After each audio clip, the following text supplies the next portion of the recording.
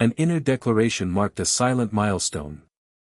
He had achieved academic supremacy, a crucial step in his unwavering quest to reclaim Yuri. His mind hardened with a chilling vow, to inflict blood-soaked agony on those who wronged him. A ghost of a past question echoed in his mind, challenging his relentless, solitary pursuit. Every determined stride was fueled by the stark truth that revenge was his singular, guiding purpose. A man's anguish erupted, clutching the paper that branded his dismissal unfair.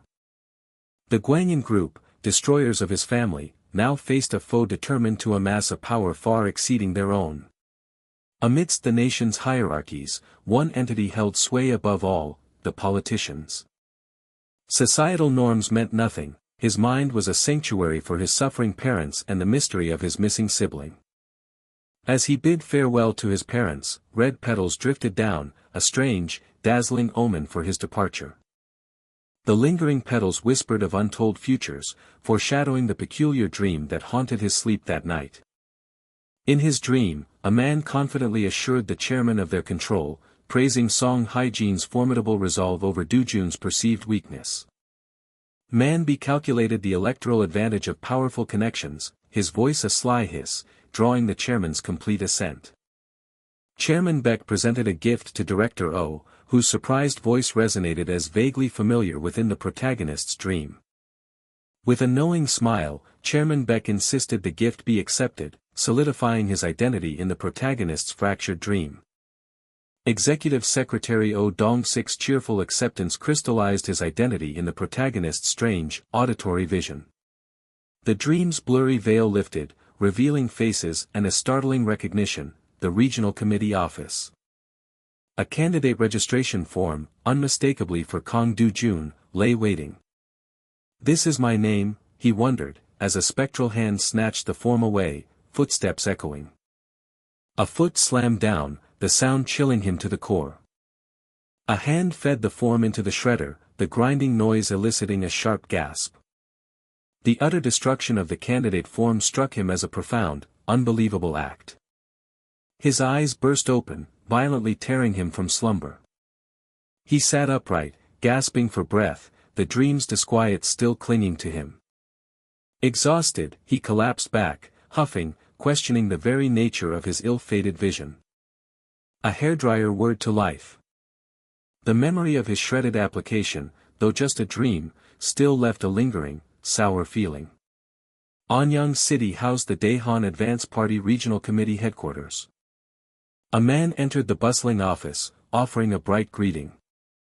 Two cheerful colleagues offered a welcome, immediately inquiring about Dojun's whereabouts.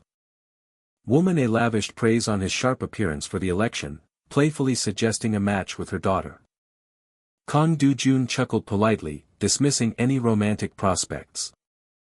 Initially, bewilderment shrouded the presence of a high school student, seemingly parentless, in an election office. Party members maintained their distance until his academic triumph. His acceptance into Seoul National University's political science department finally changed their perception. From that moment, he traversed Anyang City with a familiarity akin to his own backyard. One man offered another a profound, deferential bow. Firm footsteps echoed as he moved forward. One man watched, while another remained utterly absorbed by his phone. Hyun-soo, beaming, greeted a colleague before halting Dojun with an urgent thought. Hyun-soo whispered conspiratorially about Chairman Beck's parachute candidate, a rumor Dojun had already heard. Hyun-soo pushed up his glasses, lamenting that political battles were rarely won by merit alone. Kong Dojun asserted his success stemmed from cultivated connections, then challenged Hyun-soo's self-deprecating weakness after a decade of tireless effort. Hyun-soo scoffed at Dojun's uncertainty regarding the parachute candidate's vision. Hyun-soo vigorously declared victory was assured with Dojun's confidence, to which Kong Dojun chuckled gratefully. Kong Dojun noted the unusually short 3-day submission window, finding it quite peculiar. Executive Secretary Oh Dong-sik exuberantly hailed Kong Dojun as the hero of Anyang City. Kong Dojun humbly dismissed the praise, but Oh Dong-sik jovially insisted on his undeniable influence over the city. Kang Dojun's realistic retort made Oh Dong-sik's eyes narrow with an unspoken shift in mood. Oh Dong-sik clapped him on the shoulder, dismissing the past and confidently predicting his invigorated success as youth committee chair. Kang Dojun downplayed the praise, recognizing the youth committee chair as a strategic springboard for rapid party recognition. The role offered unparalleled opportunities to shape youth policy, spearhead budget initiatives, and exert influence in critical party deliberations. Crucially, it provided a platform to forge a powerful network, solidifying his path as a young face of innovation, poised for future electoral success. Oh Dong-sik, with a broad grin and a thumbs up, playfully offered his daughter's hand in marriage a decade hence. "That's a curse," Hyun-soo playfully retorted, causing Oh Dong-sik to laugh heartily. His eyes held a silent, pondering depth. Kang Dojun pressed, asking if Director Oh knew his opponent particularly well. Oh Dong-sik's eyes widened in sudden alarm. Oh Dong-sik stammered a denial, a telltale sign of his obvious fluster to Kang Dojun. Despite his vast network, no rumors surfaced of other candidates, as none dared to challenge his seemingly unassailable position. Oh Dong-sik's evasive, "I don't know," sparked a chilling realization, his strange dream might be a genuine premonition. The cool night enveloped Byamji's bustling streets. "I'll win this for you," Hyun-soo vowed, clinking glasses with a resounding cheer. Kang Dojun's thanks were overshadowed by Hyun-soo's observation of his uncharacteristic, profound worry. He clarified, his gaze intent, that the situation itself, not any individual, was his true concern. Hyun-soo pressed, questioning his sudden fear of unfair play from a parachute candidate. "Exactly," he affirmed, his eyes burning with conviction.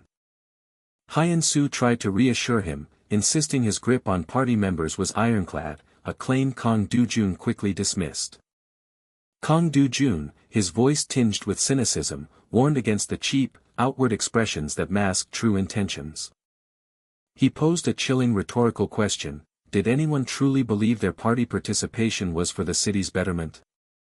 Mr. Jong craved a new parking lot, Chairman Choi clamored for welfare, and the vice chairman prioritized Byamji-dong's prices, all self-serving desires. Supporters would simply vanish if a more profitable candidate emerged, he grimly concluded. Hyun-soo, surprised, questioned his cynicism after a decade of work, but Kang Dojun saw it as his only leverage. "Unfair!" Hyun-soo exclaimed, suggesting a swifter path as a politician's aide rather than his arduous decade. Kang Dojun scoffed, dismissing the naive notion of an aide's easy nomination. 7 years as an aide for proportional representation was an eternity, he declared from the podium, too long for his immediate ambition. "That's nothing!" Hyun-soo exclaimed, slamming his hand, but Kang Dojun simply acknowledged it with a knowing, "I know." A worrying realization dawned in Hyun-soo's eyes, a silent question about Dojun's unspoken intentions. He confirmed his audacious plan, securing the youth committee chair position as a direct route to the next general election nomination. His hand clenched, expressing visceral annoyance at Baek Young-sik's attempt to install a rival. "So, Hyun-soo," Kang Dojun began, prompting a nervous, stammered reply. Kang Dojun calmly requested a high-resolution camera from Hyun-soo. Most dreams faded, but his peculiar vision remained vividly clear, greeted by a man's cheerful, "hello." Sparkles surrounded Song Hye-jin as she enthusiastically declared her candidacy for youth committee chair, eager to begin. Song Hye-jin. Kang Dojun thought, a shocking recognition from his dream, as enthusiastic claps and greetings erupted around them. Her impassioned pledge to the Daehan Advance Party was met with a resounding chorus of, "Who?" She exhaled softly, a confident smile playing on her lips. Her heels clicked with deliberate purpose as she extended her hand. "Hello. You must be Kang Dojun, right?" she greeted, her directness catching him off guard. She extended her hand, proposing a contest of fair play and gracious acceptance. A pensive silence settled in his thoughtful gaze. "Yes, of course," he affirmed, their hands meeting in a firm, formal clasp. Song Hae-jin, with a warm smile, formally proposed a contest of fair play and gracious acceptance. He considered her words, weighing their true meaning beneath the pleasant facade. A firm handshake sealed their unspoken agreement to an inevitable clash. The bright sky offered a brief, deceptive moment of peace. Song Hae-jin departed, leaving a trail of polite goodbyes and a lingering sense of anticipation. Kang Do-jun nonchalantly dismissed her as unremarkable, prompting Hyun-soo to gasp at such political naivety. Then, with a subtle shift in demeanor, he exhaled a sharp command for them to focus. He casually mused about lunch, a fleeting normalcy amidst the brewing conflict. Such a rapid change of heart seemed almost baffling. Hyun-soo's eager offer to uncover foul play was met with an immediate, strategic refusal. Kang Do-jun laid out his covert plan, monitoring without a hint of suspicion, cloaked in the mundane guise of maintenance. Hyun-soo nodded, a subtle smirk playing on his lips, understanding the unspoken implications. Song Hae-jin, radiating an almost ethereal glow, was already en route to meet Regional Chairman Baek Young-sik, her sudden appearance sparking a gnawing question of origin. From beyond the frame, a familiar voice warmly noted her growth, bridging a gap of time. Song Hae-jin responded with serene precision, noting the 5 years that had passed. Regional Chairman Baek Young-sik confirmed the passage of time, then inquired after her father, the chairman. She revealed her father often spoke of him, prompting Baek Young-sik to swiftly pivot to her assessment of the political arena. Her thoughtful assessment landed on Kang Do-jun, whom she judged to be no easy opponent. He affirmed her observation with a knowing sip, acknowledging Kang Do-jun's formidable local power. Baek Young-sik secretly vowed to uphold his promises, while Song Hae-jin privately harbored doubts about the path ahead. He kindly encouraged her to push forward, emphasizing that success rarely came to those who only sought certain victory. His words resonated with a fierce determination, urging her to persevere even when defeat seemed inevitable. He then offered a chilling reassurance, promising to subtly manipulate party members from the shadows, ensuring her adoration. With a radiant smile, she eagerly embraced the challenge, pledging her utmost effort. A chilling premonition of his candidacy application's demise brought forth one critical, undeniable flaw. Every regional committee member was already well aware of his submitted candidacy. Kang Do-jun pondered the inherent limits of even a powerful chairman's ability to erase official records. The policy debate, centered on expanding railway lines, began with formal applause for the day's contributors. The pre-scheduled debate, months in the making, drew a chorus of polite applause. Given the project's long history and local urgency, he had initially dismissed any subtle irregularities. An unseen voice galvanized the bustling crowd with a sharp order for efficiency and speed. A woman questioned Director O about the convention hall, who then delegated responsibility to sole personnel. Kim Song-jun, from the Gangseogu Regional Committee, confidently announced his presence. Hyun-soo, from the Gangdong-gu Regional Committee, arrived with an eager offer of assistance, prompting Kang Do-jun to swiftly initiate their work. As Director O meticulously outlined the grand scale of the event, Kang Do-jun realized the intricate web of their opponent's strategy. Should his grim dream indeed unfold, Executive Secretary Oh Dong-sik's meticulous planning would earn a chilling, if backhanded, praise. The calendar revealed a relentless series of political events, meticulously planned across the entire 3-day registration period. If the dream held true, cheerful temporary staffers like cartoon Hyun-soo would vanish after the events, and with them, his crucial documents. He realized the sinister depth of the murder with a borrowed knife strategy, leaving him deeply concerned about the inevitable, delayed apology from the Gangdong-gu office. A colleague offered a friendly nudge, prompting Kang Do-jun to confirm his readiness for submission. As he gripped his candidacy form, an unsettling déjà vu deepened his anxiety, blurring the lines between dream and impending reality. The official registration desk for youth committee candidates stood ready.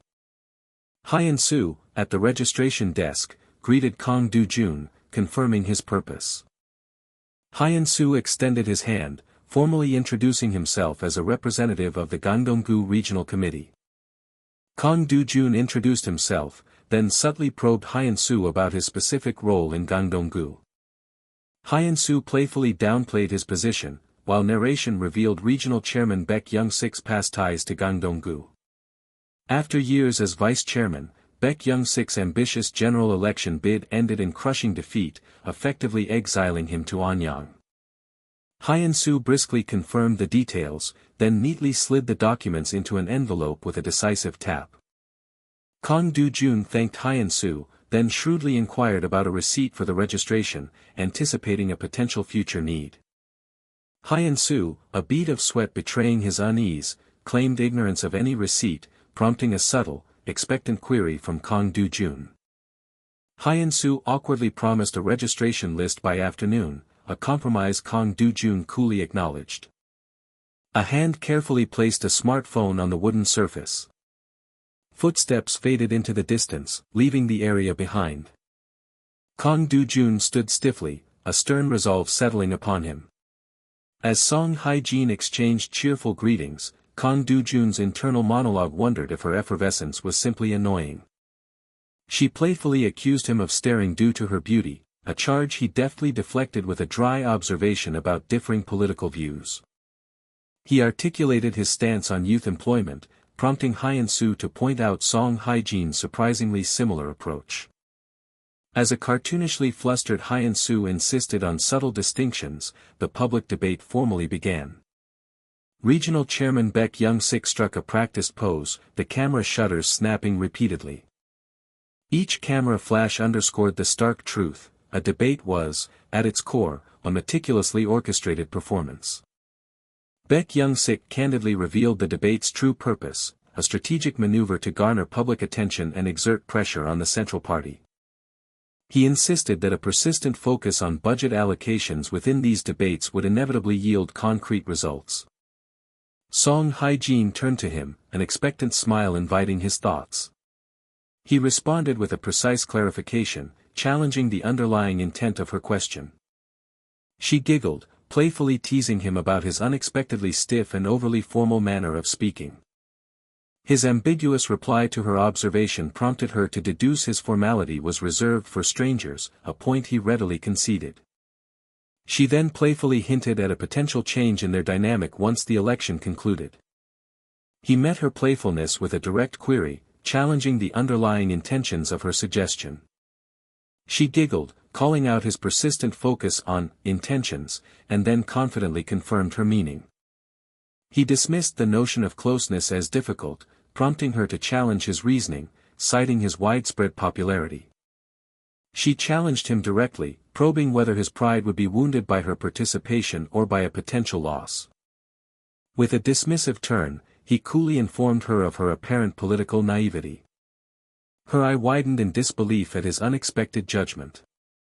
He explained his stark political philosophy: alliances are fleeting, rivals are constant, a reality her perspective failed to grasp. He concluded, with a solemn weight, that political wounds never truly healed, making friendship impossible between them. She challenged him directly, questioning if he saw malice in her ambition and if fear was his true motivator. He responded with a chilling smirk, hinting at a truth she would only grasp much later. The lively hubbub of the crowd filled the air, a constant murmur accompanying the unfolding debate. A cold, narrow hallway lay silent and empty. An unseen voice uttered a chilling apology, declaring the unavoidable necessity of a grim act. Executive Secretary Oh Dong-sik's smirk spread as a low whirring sound accompanied the ominous yellow envelope in his hand. With another smirk, he vanished behind the closed door, leaving only a hollow silence. The quiet storage area was punctuated only by faint, rhythmic blinks. A tiny red light blinked steadily from a hidden camera, watching over stacks of documents.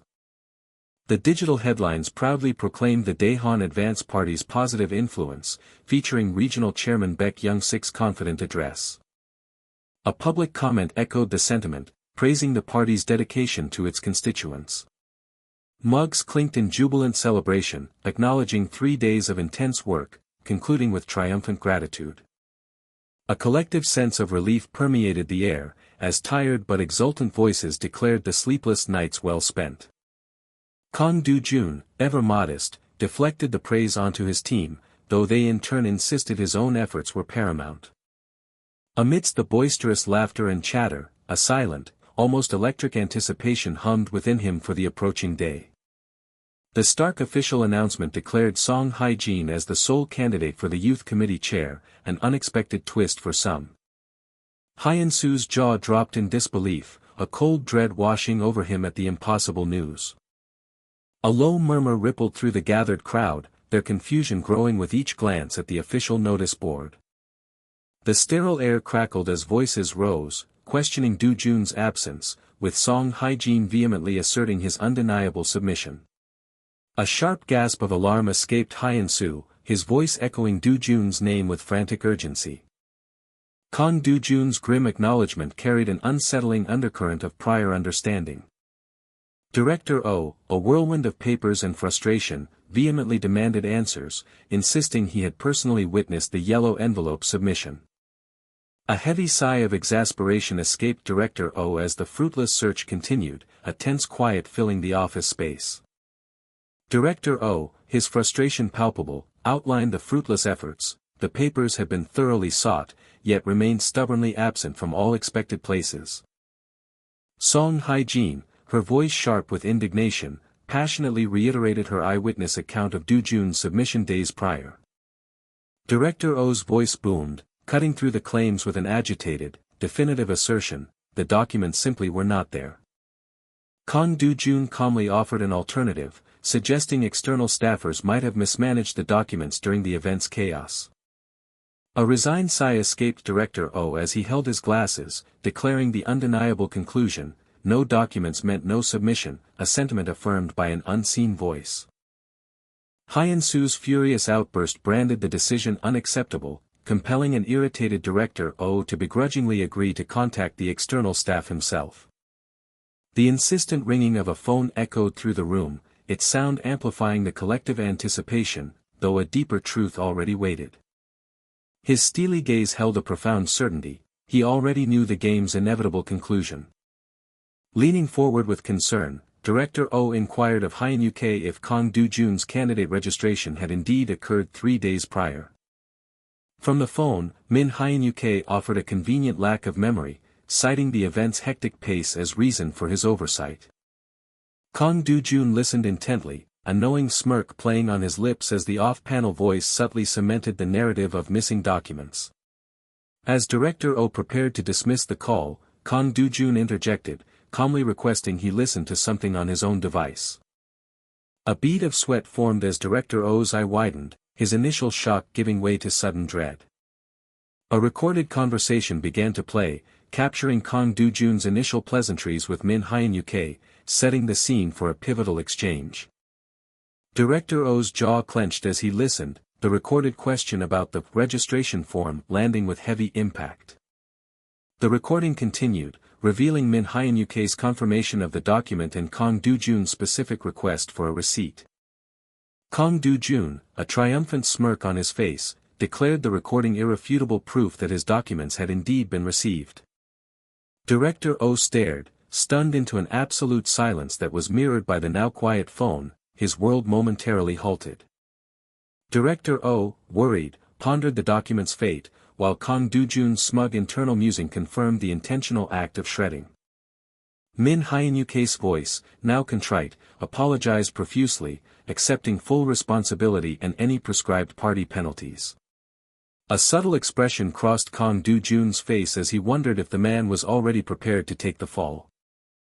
Director Oh, a sly glint in his eye, shrewdly assessed the negligible penalty for such an offense in a youth committee election.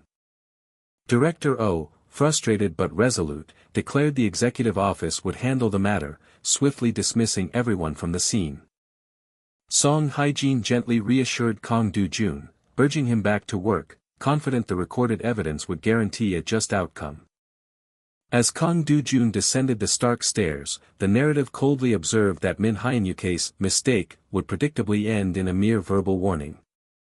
On the bright staircase, Kang Dojun and Song Hae-jin crossed paths, exchanging brief greetings. His intense gaze, sharp and unyielding, fixed on Song Hae-jin, masking an inscrutable purpose. Song Hae-jin, her demeanor slightly flustered, tentatively asked if he might spare a moment to talk. Standing under the open sky, her voice cut directly to the point, asking if he had known. In the dim alley, Song Hae-jin confronted him, recalling his cynical words about political enmity and whether he foresaw this very betrayal. Her voice strained with raw emotion, she pressed him, demanding if this chilling outcome was what he had truly foreseen. He offered only a subtle shrug in response, a silent dismissal of her pained inquiry. Kang Dojun, with a slight smirk, explicitly denied any involvement, a statement Song Hae-jin tersely acknowledged with clear disbelief. Her face contorted with outrage, Song Hae-jin hurled the accusation, he didn't even believe her. Her hands balled into determined fists, Song Hae-jin defiantly proclaimed her unwavering integrity and vowed to fight any intentional sabotage. The subtle curl of his lip sparked a furious rage in Song Hae-jin, who accused him of mockery, of making a joke of her. Kang Dojun's voice dripped with condescension as he informed her she still grasped nothing of politics, accusing her of merely writing on recommendations. His rhetorical questions pressed on, challenging her naive claims of integrity and her fundamental understanding of the very nature of her political work. He ruthlessly questioned if her presence was truly by her own volition, yet Song Hae-jin stood defiant, refusing to yield to his insidious words.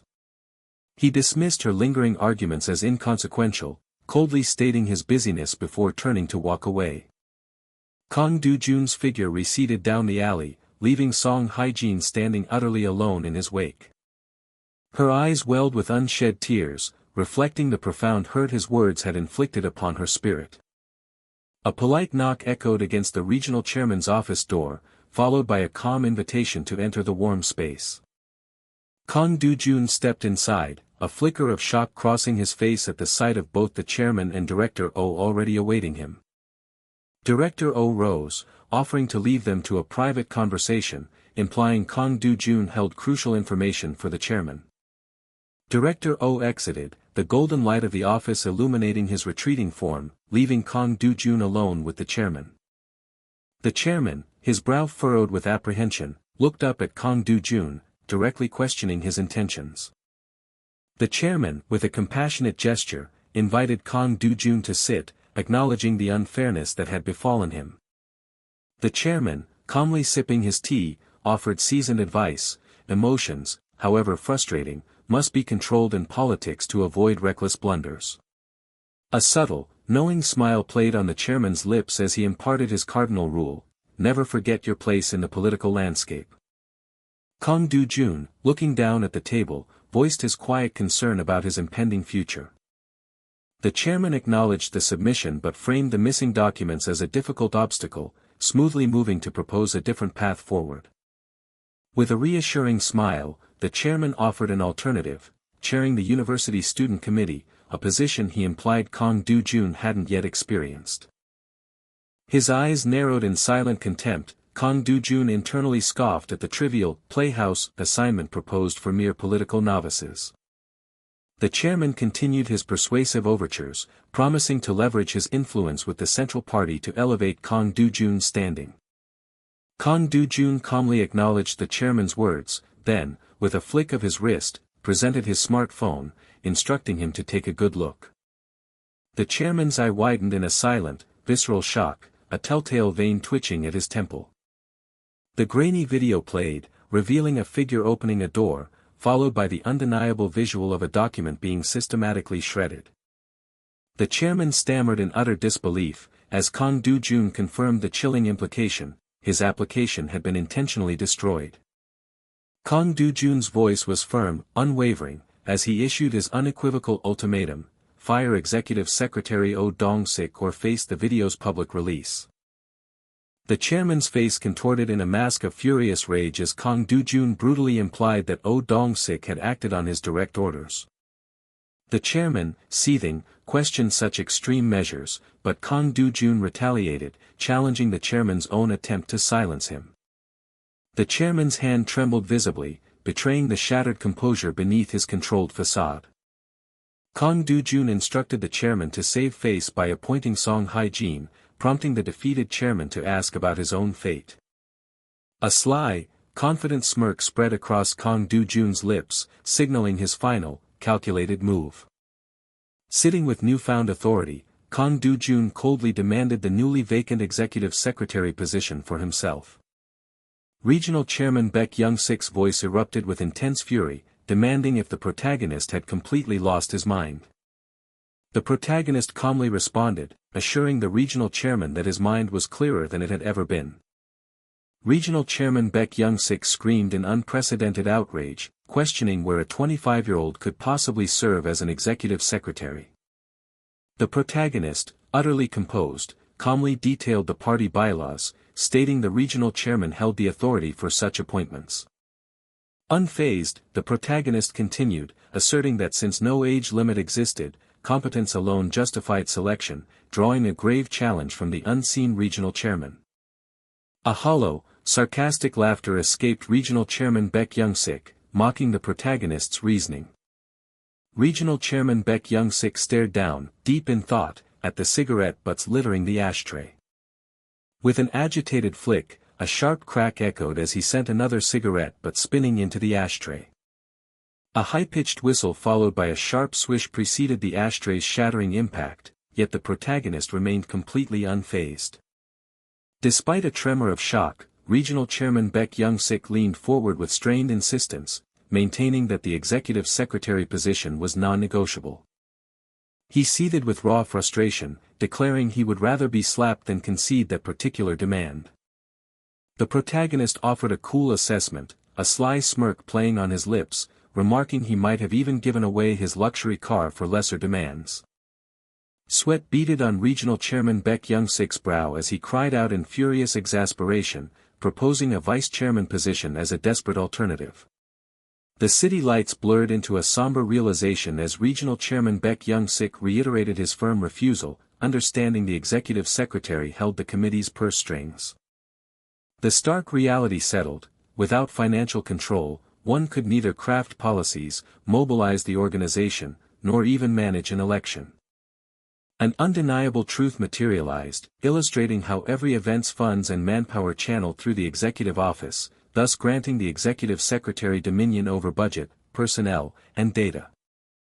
Choked with panic and beads of sweat, Regional Chairman Baek Young-sik gasped, equating surrendering the executive secretary role to letting someone else grip his throat. A chilling threat was delivered, followed by a sharp crack and a crushing grip, as the protagonist declared his intention to release the video, causing Regional Chairman Baek Young-sik to lunge desperately. The protagonist's grip remained unyielding as he issued a cold command for Regional Chairman Baek Young-sik to sit down. A hollow challenge came from the unseen Regional Chairman Baek Young-sik, questioning if the protagonist truly comprehended the role of the executive secretary.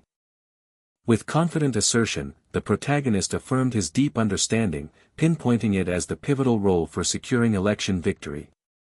The crushing weight of realization left Regional Chairman Baek Young-sik speechless, his head sinking into his hands. He gripped his head, caught in an agonizing despair, unable to escape the mounting pressure. Simmering rage consumed Regional Chairman Baek Young-sik, his mind racing with homicidal thoughts of ending the protagonist's life. The protagonist offered nothing but a subtle, knowing smirk, silently observing the regional chairman's turmoil. Regional Chairman Baek Young-sik made his stern demand for perfect synchronization, requiring the executive secretary to move as an extension of his own will. The protagonist declared his intelligence and solid reputation in Anyang, asserting his unrivaled talent for the role. With a derisive scoff and a grim sneer, Regional Chairman Baek Young-sik cut him off, stating he needed to make one thing crystal clear. He delivered a chilling threat, warning he showed no mercy to traitors, even implying the ease with which an orphaned valedictorian could be buried without a trace. The protagonist met the menace with unfazed confidence, calmly dismissing the threat and affirming he knew his place. With cold civility, Regional Chairman Baek Young-sik dismissed the protagonist, who bowed respectfully, anticipating a resolution by day's end. The chairman's chair scraped back with a sharp clang as Regional Chairman Baek Young-sik abruptly stood, consumed by an explosive fury. His hand clenched into a violent tremor, a physical manifestation of his uncontrolled fury. "Motherfucker!" Regional Chairman Baek Young-sik roared, his explosive wrath underscored by a crushing sound as something flew violently. A subordinate blamed the entire mess on Song Ju-chan, as Regional Chairman Baek Young-sik let out a heavy sigh, weary resignation settling upon him. A low hum preceded the chairman's ominous summons, calling someone back into the room. The subordinate entered, a flicker of uneasy politeness on his face quickly giving way to mounting confusion. Amidst the lingering chaos of shattered ceramic and scattered ash, a foot stepped tentatively near the grim evidence. A soft click broke the silence as the subordinate, eyes wide with surprise, hesitantly asked about Kong Dojun.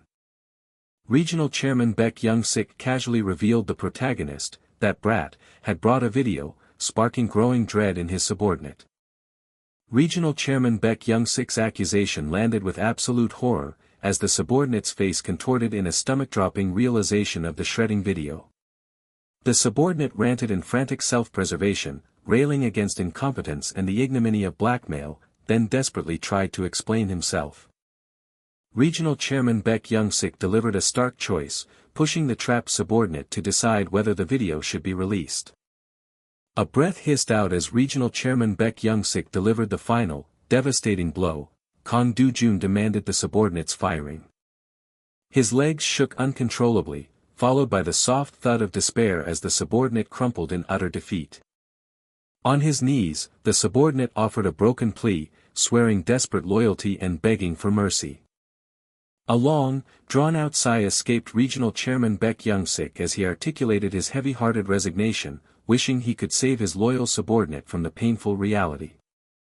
Regional Chairman Baek Young-sik laid out the stark ultimatum to his prostrated subordinate: face a public ethics report and firing, or Kong Dojun would go public.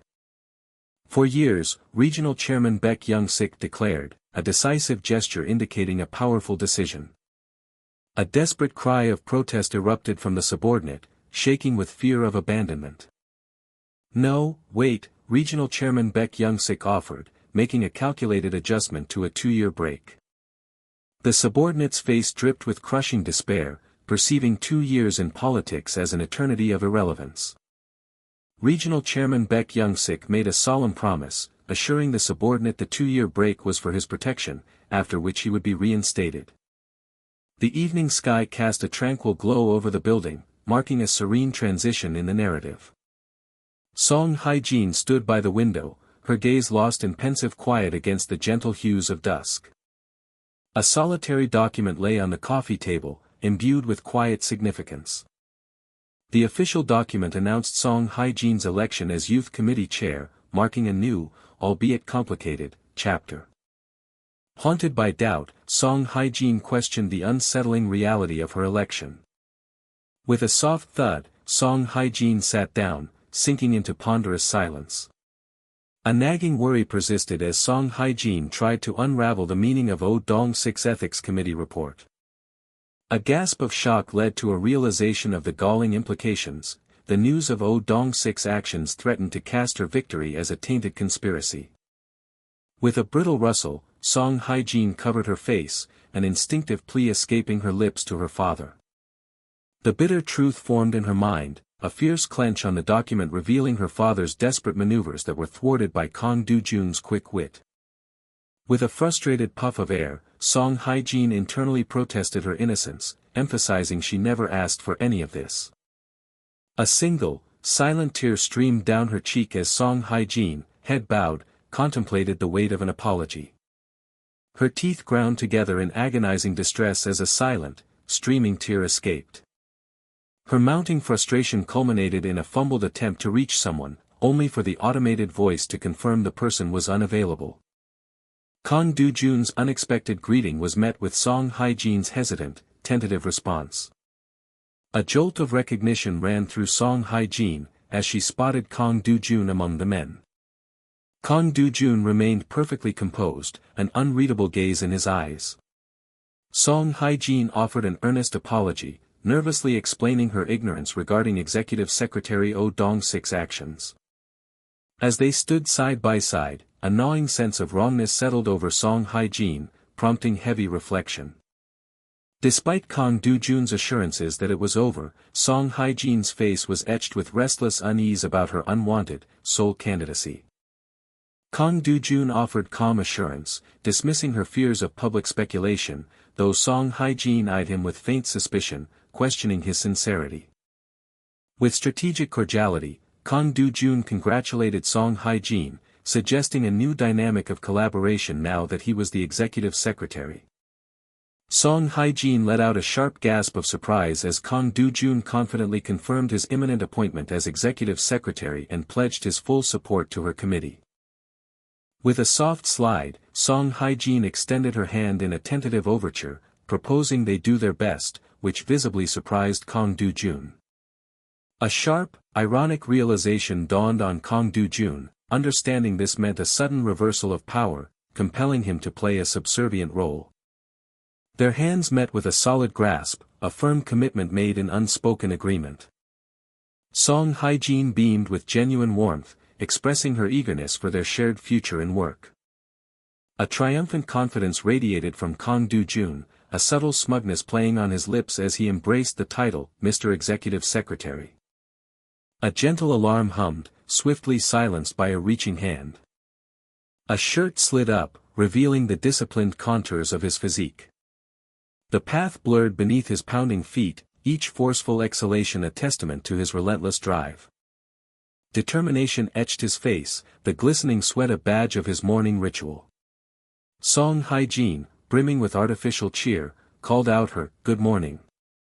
He demanded to know her sudden presence, as she cited party rumors about his unwavering jogging schedule. She brightly declared her intention to learn from the future Secretary General, her words met with his prickling, stony silence. Song Hae-jin overtly pitched her allegiance, prompting Kang Do-jun to inwardly register her transparent ploy. He warned that his pace would be unforgiving, but she confidently countered, insisting on her hidden athleticism and self-care.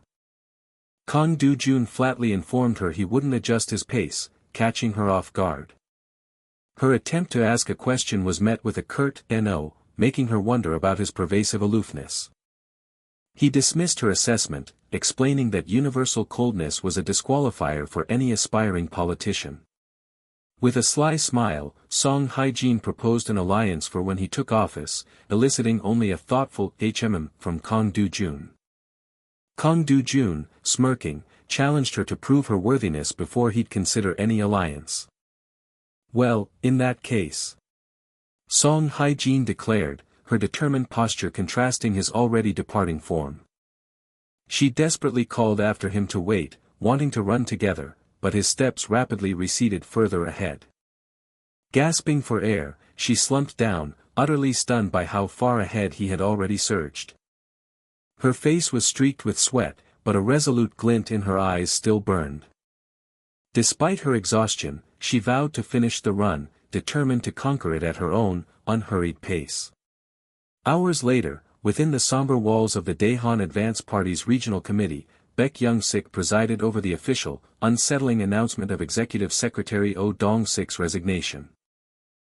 Oh Dong-sik's haggard expression reflected the Ethics Committee's severe judgment, recommending a year-long suspension for his document shredding. Regional Chairman Baek Young-sik formally declared Oh Dong-sik's voluntary resignation, aligning the committee with the Central Party's decree. Despite Baek Young-sik's calculatedly soft delivery, an icy dread clung to the meeting room, chilling all present. Oh Dong-sik, utterly defeated, privately conceded this outcome was simply poetic justice. A hand trembled, gripping his sleeve tightly, before he bolted from the stifling room. Oh Dong-sik vanished with swift finality, and Baek Young-sik wasted no time, immediately naming Kang Do-jun as the new Secretary General.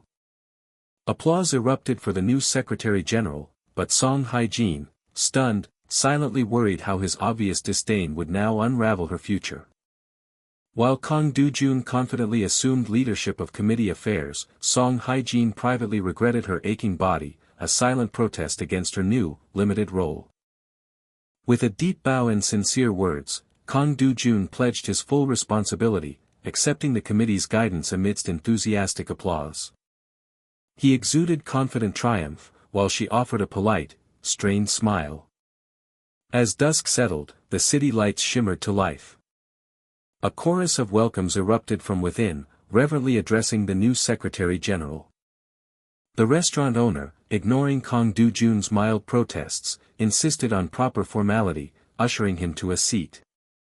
The owner playfully chastised Kang Dojun for his formality, before Kang Dojun, now smiling, ordered their familiar feast, gundiguk and soju. Hyun-soo, gripping his glass, noted the restaurant's buzzing energy, recognizing the owner's unspoken congratulations. Hyun-soo, acknowledging the new status, poured a celebratory drink for the Secretary General. The drink disappeared in one swift, satisfying gulp. A pleased sigh escaped Kang Dojun's lips, his glass landing with a cheerful thud. Hyun-soo chuckled, content with the moment. A subtle, knowing smile played on his lips. Hyun-soo, chopsticks poised, pressed for answers, demanding to know the secrets behind Kang Dojun's triumph and his knowledge of the shredded form. Kang Dojun explained his gut feeling, a nagging suspicion ignited by Song Hae-jin's rumored entry and Oh Dong-sik's strategically timed schedule. He defended his initial silence as mere uncertainty, but Hyun-soo, feeling excluded, insisted on future transparency, earning a reluctant, "all right, fine." He casually revealed his scheme, using the camera to catch Oh Dong-sik red-handed, making the rest astonishingly easy. Hyun-soo marveled at the revealed strategy, assuming Kang Dojun's initial target had been the youth committee chairman's seat, then interjected, "But because of Song Hye-jin." With a grim intensity, Kang Dojun revealed the youth chairman position was, in fact, more perilous. A sly smile touched his lips as he explained his logic. A powerless position, while holding incriminating knowledge, was a dangerous, untenable gamble. Hyun-soo stared, wide-eyed, the chilling realization dawning that Kang Dojun had sought the Secretary General role purely to control Baek Young-sik. Hyun-soo voiced concern about Baek Young-sik's inevitable wrath, but Kang Dojun calmly agreed, confident Baek Young-sik was already plotting his downfall. Hyun-soo, with genuine concern, asked if he was scared. Kang Dojun replied he would be, if his ambitions were so meager. His voice hardened with unwavering resolve, he declared his refusal to cower, choosing defiant ambition over a life of fear. Hyun-soo, cartoonishly distraught, fretted over the grim talk, asking for the next steps, to which Kang Dojun vaguely promised continued normalcy. When asked about preparations, Kang Dojun scoffed, dismissing the notion of Baek Young-sik resorting to crude, outdated tactics in this modern age. With a sly, knowing smile, Kang Dojun outlined Baek Young-sik's limited options. Unable to dismiss an innocent Secretary General, he would inevitably resort to pulling strings. Kang Dojun calmly predicted Baek Young-sik would either apply immense pressure or, more simply, just wait for his single, inevitable slip-up. Hyun-soo fervently pledged unwavering vigilance, but Kang Dojun's laugh suggested a deeper, more treacherous game was already afoot.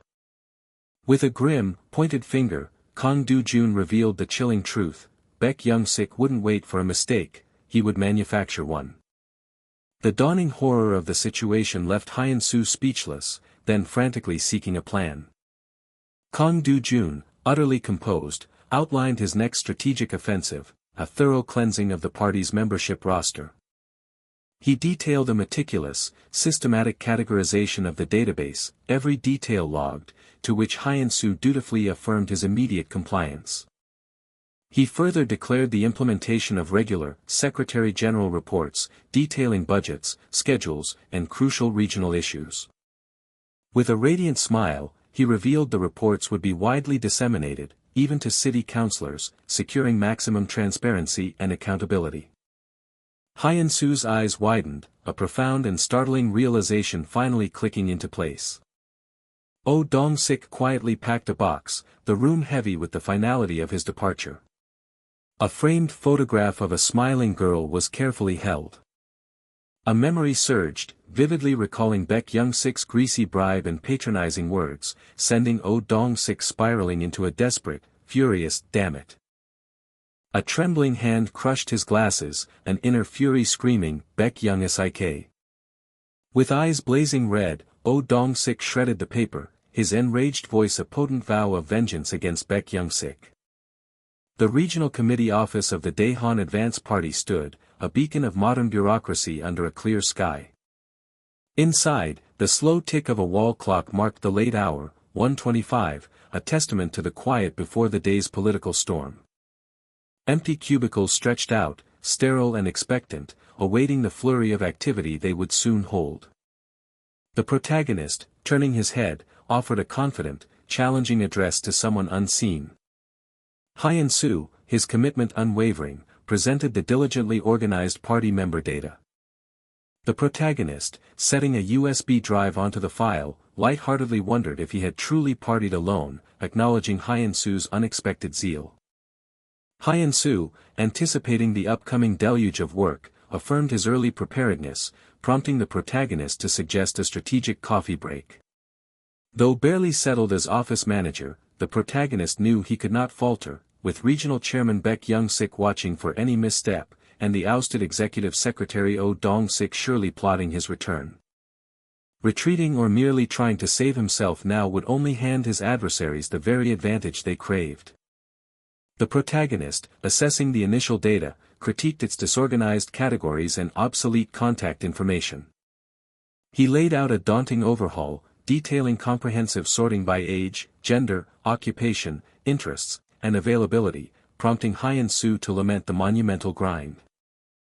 Undeterred, the protagonist instructed Hyun-soo to mobilize the youth wing's Excel whizzes for overtime, emphasizing that marshalling resources was part of his new responsibility. With a confident sip of coffee, the protagonist declared his influence over the youth, recognizing the database's future strategic value for public elections. The very bedrock of any election was organization, and in the intricate dance of politics, the architect of that organization held undeniable sway. A meticulously detailed database, knowing every member's skills and affiliations, promised not just administrative control but an acute understanding of local public sentiment. Hyun-soo, his initial dismay replaced with enthusiastic agreement, eagerly sought guidance on structuring the impending report. The protagonist, a sly smile gracing his lips, decreed the report's frequency, weekly. As his fingers tapped methodically, the protagonist outlined the report's contents, then probed for its crucial target audience. The report, titled, Anyang City Daehan Advance Party Regional Committee, Office Manager Report, Draft, would be selectively distributed to core influential figures, avoiding inefficiency. The protagonist outlined the Monday morning email distribution, prompting Hyun-soo to inquire about supplementary physical copies. He explained his strategy: physical reports would make the data indispensable in meetings, forcing even Chairman Baek Young-sik to rely on it, thus solidifying the protagonist's unassailable position. A woman's cheerful, "Good morning," broke the office quiet, met with the protagonist's polite reply. Yoo Hae-won, surprised, noted the office manager's exceptionally early presence. The protagonist, a smooth smile in place, returned her greeting, subtly hinting that she needn't be so formal with him. Yoo Hae-won, identified as the Women's Committee chair, found it awkward to treat the newly elevated office manager with casual familiarity. She remarked on his exceptional diligence, wondering at his intense morning work, to which he explained his vital task of updating the outdated party member list. Yoo Hae-won playfully acknowledged his new office manager vibe, and with a slight chuckle, he humbly justified his actions as fundamental to his role. A silent question lingered: while member management was the job, updating the entire list on the very first day raised internal suspicions. Elsewhere, two men gossiped in hushed tones, cynically betting on the protagonist's short tenure, convinced that Oh Dong-sik and Baek Young-sik's tight alliance would soon ensure his replacement. Yoo Hae-won, a thoughtful frown creasing her brow, acknowledged his lifelong dedication, yet sensed the deeper political machinations at play, far beyond mere hard work. The protagonist and Hyun-soo sat side by side, a silent interlude in their demanding new roles. Yu Hai-won proposed coffee, Hyun-soo declined, but the protagonist, ever strategic, readily accepted. Yu Hai-won beamed, anticipating the chance to curry favor with him, as she enthusiastically praised the coffee at her chosen spot. The protagonist, a sly smirk tugging at his lips, silently acknowledged her obvious machinations. Their new destination was Hanwon University Hospital, a gleaming edifice of modern medicine. Within its hushed halls lay the VIP ward, a quiet sanctuary hinting at significant and private encounters. Lee Tae-sung entered, his broad smile radiating warmth as he greeted the chairman. As they shook hands, the chairman extended an invitation to sit, and Lee Tae-sung cut directly to the chase, confirming the visit concerned Song Hae-jin. Lee Tae-sung, revealed as Song Hae-jin's uncle and director of external affairs at Chongsang Medical Foundation, feigned a paternal concern for his niece with a knowing laugh. The chairman, though understanding, hinted at his own frustration, recalling his earlier, unheeded assurances of managing the situation himself. A silent wave of relief washed over the chairman, realizing Kang Do-jun's new role averted Song Hae-jin's failure in the youth committee. He mused further on the inherent challenge of dismantling someone self-made, even for a powerful entity like the Chongsang Medical Foundation. Lee Tae-sung commented on Song Hae-jin's unexpected political turn in Anyang, lightly expressing his preference for a more conventional legal career for her. The chairman jovially agreed that law school was a perennial option, as both men expressed their hopes for Song Hae-jin's future success and value to the family. Lee Tae-sung, with a subtle smirk, asked the chairman to look after Song Hae-jin, prompting a flicker of surprised hesitation from the chairman. A soft rustle accompanied Lee Tae-sung's hand as he slid an object across the table. The chairman, a bead of sweat forming, stared with surprise at the unexpected offering. Lee Tae-sung confidently revealed the gift, an anonymous, fully paid golf club membership. The chairman, feigning modesty, reached out, ready to graciously accept the generous offer. But a swift, deliberate motion halted his hand, pushing the tempting offer back across the table.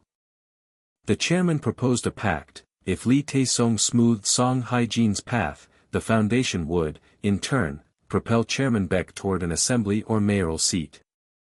The chairman, a nervous laugh escaping him, reluctantly sealed the deal. The chairman tried to gracefully end the meeting, but Lee Tae-sung smoothly suggested they meet again soon.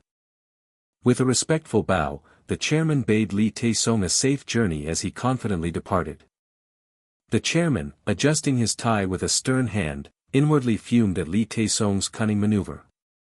He seethed, lamenting how a young punk outwitted him, costing him his right-hand man and forcing him to accept an unwanted political appointment. With a decisive click, the chairman made a call, relaying news of the new youth committee chair and Song Hae-jin's political debut, hinting at his recent, pivotal meeting with Chairman Baek Young-sik. The chairman casually downplayed his meeting with Baek Young-sik as a mere request to look after his niece, met with skepticism from the voice on the other end of the line. He confirmed his intentions, then playfully invited the other party to lunch, teasingly offering an allowance. Min Hyun-uk accepted the lunch invitation, and with a final thump, the chairman ended the call. The chairman pondered Song Hae-jin's sharp intellect, determined she would wield genuine influence, not merely a ceremonial title. His thoughts then drifted, a curious flicker in his eyes, to the audacious, young punk, who dared challenge Baek Young-sik. A powerful spray of water arced through a grimy, tiled room, Hyung-jong diligently hosing it down. The protagonist, a subtle smile playing on his lips, approached Hyung-jong with a paper bag, offering him a new task. In the tense darkness, the protagonist recognized the confident strut of a man who commanded power far beyond his official title. The sheer arrogance of the man, a piece of shit, in his mind, still left the protagonist simmering with raw fury.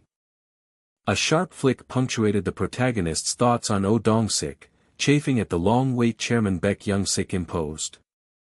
Man A, frustrated, sighed at the idea of letting Baek Young-sik shield Oh Dong-sik, while Man B cynically suggested digging for dirt on brat Kang Do-jun. Man B's sinister smirk, a silent hush, ordered a thorough investigation, forcing Man A to mentally plot leveraging Baek Young-sik to his own advantage.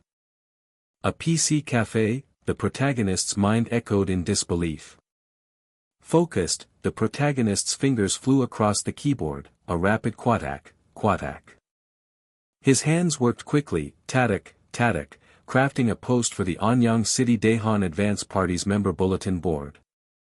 The words flowed, tatak, tatak, an exposé on Kang Do-jun's alleged corruption, reflecting the protagonist's deep conviction about the man's masked true self.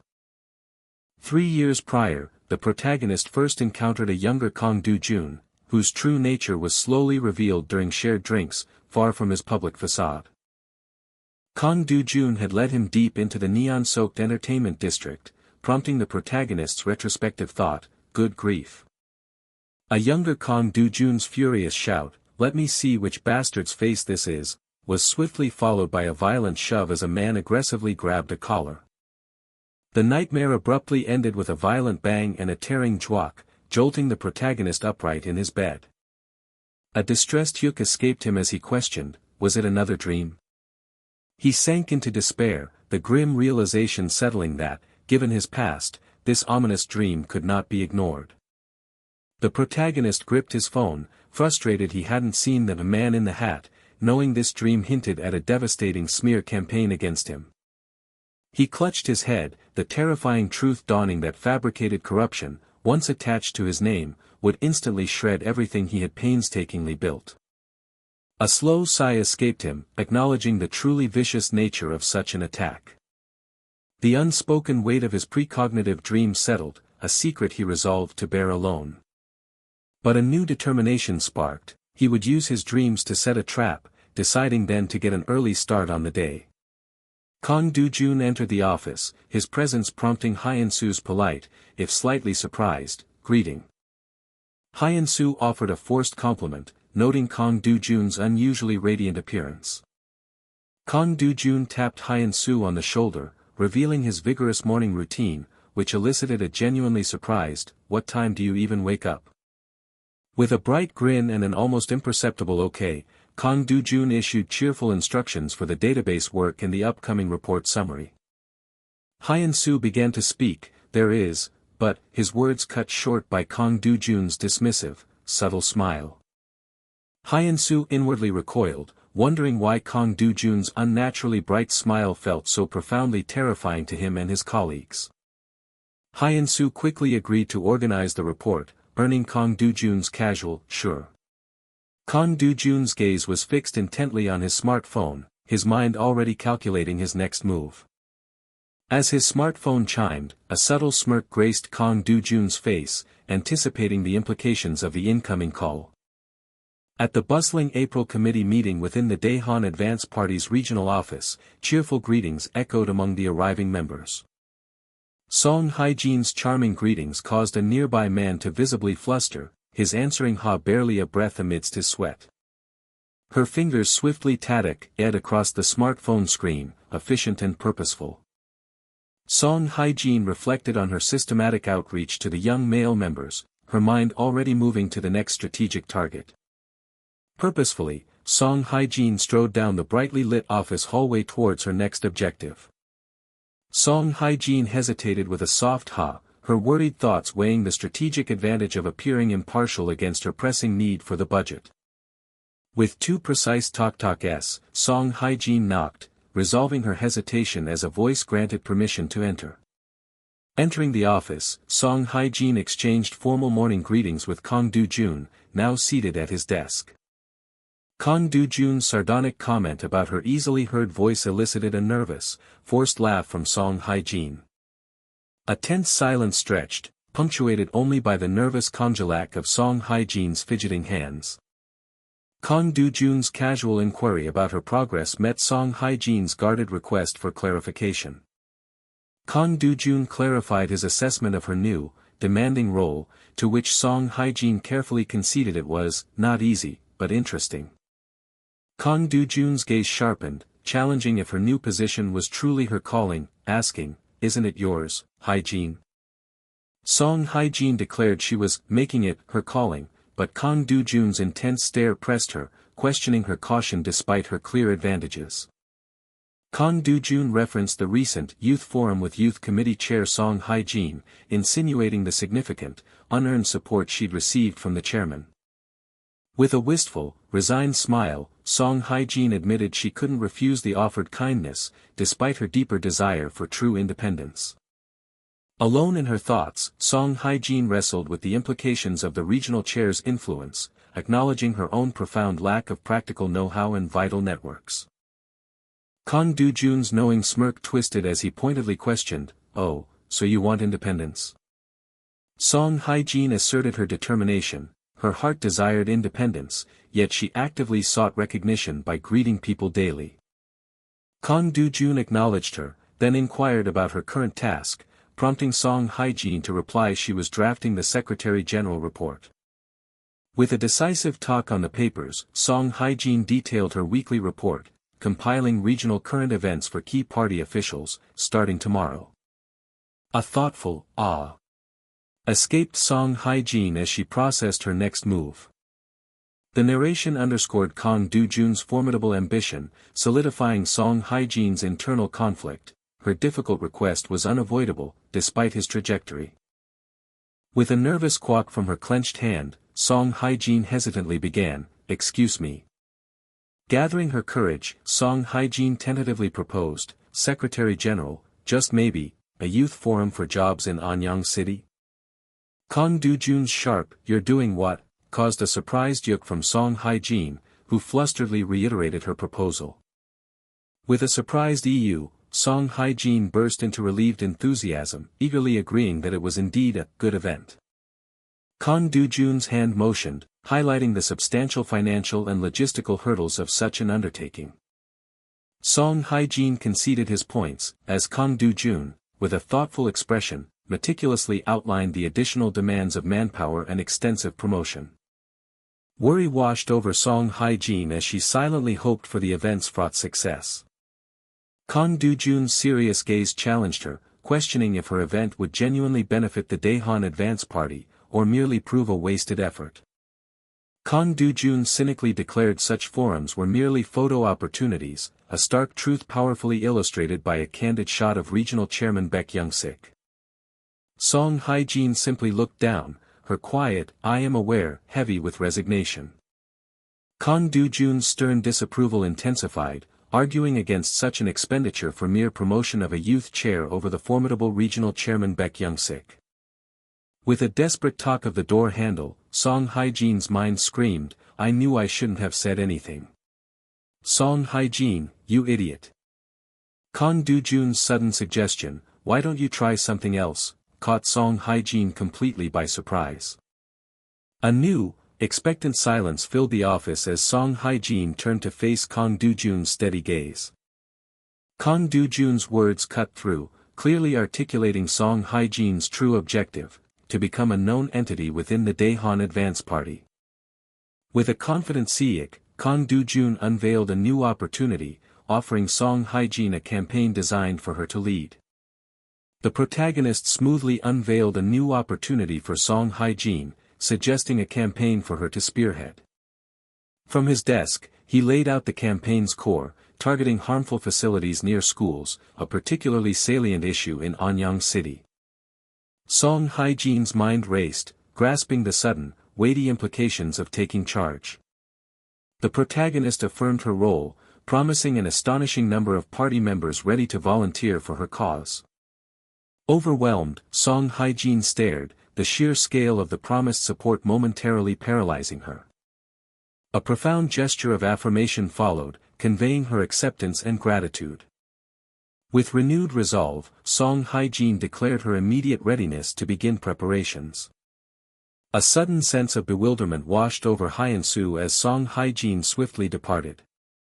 Hyun-soo, still stirring with confusion, pondered the true reason behind her fleeting visit. With a casual chuckle, the protagonist revealed Song Hae-jin's attempt to gain prominence by proposing a youth forum, prompting Hyun-soo's inquiry. He scoffed at the forum's prohibitive cost, then slyly questioned Song Hae-jin's inexplicable cheerfulness upon leaving. The protagonist's counter-proposal, a campaign against school-zone facilities, struck Hyun-soo with a sudden, appreciative thump of insight. A throbbing realization struck Hyun-soo as the protagonist abruptly invoked Regional Chairman Baek Young-sik's name. The chilling truth dawned on Hyun-soo: Song Hae-jin was merely a pawn in a calculated move against Baek Young-sik. A silent, knowing smirk confirmed the sinister strategy unfolding. Early the next morning, a cascade of notifications announced a sudden email dispatch to over 40 key party figures. This was no ordinary party announcement. A comprehensive, 20-page report, bearing Executive Secretary Kang Dojun's name, landed in their inboxes, signaling a new era. An old man with glasses meticulously delved into the detailed status of the party's database and volunteer budget. The woman with bobbed hair processed the report's extensive details, from ordinance amendments to local cooperation requests, highlighting its breadth. A wide grin of astonishment spread across the woman's face. Such systematic reporting was unprecedented. Enthusiastic chatter filled the hall as men discussed the report, anticipating much easier meeting preparations with its weekly updates. Whispers filled the dim hallway, comparing the current, dramatically changed executive office system to the lax days under Director Oh Dong-sik. With a quiet creak and tap, Song Hae-jin entered, offering a polite greeting. When asked about the report, Song Hae-jin readily admitted her impression, calling it quite impressive. Her thoughts drifted, a pensive stillness settling over her as she processed new information.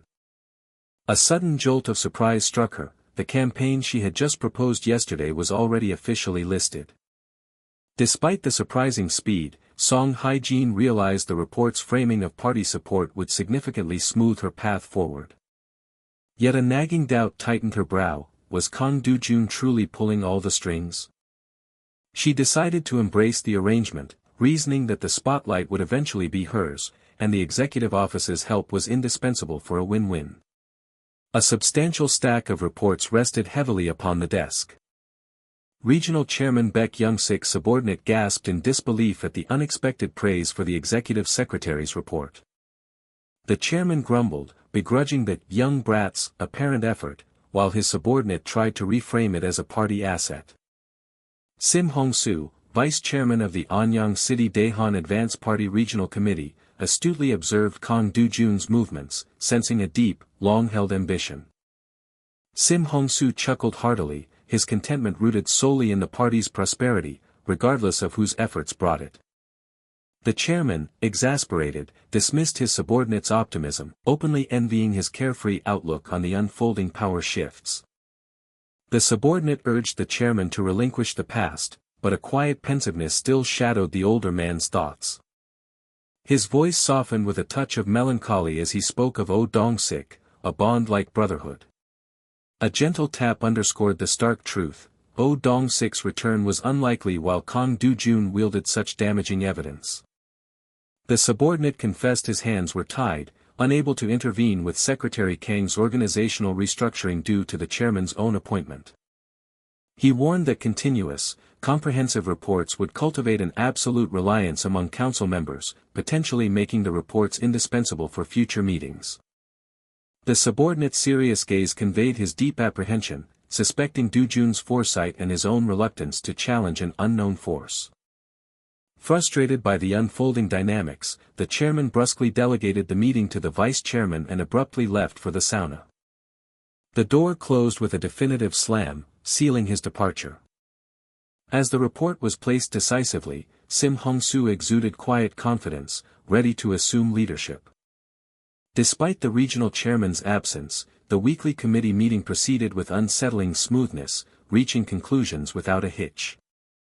Murmurs of agreement confirmed the executive secretary's powerful grip. With him overseeing funds and organization, the absent chairman became irrelevant.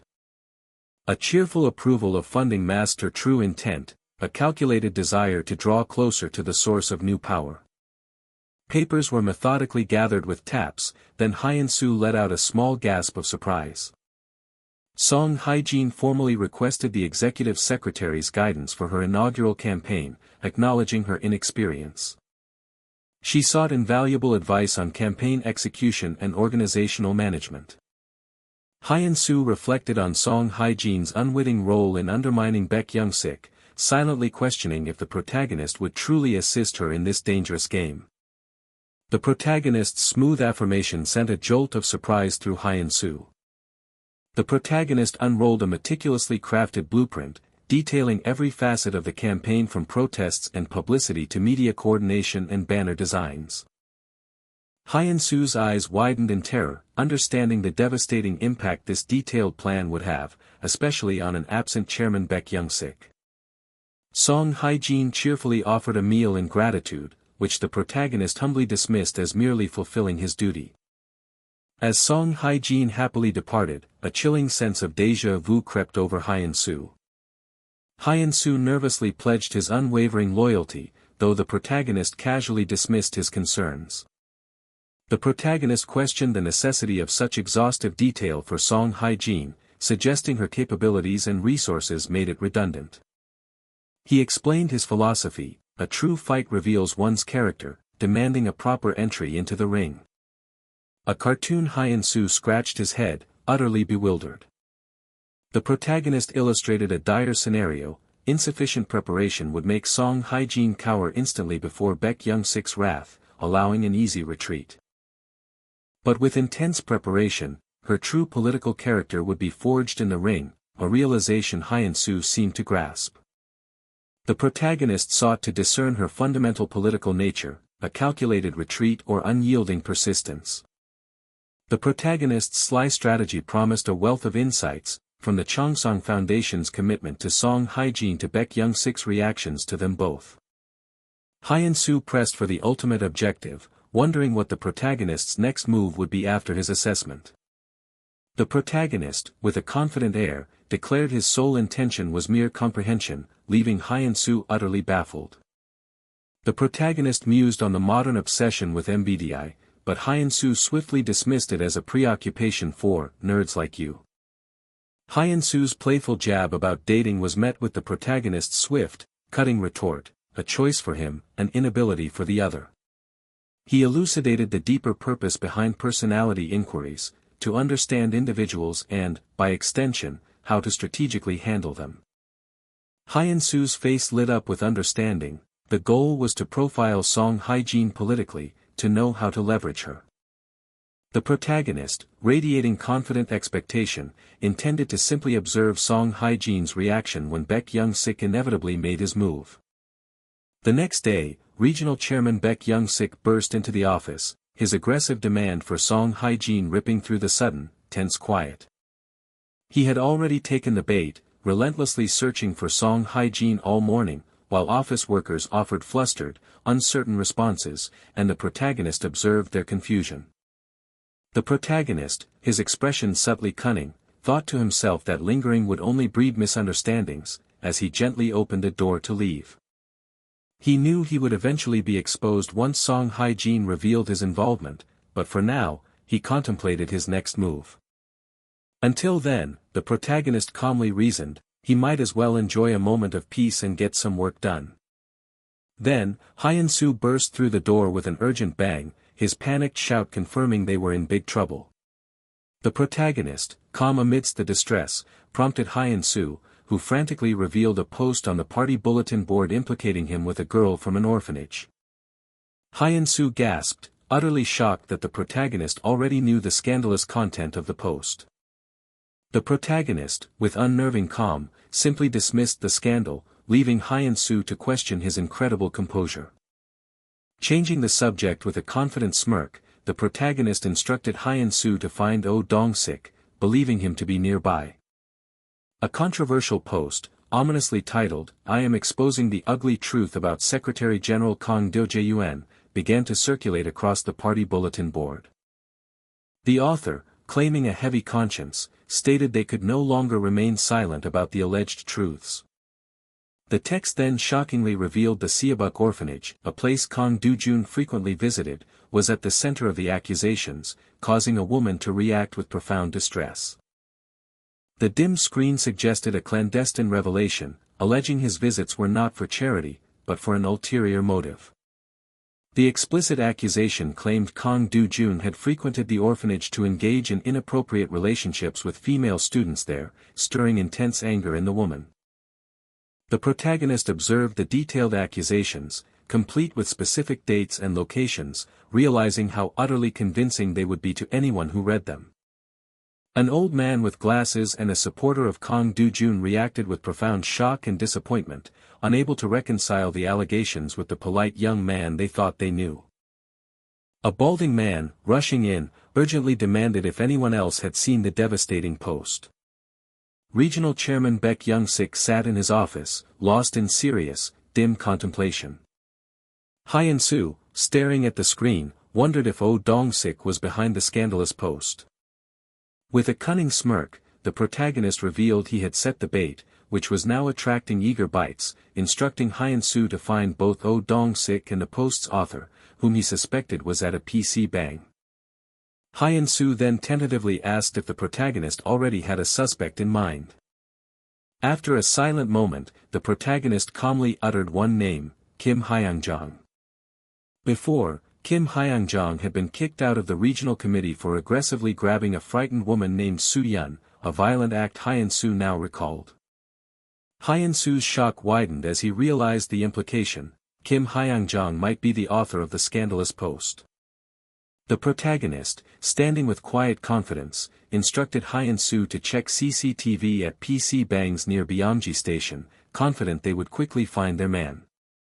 Hyun-soo, now reassured, affirmed his understanding, adding that their old university colleagues would never believe such accusations.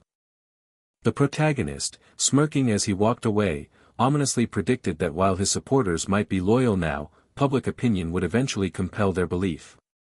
When Hyun-soo asked where he was going, the protagonist, still smirking, explained his absence would allow people to freely vent their frustrations. As the protagonist coolly departed, instructing Hyun-soo to claim he was investigating, Hyun-soo was left wondering if the man ever felt anger. A woman with bobbed hair addressed the protagonist as he walked through the office. The woman with bobbed hair confronted him, demanding to know if he had seen the post and if an explanation was due. The protagonist calmly turned, his gaze slightly challenging, and asked if she truly believed him guilty. The woman with bobbed hair hesitated, visibly distressed, a tear welling in her eye. In a stark, grayscale flashback, Kim Hyung-jong's aggressive grip tightened on a woman's arm. The woman with bobbed hair, her face etched with internal conflict, finally stated she couldn't possibly know the truth. With a confident smirk, the protagonist told the woman with bobbed hair to simply focus on her own duties, implying he would handle his. As the protagonist walked away, he left the woman with bobbed hair standing in pensive contemplation. From outside the building, the protagonist answered his phone, confirming his identity. After hearing Min Hyun-uk's confirmation of suspicion, the protagonist confidently stated he was counting on him. His smartphone vibrated gently, then settled onto a nearby surface. The protagonist settled onto a bed, a calm thought to contact BM-soo soon already forming. A quiet sense of peace settled over him as he decided a nap was in order. An unseen voice commended someone for a good job, then instructed them to disappear for a while.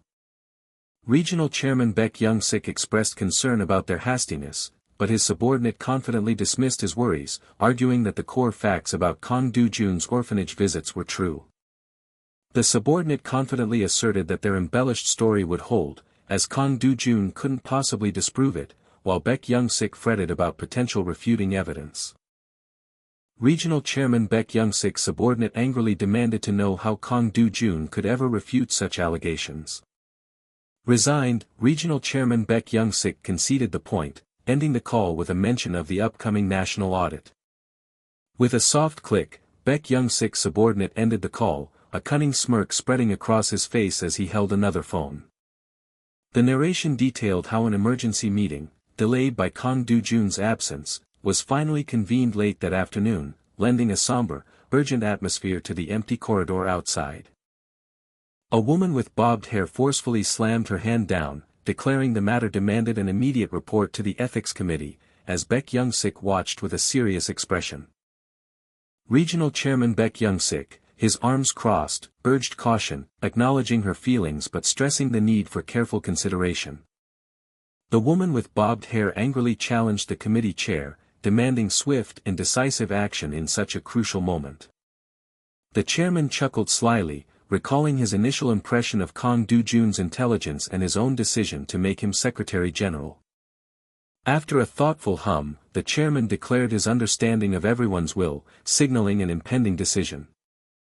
The chairman began to announce Kang Dojun's temporary suspension when a sharp knock dramatically interrupted his words. A man's voice from outside addressed the chairperson, politely asking for a moment of their time. Regional Chairman Baek Young-sik's eyes widened in shock as he recognized the voice of Kang Dojun's famously loyal supporter.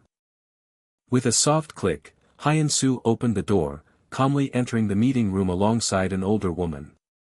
The older woman introduced herself as Director Yang Sunja of the Western Orphanage, her smile radiating calm warmth. Director Yang Sunja then stunned the committee, explaining her presence by stating that Kang Dojun was being unfairly accused. With unwavering conviction, Director Yang Sunja vehemently denied the scandalous incident with their child, asserting that such a claim was a complete lie. The woman with bobbed hair's hand slammed onto the table, her intense reaction palpable.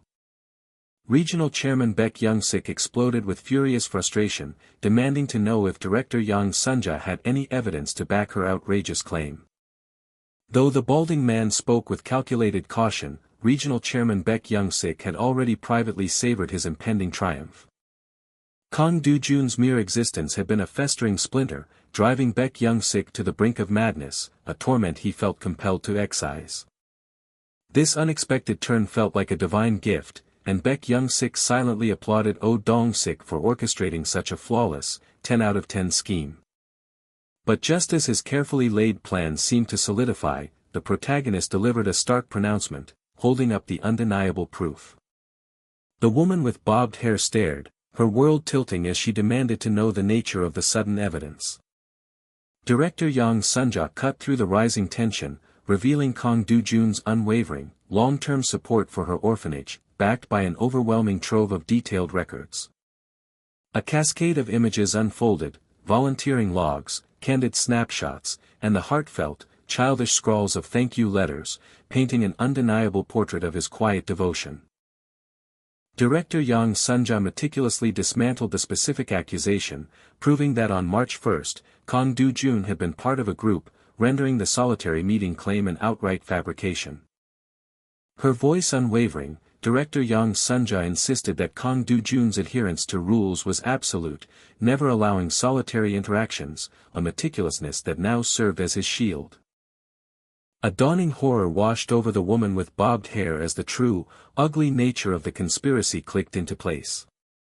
Director Yang Sunja recounted the children's fierce, unanimous loyalty, their fervent declarations of his innocence, and their courageous offer to testify on his behalf.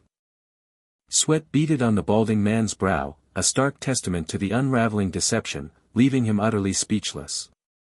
A burst of triumph erupted from Min Woo-jin, his urgent declaration cutting through the hallway's calm. They had found it. Hyun-soo's face, etched moments before with worry, now brightened with a profound sense of relief. With a confident grin, Min Woo-jin confirmed their target had been located, just as predicted, at a specific PC bang. The digital trail was unmistakable. CCTV footage unequivocally placed Kim Hyung-jong at the PC bang, logged in precisely as the defamatory post went live. From off-panel, Min Woo-jin's voice crackled with indignant fury, demanding an explanation for the denial of undeniable knowledge. Kim Hyung-jong, trapped in the confines of his kitchen, lashed out, defiantly clinging to his feigned ignorance. Min Woo-jin recounted Hyun-soo's cunning instruction, to strategically deploy Oh Dong-sik's name should their suspect continue his stubborn charade. The instant Oh Dong-sik's name pierced the air, Kim Hyung-jong's tough facade dissolved, his face blanching to a ghastly white, eyes wide with raw terror. Then, with a panicked tirade of frantic movement, he simply bolted, leaving Min Woo-jin's outstretched hand grasping at thin air. Min Woo-jin confidently predicted that the police, now alerted, would quickly ensnare the panicked man, much like a fish helplessly flopping, palttak, in a net. Hyun-soo then laid bare Kim Hyung-jong's complete lack of connection to the orphanage, a fact director Yang Sunja wordlessly confirmed with a resolute jolle. With unyielding resolve, Hyun-soo declared the entire affair a calculated frame-up against Kang Do-jun, vowing to immediately report former Secretary Oh Dong-sik to the authorities. The protagonist, cutting to the chase, formally demanded the chairman refer both Oh Dong-sik and Kim Hyung-jong to the ethics committee, laying the decision squarely at his feet. A molten fury surged through the chairman, his jaw clenching with a violent euduk, as he realized Oh Dong-sik's blunder had inadvertently forged a hero. A cold dread gripped the chairman. A wrong move now meant his own head would roll alongside Oh Dong-sik's, demanding a perilous, calculated calm. With a practiced, unsettling smirk, the chairman conceded, a silent acknowledgement that the elaborate frame-up against Kang Do-jun had imploded with startling swiftness. A wave of introspection swept through the public, tinged with shame for their doubt and profound awe for the man who, as an orphan himself, had quietly dedicated years to supporting an orphanage. As Kang Do-jun soaked in the quiet adulation, Min Woo-jin and Yi-ji whispered, marveling at the incredible, selfless acts he had so perfectly concealed. A shiver of genuine terror, tinged with grudging respect, ran through Hyun-soo, who meticulously documented years of quiet charity, perfectly anticipating a future smear campaign. The chilling realization struck Hyun-soo. Kang Do-jun's foresight was so profound it seemed he had orchestrated every good deed, every detail, as a calculated prelude to his assembly aspirations. The woman with bobbed hair bowed in a deep, humble apology, accepting the full burden of her regrettable oversight. She tried to explain her impulsiveness, highlighting the chairwoman's righteous indignation at the initial, misleading report. She admitted her judgment had been hopelessly clouded by the accusations, conceding that Kang Do-jun, despite appearances, was never the one who deserved their scrutiny. With a playful, impressed gasp, she wondered aloud how he managed to keep such incredible feats of generosity a perfect secret. Her enthusiasm now boundless, she declared herself unequivocally Team Kang Do-jun, promising swift vengeance upon anyone who dared besmirch his newly burnished name. Kang Do-jun offered a subtle, knowing smirk, hinting at the unpredictable currents that always churn beneath the surface of apparent victory. Dismissing his modesty with a resolute flourish, she declared her mission, to ensure Kang Do-jun's name resonated throughout every corner of Anyang. With a composed smile and a rustle of his clothes, Kang Do-jun politely redirected her zeal toward her official duties, then made his quiet exit. He departed, leaving the woman with bobbed hair to ponder his departing words in the stark, bright hallway. A silent hum, settled over the woman with bobbed hair as she watched him go, a subtle shift in her perspective beginning to take hold. Her thoughts, now crystallizing, echoed Kang Do-jun's earlier wisdom. The chairwoman had her path, and she, too, would carve her own, distinct sphere of influence. Kang Do-jun's measured words lingered, compelling her to reflect deeply on the true meaning of duty. Director Yang Sunja, visibly distraught, offered a heartfelt apology, regretting the impassioned fervor with which she had initially spoken. Hyun-soo, ever perceptive, noted Kang Do-jun's deliberate strategy. The quiet avoidance of praise had left his detractors in an acutely awkward, self-incriminating silence. The insidious weight of their guilt, Hyun-soo mused, would inexorably become Kang Do-jun's most potent and silent lever.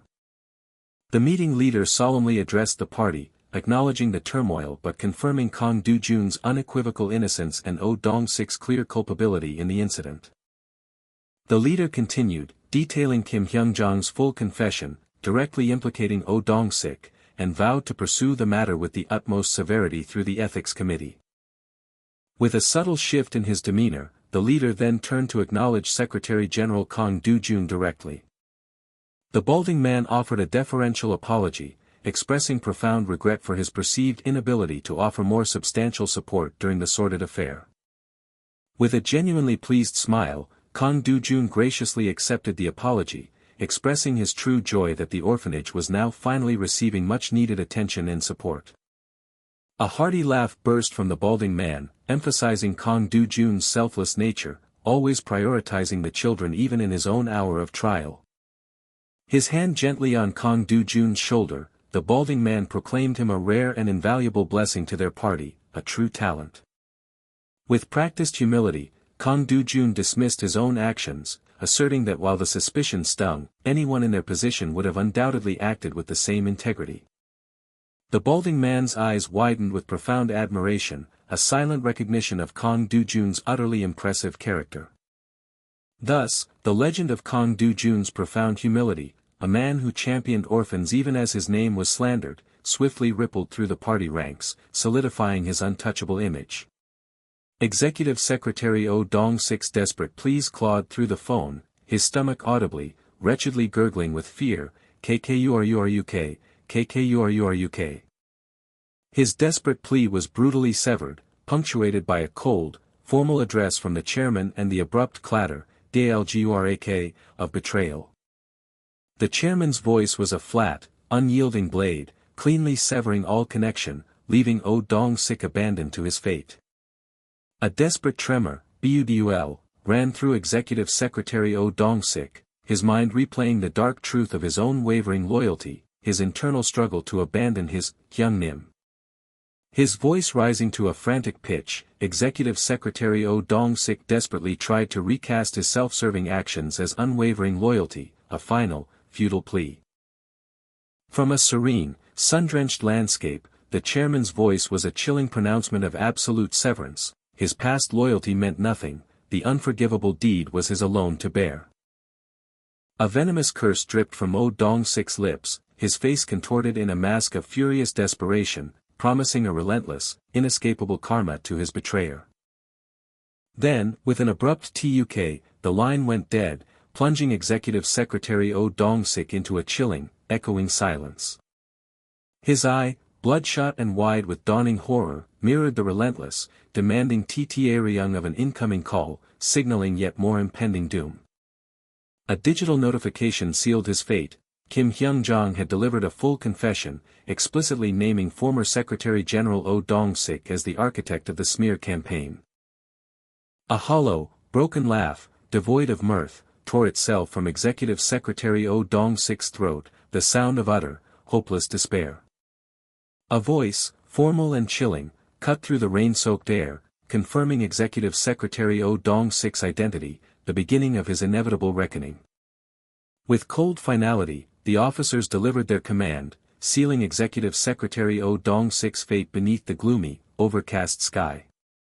Huizhong City's sprawling golf course offered a serene backdrop to the day, its vast greens hinting at an unfolding, leisurely drama. His thumb clicked the screen with a frustrated twitch, cursing the rotten luck the day already promised. Lee Jin-cheol, an advisor to the Korea Advanced Party, adjusted his glove as a casual question hinted at underlying political currents. He smoothly dismissed his irritation, attributing it to those needlessly annoying people whose existence only served to vex him.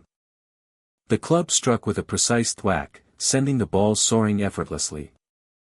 A confident smile played on his lips as he tracked the perfect arc of his shot.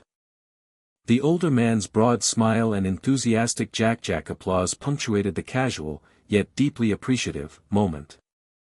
A seemingly innocuous question about a recent district incident hung in the air, stirring the placid surface of their game.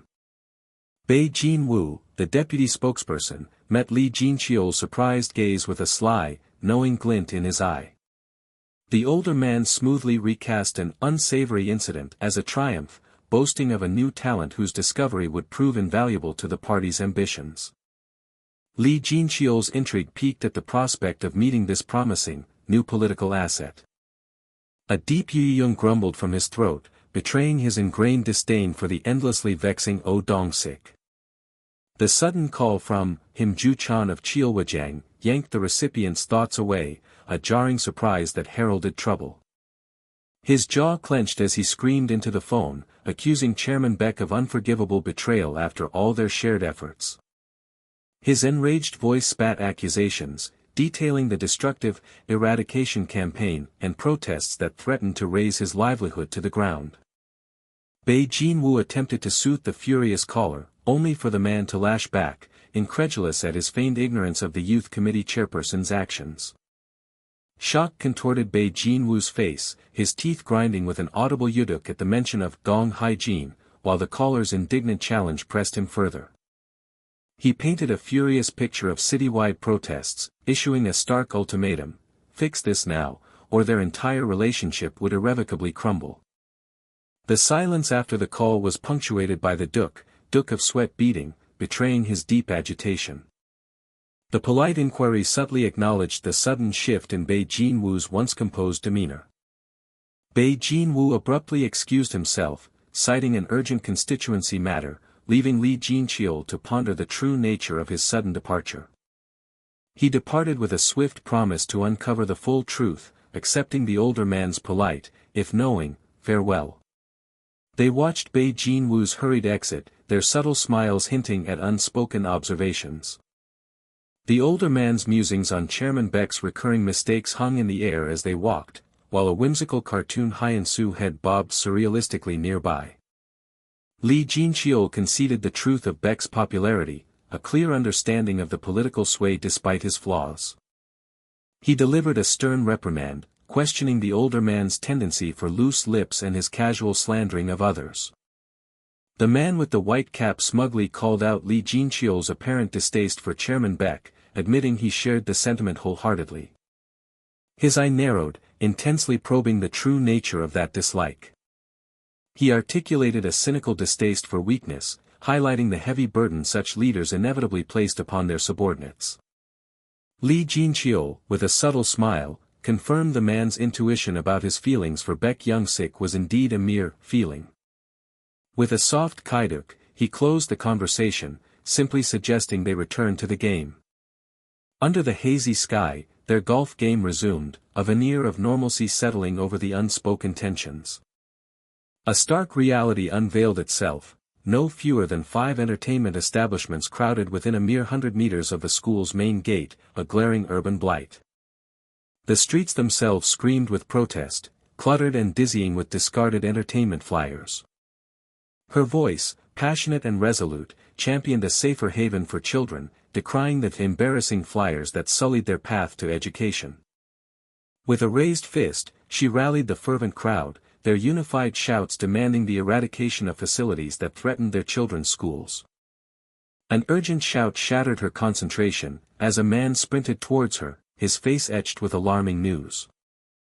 The man delivered Regional Chairman Baek Young-sik's terse command, a swift, non-negotiable summons to his office, immediately. A furious quang as a hand slammed the desk, preceding the roar of an enraged question. Regional Chairman Baek Young-sik's face was contorted with rage, demanding to know who dared authorize the eradication campaign. Song Hyejin calmly reminded him of the schedule, her cool composure momentarily silencing Baek Young-sik, who had clearly overlooked it. He bellowed, dismissing all paperwork with contempt, then snarled for Song Hyejin, her presence only fueling his raging, patronizing thoughts of appeasement. His voice cracked with furious authority, ordering the immediate, unequivocal dismantling of the entire campaign. A tear welled in her wide eye, her voice barely a whisper, accusing him of belated, cruel objections. Her fingers kumjalak ed nervously, as she explained the impossibility of abandoning the campaign overnight, especially with a reporters' meeting looming tomorrow. He challenged her refusal, his demand for a reason clearly an assertion of his absolute authority. His voice escalated to a tyrannical roar, asserting his absolute command and giving her a stark ultimatum: obey, or forfeit her position entirely. His unseen voice pressed down on her, an oppressive reminder that her position was merely his bestowal. His stern warning echoed, leaving her wide-eyed and fearful, caught in the web of his relentless influence.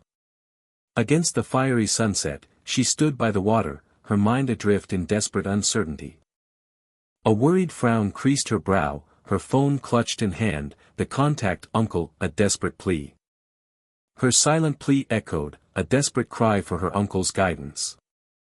Her voice quivered as she recounted Chairman Beck's infuriating dismissal, detailing how he had treated her like a mere servant. Her frustration spilled out, expressing the absurd demands and the chilling threat that her very political future hung by his thread. Her uncle calmly reassured her, dismissing Beck's reckless threats, yet his follow-up question subtly probed the depth of her commitment to the campaign. She voiced her desperate dilemma: it was far too late to retreat, especially with a reporters' meeting scheduled, publicly locking her into the fight. Her voice faltered, heavy with an unarticulated, difficult choice. Her uncle's calm voice delivered a decisive instruction: proceed, for her work was inherently just and right. Her campaign, backed by the Chongsong Medical Foundation, was seen as a noble quest for education and a powerful boost to their image, so she should proceed with confidence. A wave of relief washed over her, a grateful smile blooming as she thanked her uncle. In the bureau chief's office, a voice confirmed the plan had unfolded exactly as predicted. The man in the dark suit laid out the strategic insight: Song Hae-jin would now be denied to Baek Young-sik, effectively cutting off his coveted Chongsong Medical Foundation backing. He dismissed the notion of them bonding through battle with a smug certainty, a sentiment Hyun-soo playfully echoed. A cautious wisdom underscored his words: while Baek Young-sik was a known quantity, the new players, Song Hae-jin and the Chongsong Foundation, demanded further, careful observation. The bright new day ushered in another round of public address, its purpose yet to unfold. With resolute purpose, Song Hae-jin announced her commitment to protect Anyang's children, launching a campaign to purge schools of harmful influences. An off-panel voice offered calm reassurance, confirming the strategic value of her actions and urging her onward with confidence. Her determined appeal was a rallying cry, seeking to ignite the public's collective will for change. Under the bright sun, the campaign's physical presence took root on the city streets. Amidst the bustling activity, the campaign gained traction as a steady line of citizens pledged their support. Her warm smile facilitated the process, guiding participants toward their chance to contribute. A professional query cut through the ambient chatter, signaling the arrival of a key interview.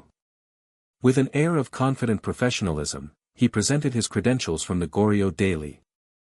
The hum of daily life continued outside, oblivious to the political maneuvers within. A silent, unseen recorder began its meticulous capture of the unfolding discussion. He confessed his initial dismissal of her campaign as mere showmanship, now genuinely surprised by its undeniable impact. She firmly corrected his assumption, stressing the deep-seated societal problem she genuinely sought to address. In her mind, the cold, hard data painted a stark picture, revealing an alarming blight of harmful facilities on Anyang's school zones. She underscored her strategy, emphasizing a policy-driven approach over mere emotional appeals for votes. His subtle smile suggested a deeper analysis, weighing the implications of her articulate presentation. He probed for her vision, and she articulated a clear, singular objective: a binding ordinance to safeguard schools. Her thoughtful gesture underscored a comprehensive plan, considering not just removal, but also the delicate balance of livelihood and fair compensation.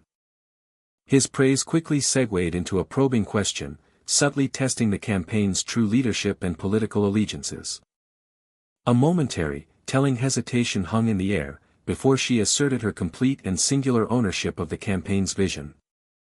His internal suggested a new line of inquiry, immediately followed by a shrewd question about internal party dissent. A radiant smile was her confident counter, firmly cementing the narrative of unwavering party backing. With a professional gesture, he concluded the interview, confirming its imminent publication in tomorrow's paper. A soft, satisfied smile graced her features, a quiet acknowledgement of a successful interaction. The customary handshake sealed their professional exchange, a cordial end to a pivotal conversation. His desperate outburst betrayed a mind pushed to its limits, hinting at a desire to simply abandon it all. The balding man's calm query cut through the tension, pinpointing the likely source of their deepening predicament. The gnawing fear of exposure and the fury of a spurned ally weighed heavily, paralyzing his ability to find a solution. With an unsettling calm, the balding man proposed an audacious reversal: embrace the very campaign they sought to derail. His face contorted with worry, instantly recognizing the dangerous political tightrope such a public endorsement would create with Kim Ju-chan. The balding man, stepping forward, volunteered to absorb the wrath of Kim Ji-chan in the chairman's stead. A flicker of calculation crossed his brow. Someone was offering to perform his dirty work, and the logic was undeniably compelling. With a heavy breath, he conceded, implicitly acknowledging the growing burden of obligation he now carried. His subtle, knowing smile held a world of unspoken victories, quietly sealing his strategic triumph. Kang Do-jun's voice, devoid of pleasantries, cut through the pretense, directly challenging Secretary General Kang's calculated maneuverings against Chairperson Beck. Secretary General Kang, rather than answering, posed a rhetorical question, then laid bare Beck Young-sik's compromising ties to the entertainment industry. His exasperation boiled over. A campaign like this, he believed, would have been swiftly crushed under the former Secretary General's iron fist. A subtle smirk played on Kang Do-jun's lips, rhetorically posing the very accusation he found so amusingly predictable. He scoffed with disbelief, refusing to credit Song Hae-jin with such acumen, convinced Kang Do-jun was the true orchestrator of her public displays. A quiet, calculating silence was Kang Do-jun's only response, confirming the hidden gears turning behind his eyes. With an unyielding gaze, he challenged the older man, demanding a direct articulation of his expectations. The older man, arms crossed, lectured with a disapproving air, defining waste as any diversion of Kang Do-jun's talent or the party's resources on unnecessary battles. A defiant smirk accompanied Kang Do-jun's curt rejection, leaving the older man momentarily stunned. With a gaze of absolute conviction, he declared his unshakable intent to triumph in the coming election. His words, a whisper of steel, articulated a resolve that transcended mere ambition. He would secure victory, no matter the cost. He intellectually dismantled the concept of wasted energy, redefining it as a forge for political strength, prompting the older man's exasperated accusation of word games. His gaze, now contemplative, offered a more ruthless truth. Political growth sometimes demanded the purging of undesirable elements. Kang Do-jun asserted his authority, challenging the older man to place his trust in the party's greater good, not just one individual. With a strategic map as his backdrop, he laid bare the party's grim electoral reality, demanding a radical departure from past, losing strategies. The balding man, cutting through the rhetoric, directly challenged Kang Do-jun's unspoken, ruthless endgame. Kang Do-jun denied the direct accusation, then shifted the parameters, declaring absolute support for any victor against the rival party. His unwavering gaze cemented his ultimate pragmatism. Victory trumped all personal loyalties. The older man's features betrayed a profound shock, fully grasping the ruthless ambition before him. A subtle, knowing smile played on his lips as he promised his best, a pact sealed with hidden implications. As the older man bowed in seeming deference, he offered a cryptic caution about politics' unpredictable currents, perhaps a veiled warning. The night swallowed the city, save for the solitary glow of a street lamp, casting long, silent shadows. Kang Do-jun moved through the tranquil night, his steps imbued with a quiet, unwavering purpose. His gaze settled on a dark, waiting car, an unexpected presence in the quiet of the night. The electric whir of a lowering window broke the silence, as a voice from the darkness pierced the night with a direct, familiar query. From the warmly lit interior, Lee Tae-sung introduced himself, revealing an unexpected familial connection that hinted at deeper machinations. Kang Do-jun remained silent, his cautious gaze assessing the man who claimed no shady favors, only a desire to converse. The car door clicked open, as Lee Tae-sung, stepping out, extended an overly casual invitation, masking a more significant agenda. Kang Do-jun's reserved silence was a crucible of assessment, weighing the offer's true cost and implication.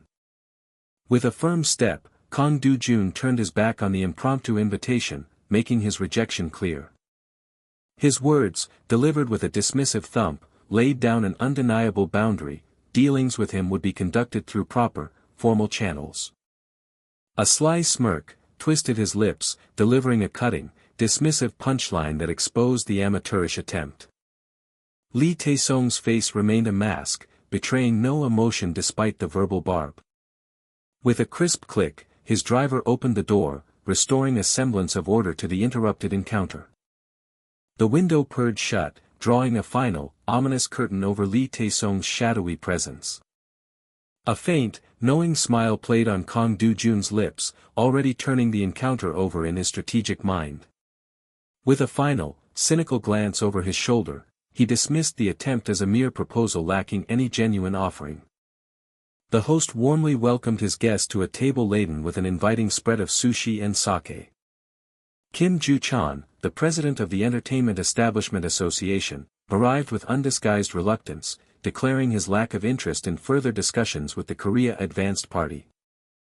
A frustrated sounded as Kim Joo-chan lit his cigarette, lamenting his past support for Baek Young-sik with bitter regret.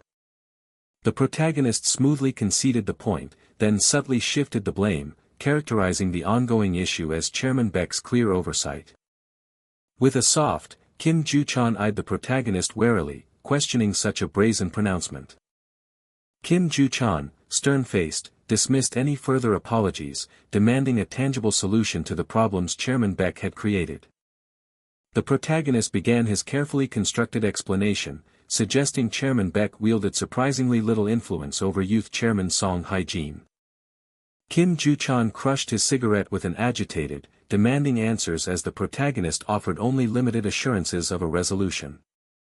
With a confident air, the protagonist subtly exposed Baek Young-sik's flaw, emphasizing the paramount importance of managing key supporters like Kim Joo-chan. Kim Joo-chan considered the protagonist's words, a quiet realization dawning that Chairman Baek had indeed made a critical miscalculation. After a moment of heavy silence, Kim Joo-chan looked up, his expression serious as he pressed the protagonist for his strategy. A subtle, knowing confidence played across the protagonist's features.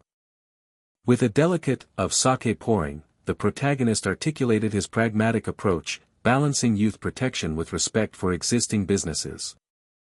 The protagonist confidently unveiled his short-term strategy, subtly redirecting the campaign's focus from entertainment venues to PC bangs, which were a greater societal concern. His eyes held a shrewd glint as he proposed a deeper, long-term collaboration with President Kim. A skeptical escaped Kim Joo-chan as he swallowed his drink, doubting the protagonist's power as a mere vice-chairman. A decisive echoed as Kim Joo-chan set his cup down, declaring he would merely observe the unfolding situation for now. Kim Joo-chan offered a faint, shrewd smile, warning the protagonist that his association would not idly stand by if things worsened. The protagonist's smooth smile reassured Kim Joo-chan of his full understanding and unwavering commitment. Two pairs of feet stood on grim grass as voices lamented their misfortune, riddled with anxiety and uncertainty. Voices splintered in panic, debating a desperate escape from the CCTVs that surely captured their misdeeds. A sudden broke the unsettling silence as the young protagonist stood, utterly dazed by the strange surroundings. Barefoot on the uneven, dim grass, the young protagonist gazed around him, utterly disoriented. A bruised cheek hinted at a struggle, leaving the young man vulnerable in the dim light. A sharp, sudden accompanied the strange, glowing aura emanating from the fingertips. A shocking flashed through the protagonist's widening eye, followed by a sharp, signaling a profound revelation. The protagonist sat up in bed, lost in pensive thought, processing the echoes of his dream. The protagonist's inner world churned with questions, wondering if the dream of students was somehow tied to Song Hye-jin's campaign. His thoughts drifted to the possibility of a genuine dream as he ran, but Hye-in-soo's enthusiastic call broke through his contemplation. Hye-in-soo, bursting with energetic determination, caught up to the protagonist, declaring his new daily exercise commitment. They ran together, Hye-in-soo admitting his uncertainty about enduring, while the protagonist playfully remarked it wouldn't hurt to try. A rhythmic marked their continuous, energetic stride. As the protagonist calmly glanced back, Hye-in-soo lagged behind, his heavy, betraying his utter exhaustion.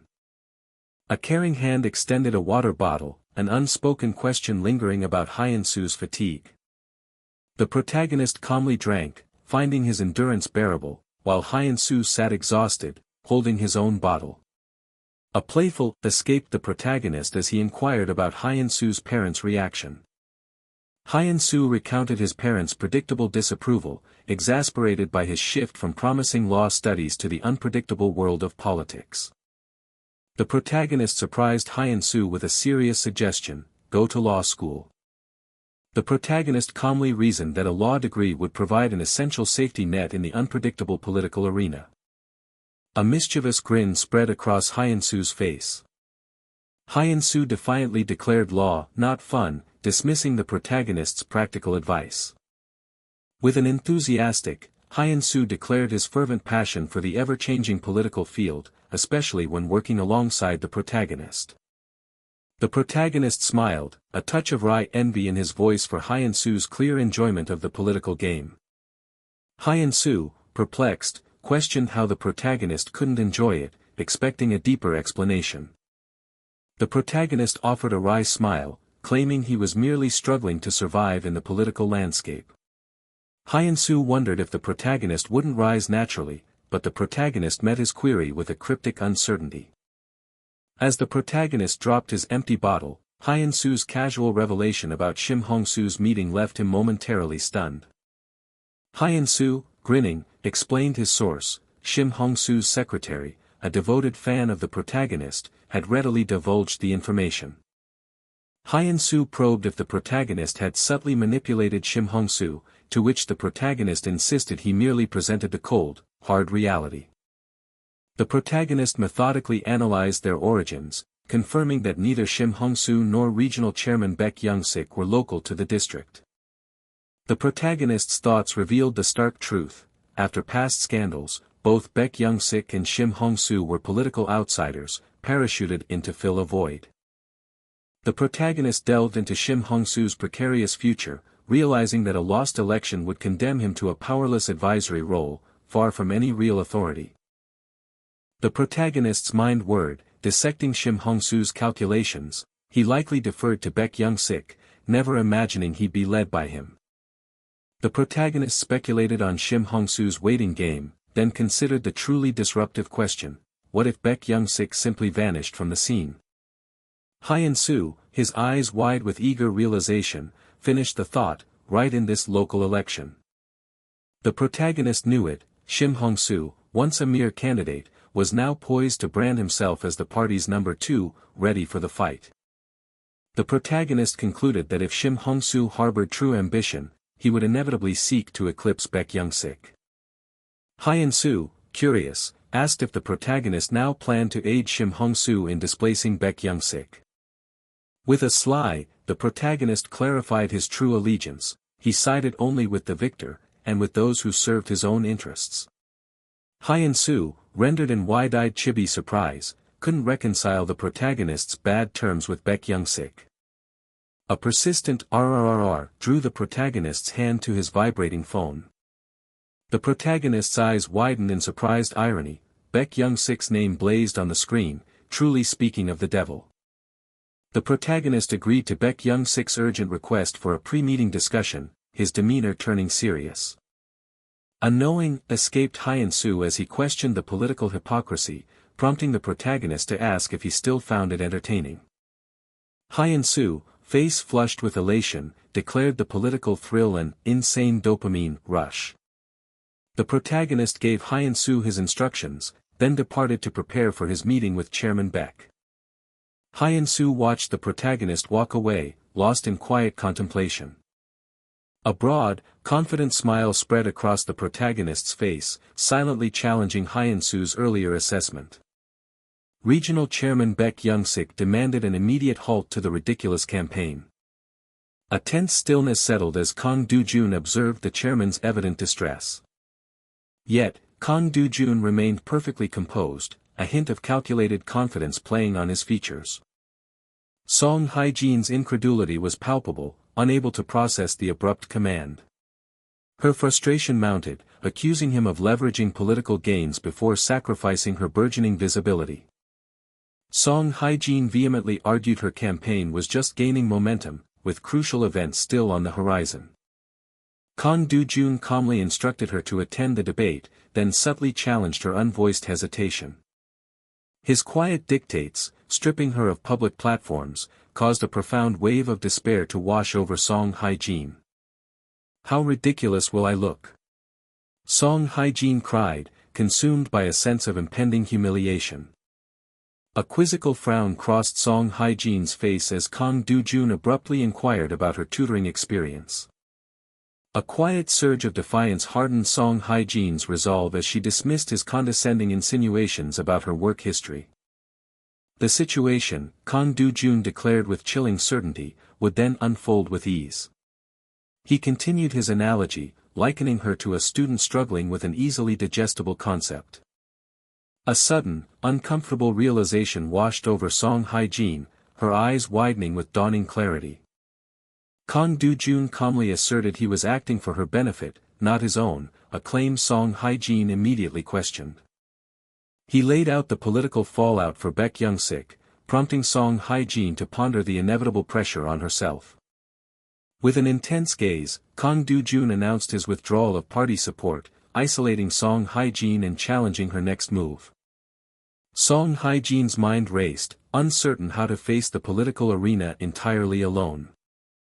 Kang Dojun offered a cynical path, embracing oppression to gain future proportional representation, laying bare his manipulative strategy. Song Hae-jin's furious indignation erupted, her sense of dignity utterly shattered by the cruel political games. Kang Dojun's words cut like ice, dismissing Song Hae-jin as utterly insignificant in the political landscape. He coolly analyzed the fleeting nature of public memory and the overwhelming importance of election day atmosphere over individual efforts. Tears welling, Song Hae-jin remained silently distraught as Kang Dojun dismissed her, urging her departure if she had no response. With a surge of frustrated anger, Song Hae-jin stormed away, leaving the tense conversation unresolved. The sharp bang of a closing door punctuated Song Hae-jin's forceful exit. Kang Dojun settled back, a subtle smirk hinting at the quiet triumph of his successful maneuver. The digital message confirmed Song Hae-jin's campaign cessation, drawing a swift, impersonal thank you from Regional Chairman Baek Young-sik.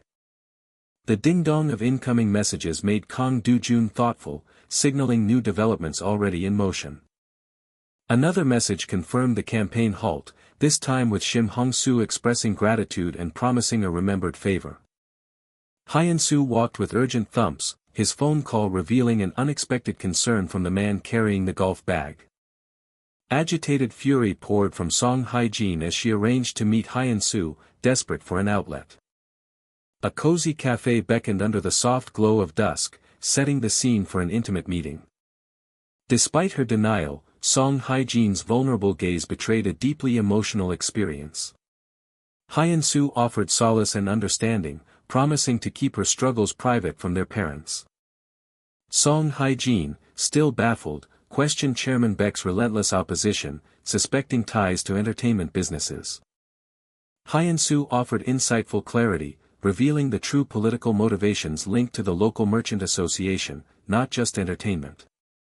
The bustling entertainment district, ablaze with neon, was a key voting bloc and financial wellspring, Hyun-soo explained. Hyun-soo meticulously detailed the chain reaction, her campaign threatened livelihoods, triggering pressure on Baek Young-sik.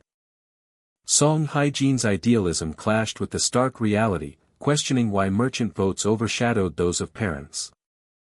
Parents don't express their opinions clearly, Hyun-soo bluntly stated, dismissing Song Hae-jin's naive inquiry.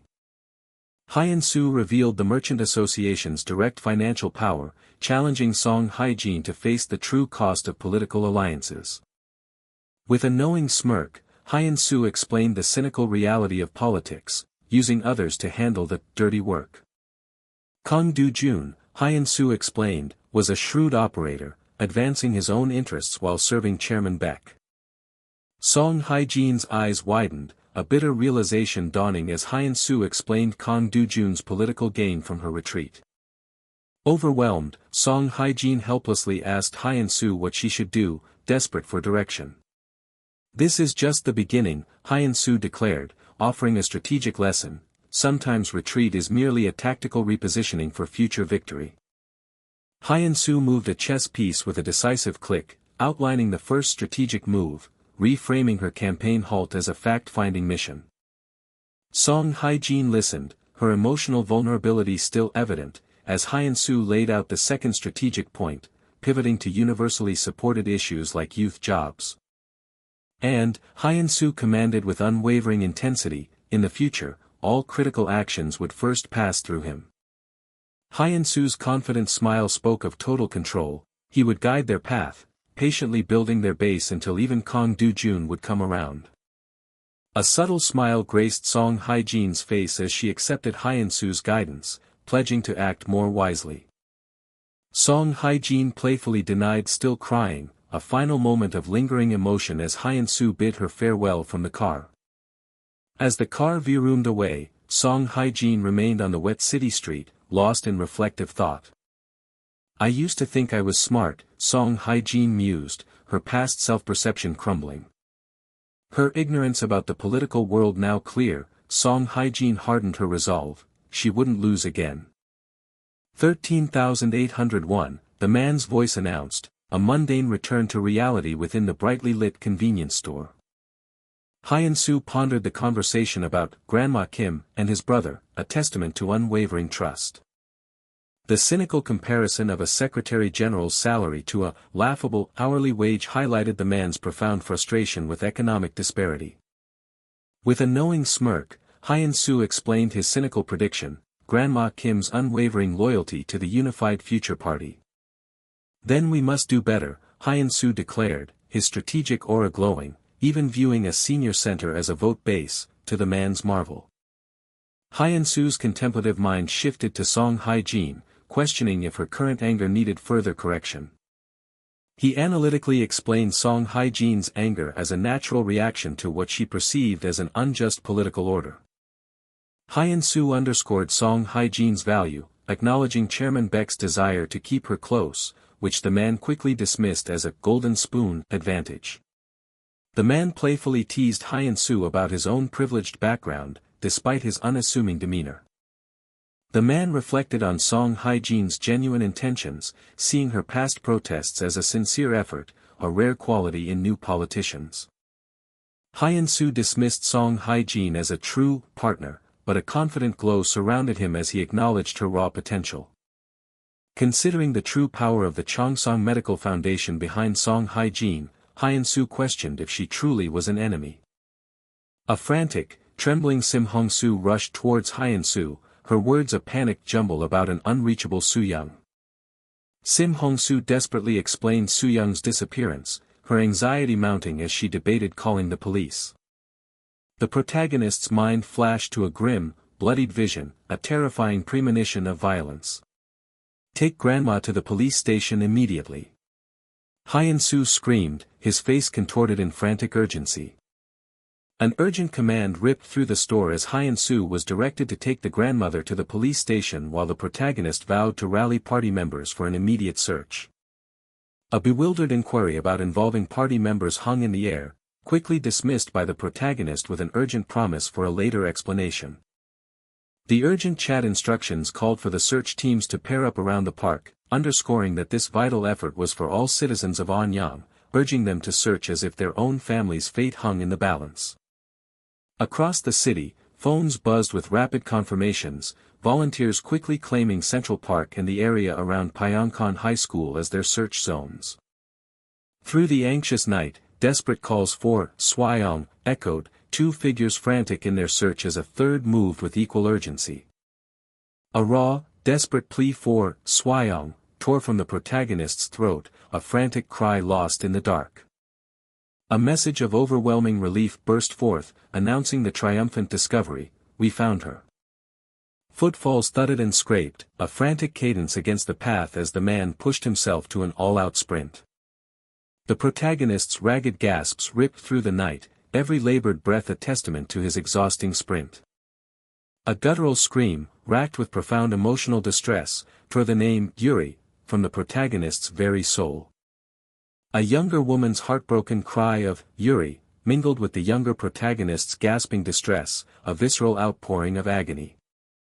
While the mother worked diligently at the mart, her younger child beside her, a creeping concern turned to stark fear as she suddenly realized the little one was no longer in sight.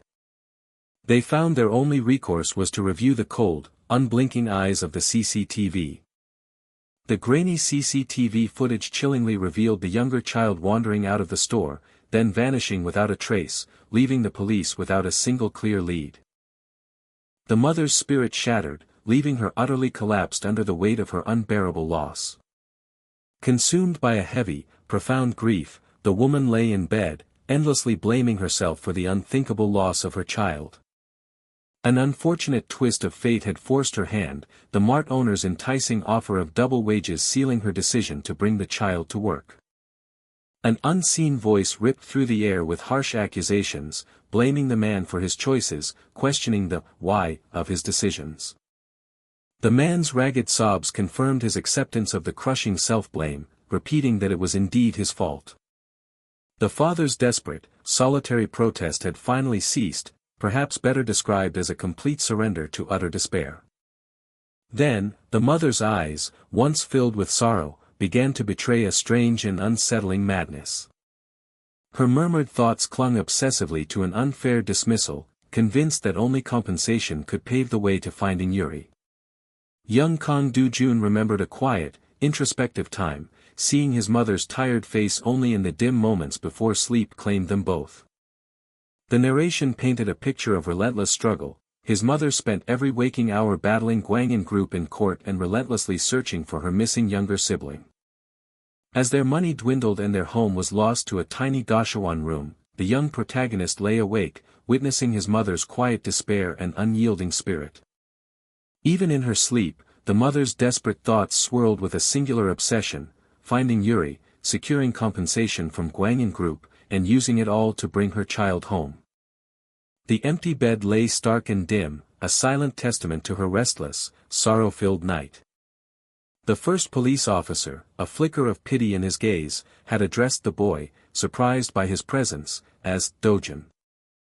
The memory of those pitying looks from the police officers, when they unexpectedly appeared at his Gashuan, remained an intrusive and unforgettable scar.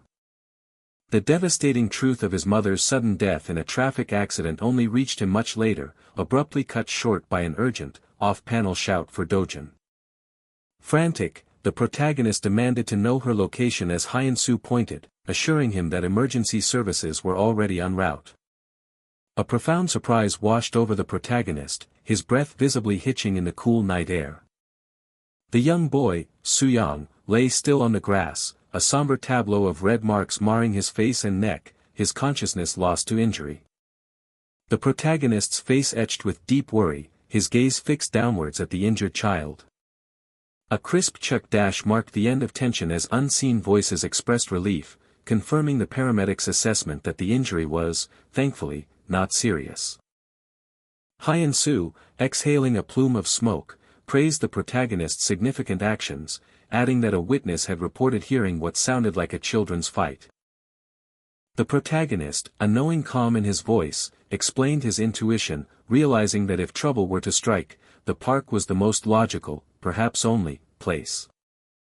A paramedic efficiently pushed a stretcher into the back of the waiting ambulance, the scene a testament to functional urgency.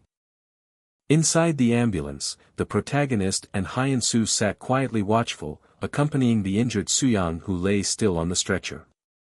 The protagonist shifted restlessly, a sudden woot-woot of discomfort or anticipation accompanying his glance towards Hyan-soo. The screen of the phone glowed with an unexpected name, Regional Committee Chairman Baek Young-sik. A sudden kiruk, and woot-woot indicated the protagonist's startled shift on the stretcher, his expression etched with growing concern. A distinct meum-chit punctuated the air as the protagonist froze, a bead of sweat tracing a line down his temple, signaling a dawning realization. Gazing at the injured Soo-young, the protagonist's mind reeled with a stark question, realizing this child might be the key to his recurring premonitions. A profound shock gripped the protagonist, his wide eyes and sweating brow betraying the earth-shattering realization that this child was the very reason he'd had those haunting dreams. The following scene settled on the illuminated facade of Hanwon University Hospital's emergency room, a beacon in the night. The doctor reassured the visibly relieved grandmother that despite contusions and a mild concussion, Suyang's life was thankfully not in danger. Tears of profound relief streamed down the grandmother's face, an overwhelming release of pent-up fear and worry. Hyen-su, a calm smile on his face, acknowledged the wisdom behind calling the party members, expressing his gladness that their quick actions had found Suyang. The older woman approached the protagonist, her voice thick with profound gratitude, declaring she had never felt such immense thanks for him finding their Suyang. Her aged hand enveloped his, a powerful, unspoken surge of heartfelt gratitude passing between them.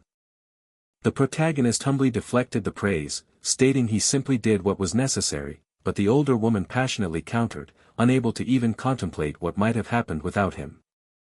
The grandmother confessed her initial skepticism about a young man like him in politics, admitting her thoughts about his inexperience, yet also her sympathy for his undeniable hard work. Resolute in her long-standing loyalty, the grandmother affirmed that her political convictions remained unchanged, stating her lifetime commitment to the United Future Party. Yet, with a radiant smile, the grandmother declared that if he were to run for office, she would not only vote for him but rally the entire neighborhood to ensure his election to the National Assembly. A subtle, knowing smirk played on the protagonist's lips as he clarified his motivations, assuring her that finding Suyang was not about seeking political favors. The grandmother, smiling through her tears, conveyed her deep understanding, gently advising him to simply keep her heartfelt sentiments in mind without further explanation. The next morning dawned crisp and clear over the Anyang City Regional Committee office. Regional Chairman Baek Young-sik's face was a mask of anger as he demanded to know why his call had gone unanswered the previous night. The protagonist offered a smooth apology, citing an urgent situation involving a missing local child, a search he had personally assisted with. Skepticism clouded Regional Chairman Baek's face. He demanded to know why such an event had not been immediately reported to him.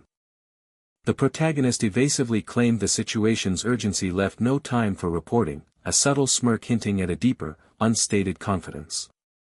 A slight cough from Regional Chairman Baek preceded his stern command for the protagonist to make time that afternoon, his suspicion palpable as he questioned if something was amiss. Regional Chairman Baek probed, asking if the protagonist knew a Kim Ju-chan, to which the protagonist, with a confident smile, feigned complete ignorance. Chairman Baek's narrowed eyes betrayed his mounting suspicion as he revealed Kim Ju-chan to be no ordinary figure, but the notorious former loan shark now heading the Entertainment Establishments Association. Chairman Baek proposed a dinner meeting with Kim Ju-chan, emphasizing the man's profound financial influence over many political careers. A sharp gyrung of annoyance registered on Chairman Baek's face as the protagonist politely, yet firmly, declined the proposed meeting. The protagonist, feigning deference, offered to arrange a discreet meeting, conceding to the chairman's pointed demand. The balding man's voice ripped through the room, a furious challenge to unilateral decisions. Yet, the protagonist met the unseen man's demand for a response with a cool, unnerving silence. A subtle smirk played on the protagonist's lips as he dismissed the very idea of such a meeting. He harbored an ironclad rule, not from virtue, but from a calculated ruthlessness to shield his future from the faintest flaw. The specter of future hauntings, in the form of glowing blue chains, intensified his resolve to avoid compromising associations. The unseen balding man's anger erupted in a visceral thump as he cursed that arrogant brat. With a soft swoosh, the protagonist offered a polite but absolute dismissal, his attention already elsewhere. A decisive thump, a rustling swoosh, and a final ding marked the protagonist's confident retreat down the corridor. The calm was broken by an unexpected message from Song Hye-jin, her request for a moment catching the protagonist slightly off guard. A woman with short brown hair approached, her cheerful wave a bright contrast to the protagonist's previous solemnity. Her face radiant with positive energy, she offered an encouraging thumbs up, star-like effects shimmering around her. A silent smirk played across the protagonist's lips, a private, fleeting amusement. With an abrupt thump, the protagonist continued walking, leaving the woman startled and questioning his sudden departure. A sudden ding brought a blush to her face, a flustered reaction to a message from Secretary General Dojun. His thoughts drifted to Song Hygiene and the Chongsong Medical Foundation, yet he knew with cold certainty that the timing was not yet right. The narrative shifted to the clear, authoritative facade of the Anyang City Police Station. The investigation's chilling revelation confirmed the suspects were all high school seniors, Suyang's own classmates. CCTV footage and witness statements painted a grim picture. A confrontation with Suyang, her classmate, spiraled viciously into assault. The protagonist's internal thoughts confirmed a chilling alignment with his prophetic dream, his confidence unnerving as the officer listened. His gaze sharp, the protagonist pressed for details on the student's past, seeking a pattern. A bead of sweat formed on the officer's brow, signaling his discomfort and unspoken hesitation. The officer confirmed a whispered truth: some students had prior school violence records, though the official details remained with the school. A flash of surprise crossed the protagonist's face, instantly replaced by a sharp, insistent demand for more details about the past incident. The officer, visibly uncomfortable, confessed his information was merely second-hand, a friend's story, unverified by official school records. A somber vision unfolded: a past tormentor from Yongin, forced to transfer after a victim's parents pursued relentless legal action, now walked these halls. With discomfort etched on his face, the officer hinted at bureaucratic walls, unable to delve deeper without official, insurmountable intervention. The protagonist, with a calculated calm, acknowledged the officer's limitations, subtly implying he would take it from there. A relieved thump resonated from the officer's hand, his gratitude palpable for the protagonist's understanding. The protagonist, ever the politician, skillfully wove praises of dedication with promises of political advocacy for police welfare, surprising the officer. The officer, flattered despite his humble dismissal, deflected the praise with a slight, embarrassed wave. Under the warm glow of the sunset, the protagonist internally acknowledged a minor victory: he had, at least for now, saved face with Kim Ju-chan. Yet, a lingering doubt gnawed at him: Kim Ju-chan's full trust remained elusive. The balding man let out a reflective puff, observing that Kim Ju-chan's trust clearly favored Baek Young-sik, who was already pursuing a joint meeting. The balding man's single, expectant word, and, hung in the air as the protagonist settled the drinks with a soft tap. "Damn it," the balding man muttered, his frustration a palpable tap as he wrestled with the intractable problem of winning Kang Do-jun's allegiance. Two frustrated gulps punctuated his deep contemplation as he struggled to pinpoint the elusive, irresistible incentive that would sway Kang Do-jun. A pensive sigh escaped the balding man as he recognized Assemblyman Lee Bok-young, a 5-term veteran, as Baek Young-sik's bedrock of political support. The balding man's mind navigated the shadowy financial currents of Joo construction, where Kim Ju-chan had once held sway, his regional influence enduring despite his diminished status. A decisive tap punctuated the balding man's dramatic pause, leaving the grand, unspoken outcome hanging tantalizingly in the air. A subtle smirk played on the protagonist's face, the unspoken implications of the balding man's plan already understood. A sudden, uproarious burst of laughing filled the room, startling in its sheer, unrestrained amusement. The balding man's confusion was palpable as he questioned the protagonist's uncontrollable, ill-timed laughter. With mounting irritation, the balding man sharply demanded the precise source of such baffling amusement. A smirk of blatant challenge on his face, the protagonist questioned the balding man's perplexing desperation to meet Kim Ju-chan. With a dismissive gesture, the protagonist scoffed at Kim Ju-chan's supposed influence, mocking the idea of him delivering a significant block of votes. Elections, the protagonist explained with an air of seasoned wisdom, were about harnessing unpredictable currents, not just securing a guaranteed handful of votes.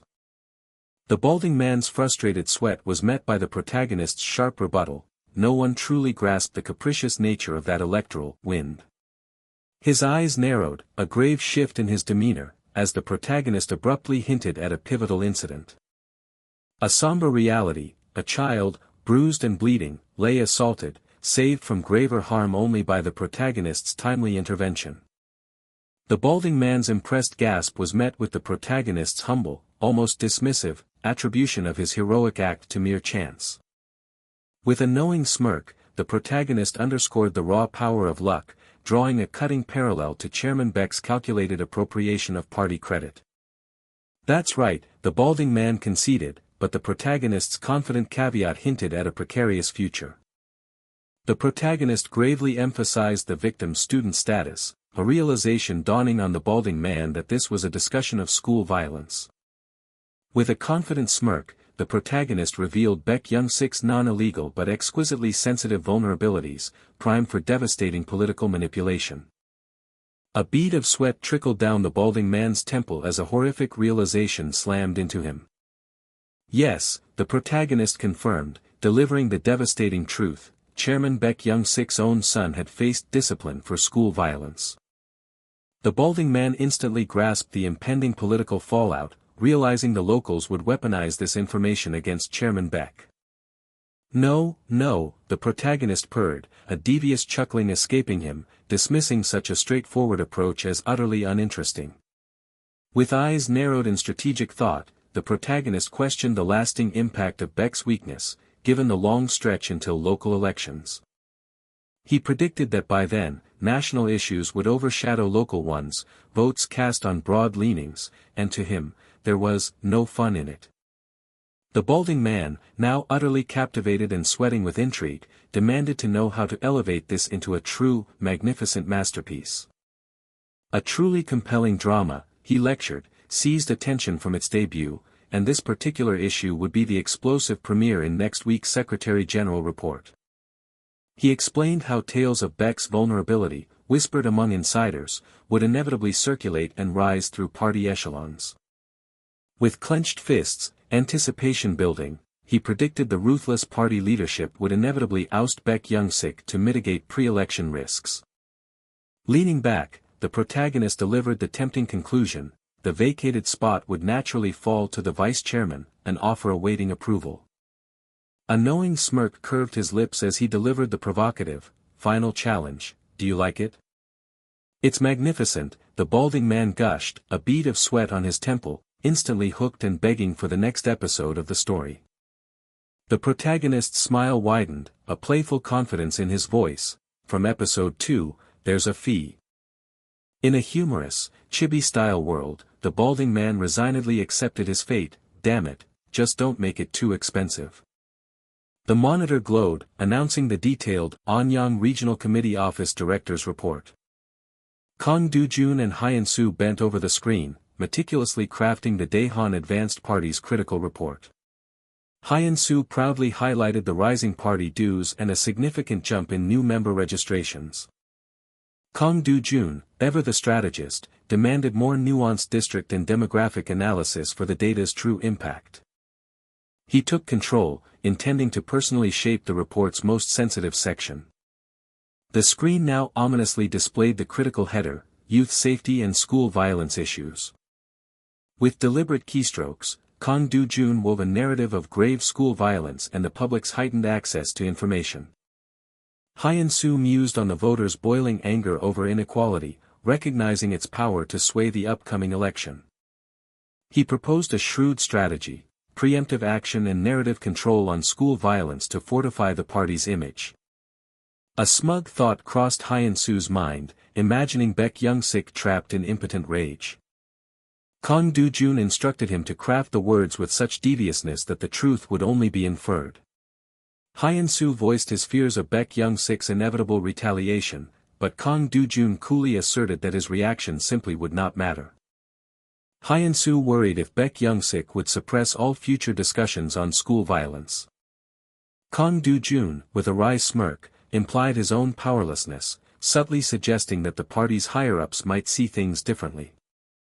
A bead of sweat traced Hyun-soo's jaw as he grasped the true stakes: this report could ignite calls for Baek Young-sik's immediate removal. With a few taps, Kang Dojun concluded that Shim Hong-soo's finishing touch would ultimately determine the plan's fate. A confident smirk played on his lips, a silent testament to his meticulous machinations. The modern party headquarters stood bright under a clear, active sky. A woman voiced her urgent concern, questioning why the party hadn't yet proposed concrete measures against school violence. An old man fretted over the opposition seizing the narrative, then abruptly caught himself before revealing too much. He suggested a cautious wait for city council policies, yet expressed hope for party guidelines that could bolster their chances in the upcoming election. Outside the office director's room, an off-panel voice effusively praised the report. The woman glowed, predicting that Director Kang's superior reports would soon command the full attention of all party officials. Kang Dojun absorbed the flattery with a quiet, observant air. She confessed her political shortcomings, having thoroughly reflected on Kang Dojun's past advice. Following his counsel, she declared her decision to halt the campaign against harmful facilities. Kang Dojun approved, observing that the party's public image was secured, and a minor distrust toward the chairman would therefore be negligible. The phrase, minor distrust, resonated, stirring a flicker of unease within her. She offered a polite, yet slightly strained, thank you. She clarified her new strategic focus, shifting from entertainment businesses to the pressing issues of youth jobs and housing. He silently wondered if her uncle, connected to Chongsong Medical, had orchestrated this change of heart. Kang Dojun, broadly smiling, readily approved and promised to mobilize the youth members in support. Overwhelmed, she bowed deeply in heartfelt gratitude.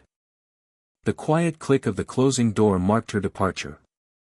Kang Dojun remained at his desk, his nameplate quietly affirming his strategic position. He surmised his maneuver would contain internal committee strife, knowing Baek Young-sik was poised to create chaos regardless. A soft chuckle escaped him as he realized Shim Hong-soo's quietude was a calculated political move, emphasizing the importance of reading the room. Papers exploded into the air, signaling an abrupt, furious eruption. A guttural roar escaped Baek Young-sik as he cursed, his rage barely contained by his shaking frame. Deep regret consumed him, wishing he had investigated the missing resident's story more thoroughly, preventing this current crisis. His face contorted, Baek Young-sik shrieked Kang Dojun's name in pure fury. His teeth gritted, a cold sweat broke as he envisioned the report's ripple effect through city councilors, party officials, and provincial offices. His fist clenched, he agonized over calling, the choice paralyzing him. A heavy sigh escaped him, he was utterly unsure how to proceed. The relentless ringing amplified his desperate plea for someone to answer. His panic vanished, replaced by an unnervingly pleasant demeanor as he casually asked if his interlocutor had eaten. A forced laugh masked his true intentions as he feigned casualness, requesting an urgent discussion. With grim resolve, he confirmed his immediate departure to the advisor's location. The scene shifted to the imposing Daehan Advanced Party's Gyeonggi provincial office. Lee Jin-cheol offered a polite apology for excusing himself to take an urgent call. Assemblyman Go Jong-guk, ever gracious, waved off the apology and inquired about Lee Jin-cheol's recent well-being. Lee Jin-cheol candidly admitted his arduous efforts to secure victory in the upcoming local elections after their recent general election loss. Assemblyman Go Jong-guk's pledge of significant district support heartened Lee Jin-cheol, bolstering his resolve. Assemblyman Go Jong-guk then alluded to something he had been observing with keen interest. He praised the Anyang Regional Committee's weekly report, particularly noting the Sub-30 office director's impressive talent and diverse insights. Lee Jin-cheol responded with piqued interest. His eyes narrowed, betraying a shrewd, deeper assessment. His thoughts wandered to those riddled with weaknesses, contemplating the immense burden they imposed on their subordinates. A subtle smirk confirmed his silent, fervent agreement. The sky above painted itself in serene hues of twilight. Regional Chairman Baek Young-sik, jacket in hand, departed with a heavy, determined gait. A knock at the door drew a tense, "Come in." Lee Jin-cheol politely yet sharply questioned the sudden, urgent nature of Baek Young-sik's unannounced visit. Baek Young-sik, humbled and distraught, bluntly pleaded for help, just this once. Lee Jin-cheol coolly noted Baek Young-sik's rare and telling display of desperation. With a subtle smirk, he feigned complete ignorance of the situation. After a moment of hesitation, Baek Young-sik haltingly explained the young director's inappropriate report content. Lee Jin-cheol's sardonic tone dismissed disciplinary action, shrewdly pointing out it would only exacerbate Baek Young-sik's predicament. With a pained determination, Baek Young-sik vowed to personally absorb the fallout. Seething with raw fury, he demanded, "Kang Do-jun, can you send that son of a bitch to another region?" The man in the dark suit laid out the sobering truth: a school violence problem had cast a shadow over their area. But the man in the light blue shirt wondered if such troubles weren't a universal plight, not unique to their turf. The man in the dark suit conceded the point, recalling the youthful skirmishes of his own past. A furious clench tightened his hand, his frustration palpable at the young Secretary General who had dared to sensationalize the issue. He then leaned forward, probing for confirmation about the Anyang City Secretary General's weekly reports.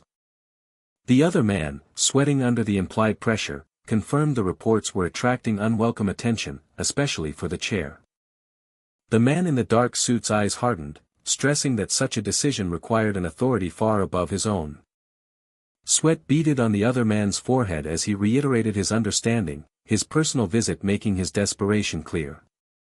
Everyone in the party knew the truth. Advisor Lee Jin-cheol shared an unbreakable, factional bond with Gyeonggi Provincial Party Chair Gu Hyung-pyo. Lee Jin-cheol remained silent, weighing the man's fraught request. "I'm sorry," Lee Jin-cheol cut in, his refusal sharp, leaving the other man stunned into an exclamation.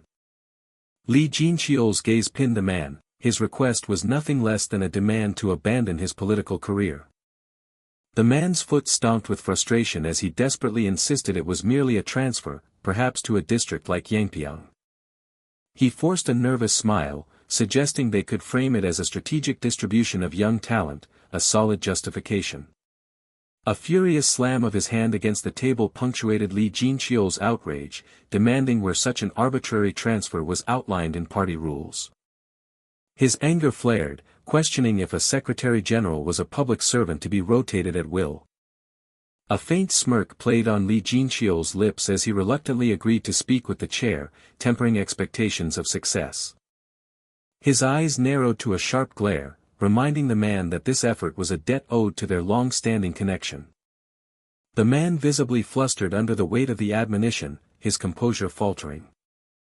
The man offered a deep, humble bow of gratitude, which Lee Jin-cheol acknowledged with quiet finality. The heavy office doors closed, sealing away the contentious exchange.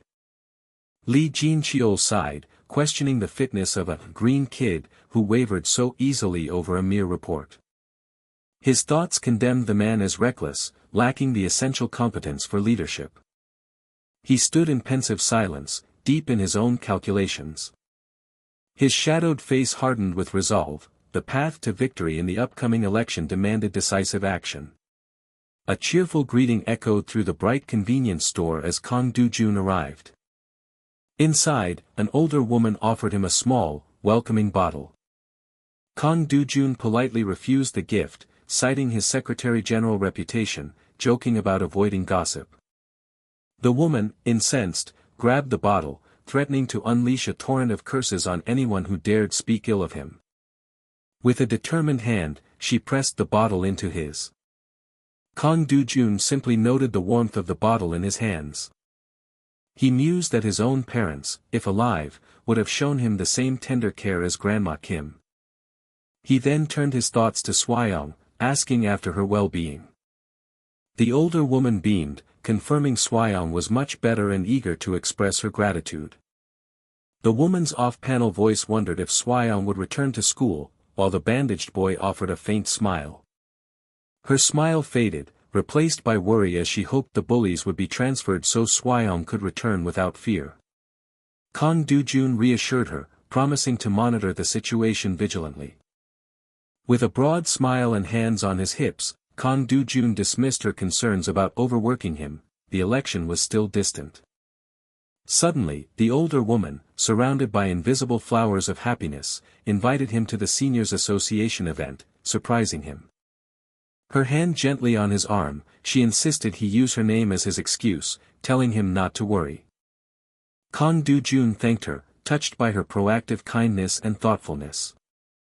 The older woman, eyes closed in a warm smile, humbly waved off his thanks as insignificant.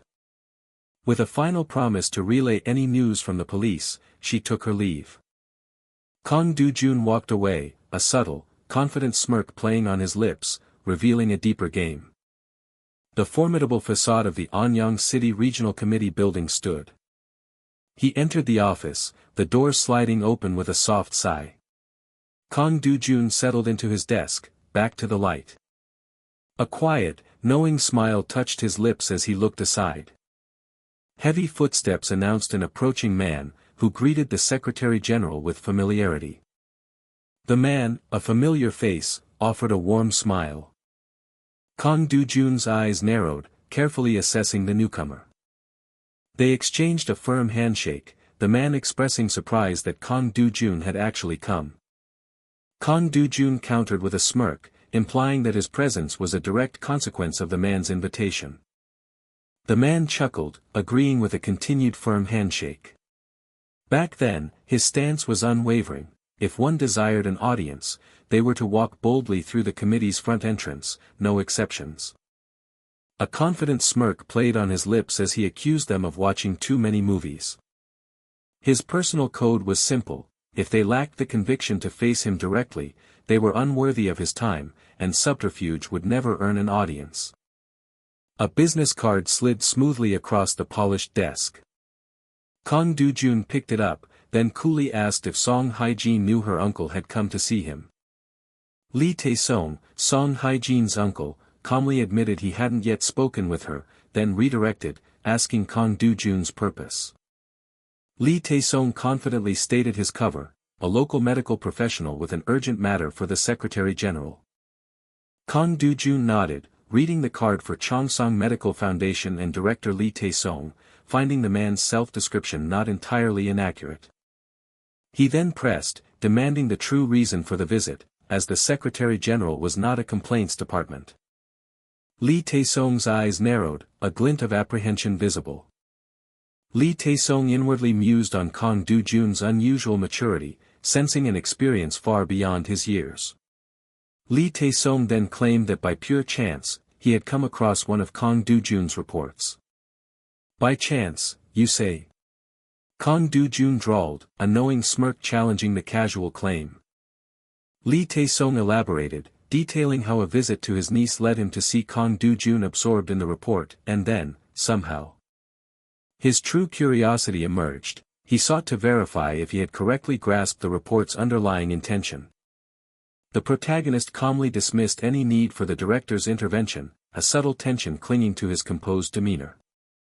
An involuntary flinch betrayed the fleeting shock that rippled through him. With unwavering conviction, he declared his assessment pointed to a fruitful, confident partnership between them.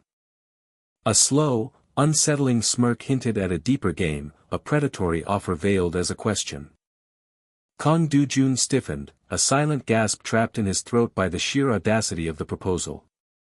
Despite his composed smirk, the protagonist internally bristled at the perceived insolence, calculating the audacity of such an assumption. A rare tremor of self-doubt haunted him, an unfamiliar disruption to his usual calm. Kang Dojun lectured with confident authority, outlining the fundamental truth of political assent, the need for powerful sponsorship. Kang Dojun pointedly questioned Shim Hong-soo's true influence, leaving the protagonist to grapple with a thoughtfully hesitant reply. With a strategic smirk, Kang Dojun painted a picture of the perfect candidate, his words carefully chosen to guide the protagonist to the inevitable conclusion. The protagonist's astute reply cut through the veiled suggestions, naming the implied candidate with precision. A gasp of surprise escaped Kang Dojun as his carefully constructed facade visibly cracked. The protagonist confidently laid out his unassailable logic, finding Kang Dojun's hints remarkably transparent. Kang Dojun's clenched hands mirrored his unyielding resolve. The proposed scenario simply would not materialize. He presented a direct challenge, outlining his resolute intent to reject any forced appointment if the committee's voice was permitted. A bead of sweat formed as Kang Dojun, genuinely surprised, probed the unexpected defiance. With a wide, cunning smile, he revealed his true motivation, a perfectly orchestrated smirk. Kang Dojun's lingering confusion was met with a stark, unsettling confirmation of the protagonist's audacious claim. With piercing intensity, Kang Dojun posed a hypothetical, testing the protagonist's allegiance with a crucial shift in his request. The protagonist's confident smirk underscored his unwavering resolve to ensure his preferred candidate's ascendance, no matter the obstacle. His calculating smirk, sharp and unsettling, cut to the core of Kang Dojun's true motives. With a subtle, almost imperceptible xianji, Kang Dojun's denial dripped with thinly veiled amusement. He internally weighed the immense implication, Kang Dojun asserting his undeniable ownership of Anyang. Concluding the strategic exchange, he offered his future assistance, a diplomatic gesture laden with unspoken intentions. A soft, receding beat of footsteps marked the departure. Song Haijin turned, her surprise palpable as she suddenly faced the subtly smiling protagonist.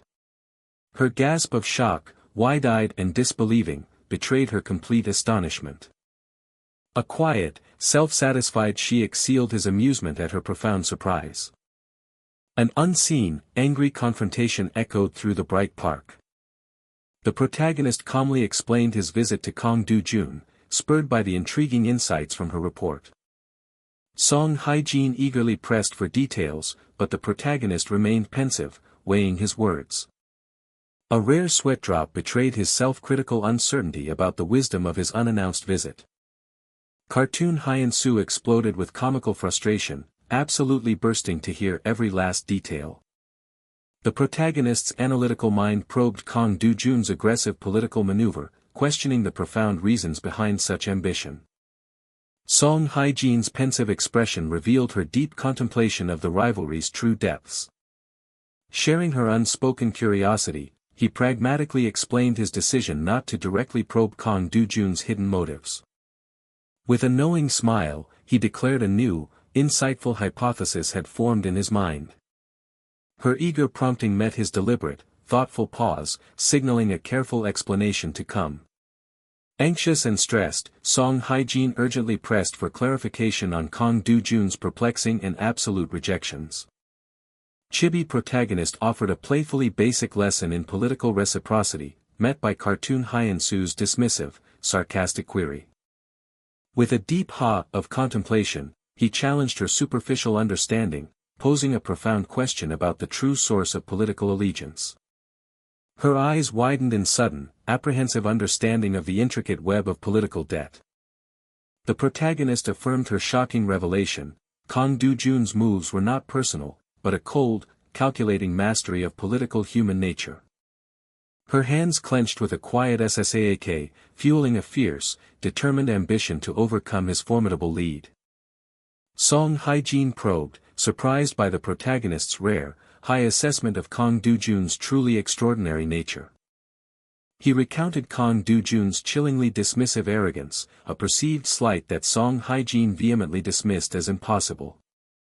The protagonist asserted the grim truth, only the imposing shadow of the Chongsong Medical Foundation revealed Kang Dojun's true colors.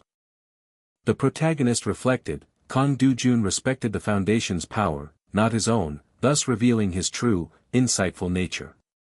Song Haijin's wide-eyed, innocent confusion demanded a simpler, clearer explanation. With quiet patience, he assured her that, in time, she would grasp the unspoken depth. Cartoon Hyan-soo, pouting skeptically, comically challenged his continued indecision. He conceded the meeting's introspective value in revealing Kang Dojun's character, then analytically challenged her to find its true drawbacks. A grim smile accompanied his stark admission, he had been thoroughly, unexpectedly blindsided. He gravely countered her assumption, revealing the Chongsong Medical Foundation's deep, ongoing commitment to cultivating a mayoral candidate in Anyang. They were trapped, he explained, unable to retreat, his quiet determination echoed a long-held, fierce protectiveness, especially for her sake. Her face etched with worried confusion sought further explanation.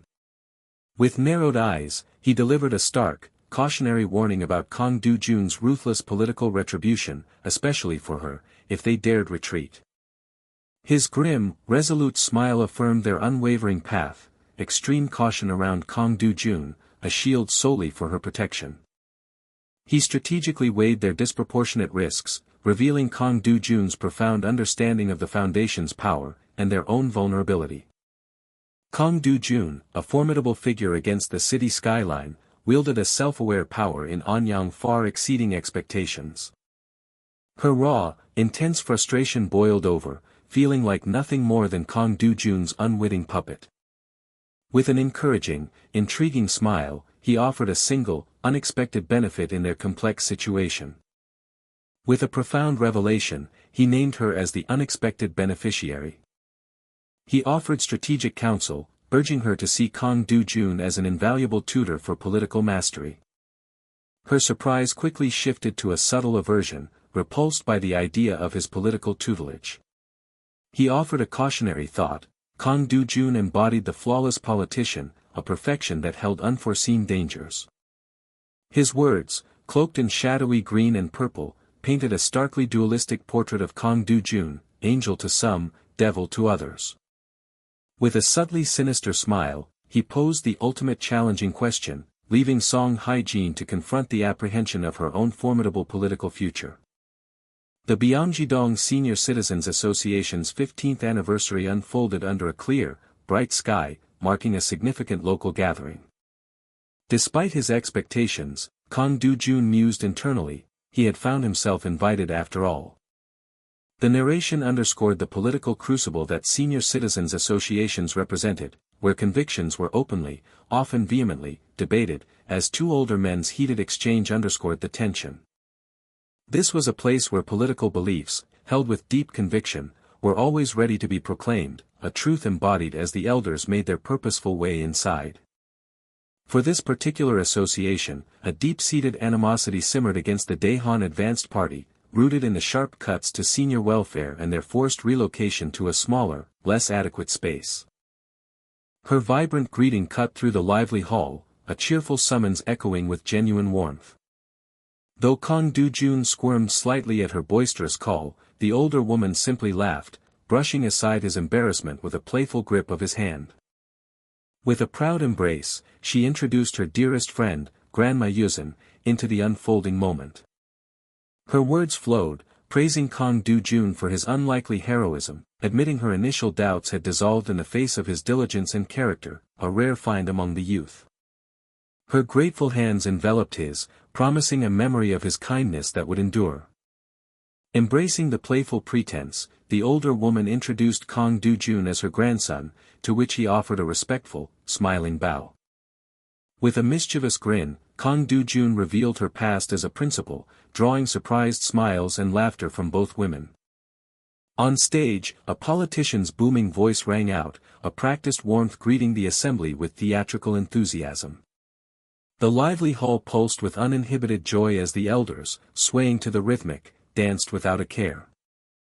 Kong Dojun watched the joyful, a subtle, knowing smile playing on his lips. He internally mused on the sheer exhaustion a politician endured, leaving lively but returning half dead, a stark contrast to the bright, imposing political office before him. Slumped in his chair, tie loosened, Kong Dojun wearily explained the physical toll of endless handshakes, a campaign ritual that left him utterly drained. Hyun-soo's sympathetic words met Kong Dojun's weary nod, the unspoken agreement for rest allowing Hyun-soo to assume the remaining tasks. In the quiet lounge, Hyun-soo diligently sifted through documents, committed to his work. A brief, much-needed reprieve settled upon Kong Dojun as he leaned back, eyes closed, lost in the quiet of his thoughts. His internal monologue echoed the overwhelming significance of infiltrating a space once impenetrable to his party, a profound realization settling upon him. A raw, agitated voice from a recording roared against surrendering local elections, asserting the community's dependence on him.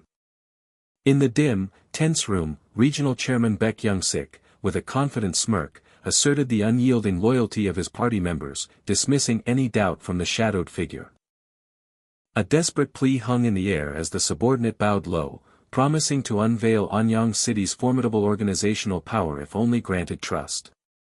A sudden, chilling clarity pierced Kong Dojun's thoughts, the chairman, could only be the Gyeonggi Provincial Party chair, an oppressive realization as the silhouetted figure loomed.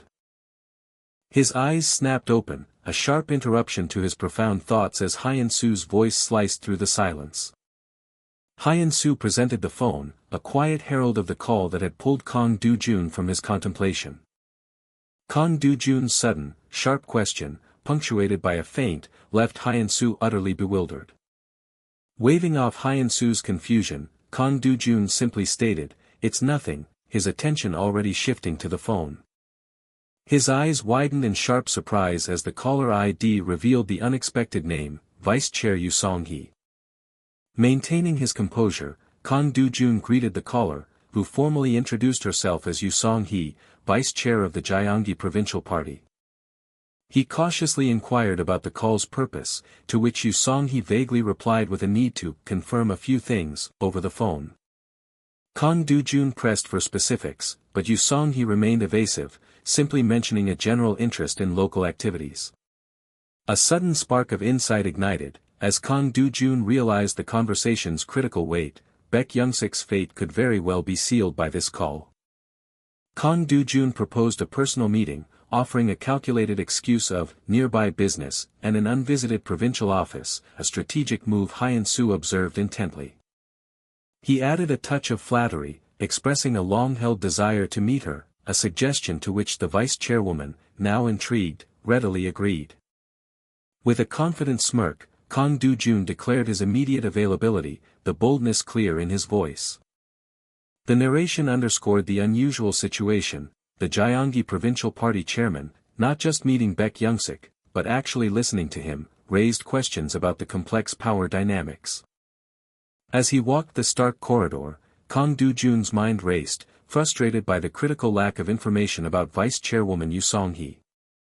Yoo Song-hee's campaign poster showcased a talent recruited from outside the party, a strategic move by the leader, leaving little public information beyond her lost bid in Gimpo. With a poised and welcoming smile, Yoo Song-hee extended her hand in greeting. Yoo Song-hee's astonishment at Kang Do-jun's youth and striking looks spilled forth, his calm, 26, only deepening her surprise. Her face etched with disbelief, Yoo Song-hee sputtered, questioning how someone so young could possibly hold such a high position.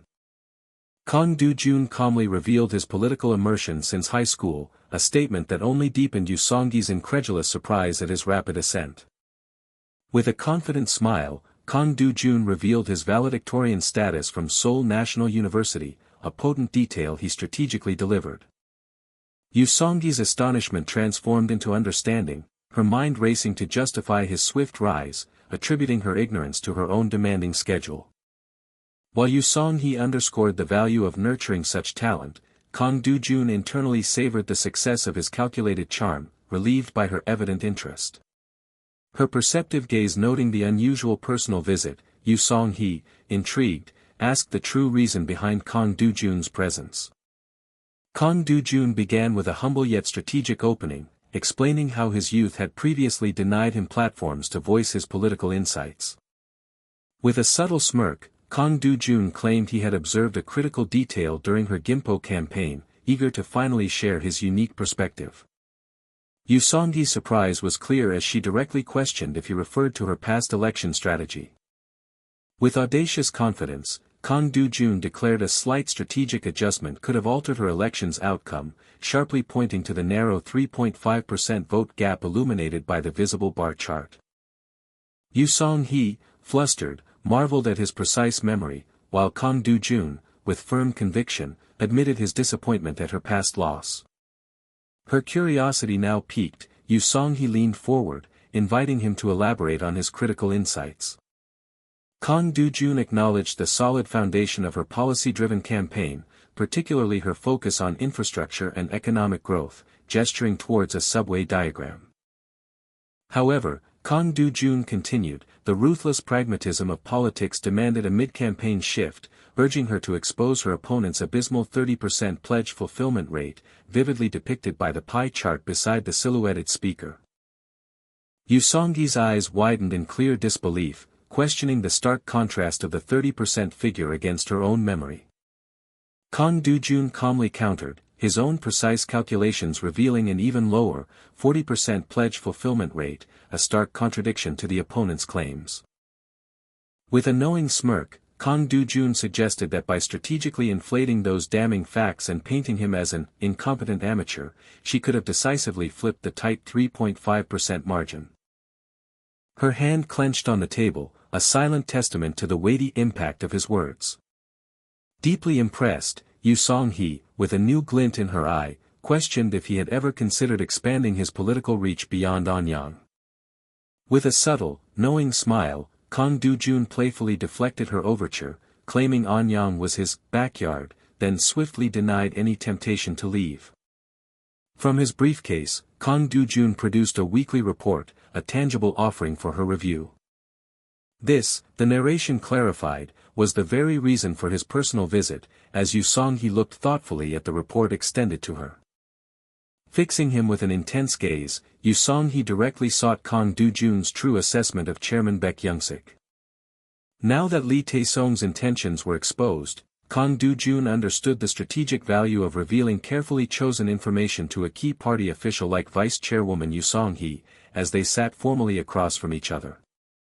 With a smooth, practiced smile, Kang Dojun lauded Chairman Baek Young-sik as a truly remarkable individual, deeply devoted to his region and its people. Her hand instinctively pressing down on the document with a soft, Yu Song-hee expressed surprise as Kang Dojun confidently affirmed Baek Young-sik's good character. The narration subtly confirmed Yu Song-hee had already absorbed the negative details about Baek Young-sik from the report, as her hand made a soft sound while she praised its impressive analysis of the school violence issue. A confident smirk played on Kang Dojun's lips, his quiet triumph implicit in the understanding that his reputation remained untarnished by these calculated disclosures.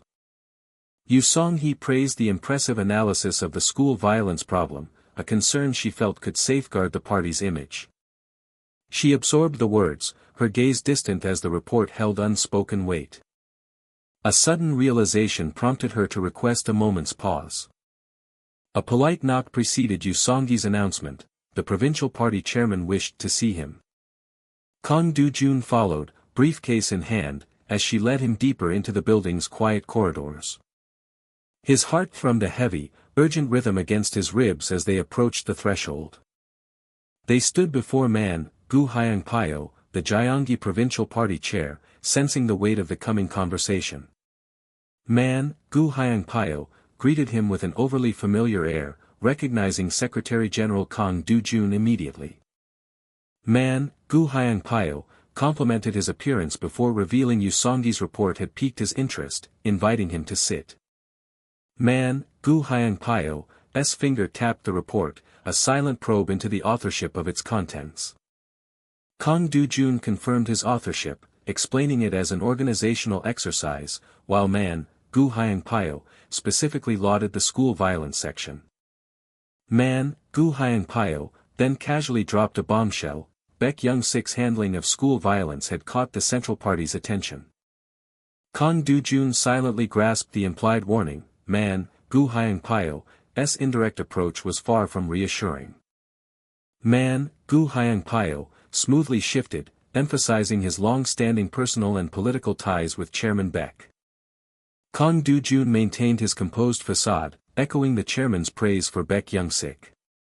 A light laugh punctuated Man, Gu Hyang-pyo's probing question about Kang Dojun's trust, which he affirmed readily.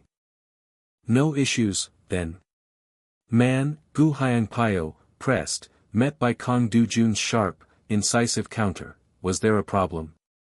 Man, Gu Hyang-pyo, hesitated, then divulged the Central Party's gnawing doubts about their win prospects in the Anyang city election.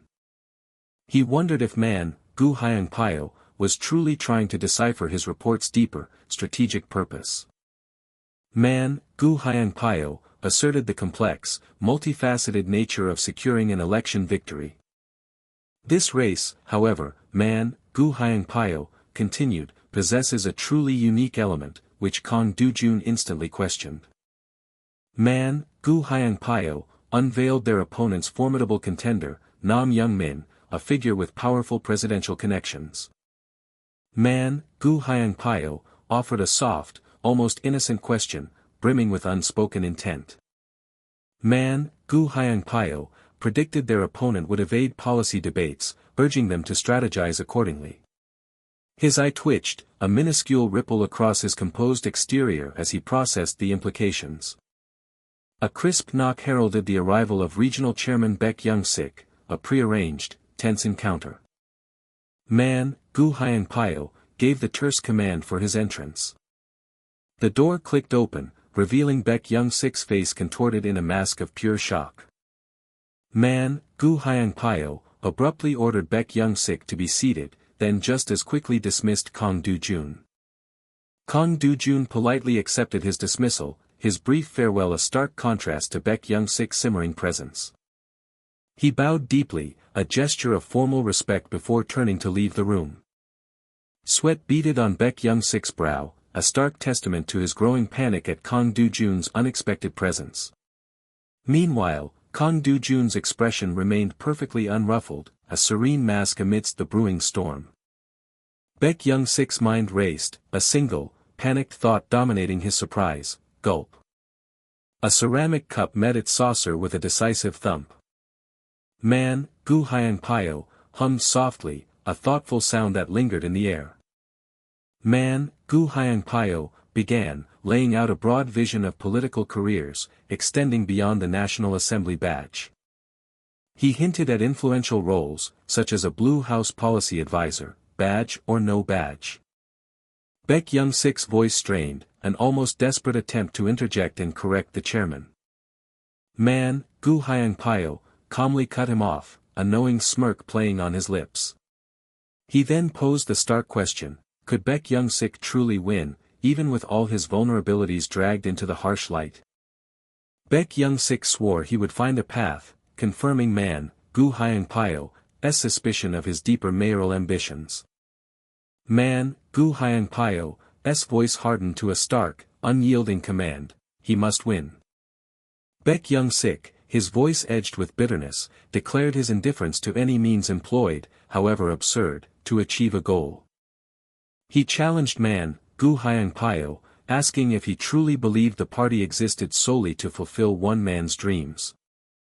His features remained taut, a silent testament to the grim implications sinking in. Baek Young-sik conceded Man, Gu Hyangpyo's lack of direct power, yet knew his influence over the Central Party was undeniable. A choked gasp escaped him. He considered the terrifying prospect of complete exclusion from future nominations.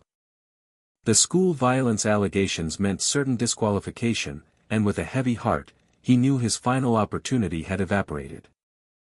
Man, Gu Hyangpyo, offered a condescending rest in Kangwon, promising a future governor role as a calculated sidelining.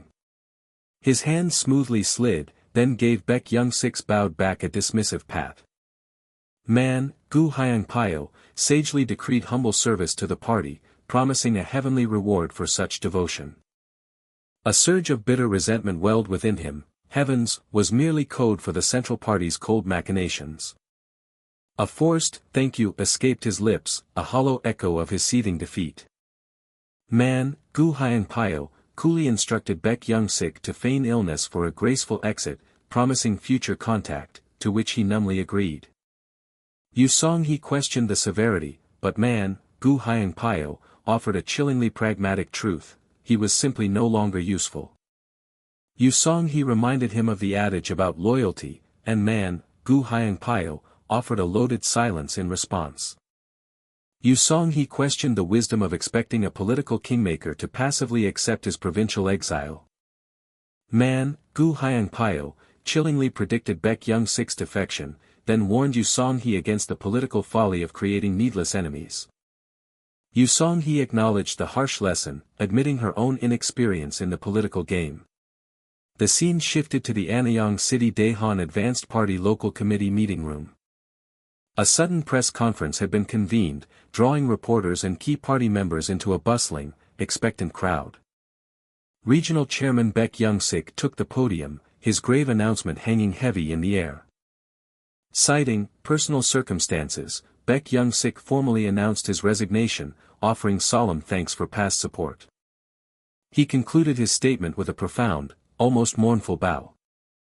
Camera flashes erupted, their staccato clicks underscoring the urgent, shouted questions from the clamoring reporters.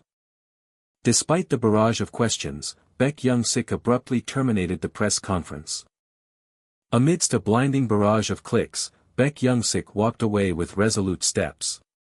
He cast a single, grim look back, the click of cameras reflecting the harsh reality of his departure. As Baek Young-sik descended the podium, his eyes briefly locked with Kang Do-jun's, a palpable, unspoken tension filling the distance. A deep, burning resentment flared in Baek Young-sik's narrowed eyes, threatening to consume him. Yet Kang Do-jun met that fiery gaze with an unnerving, unflustered calm. A new era dawned over the Anyang City Regional Committee, bathed in the soft, hopeful glow of morning. A melancholic silence settled over the corridor as colleagues quietly processed the abrupt news.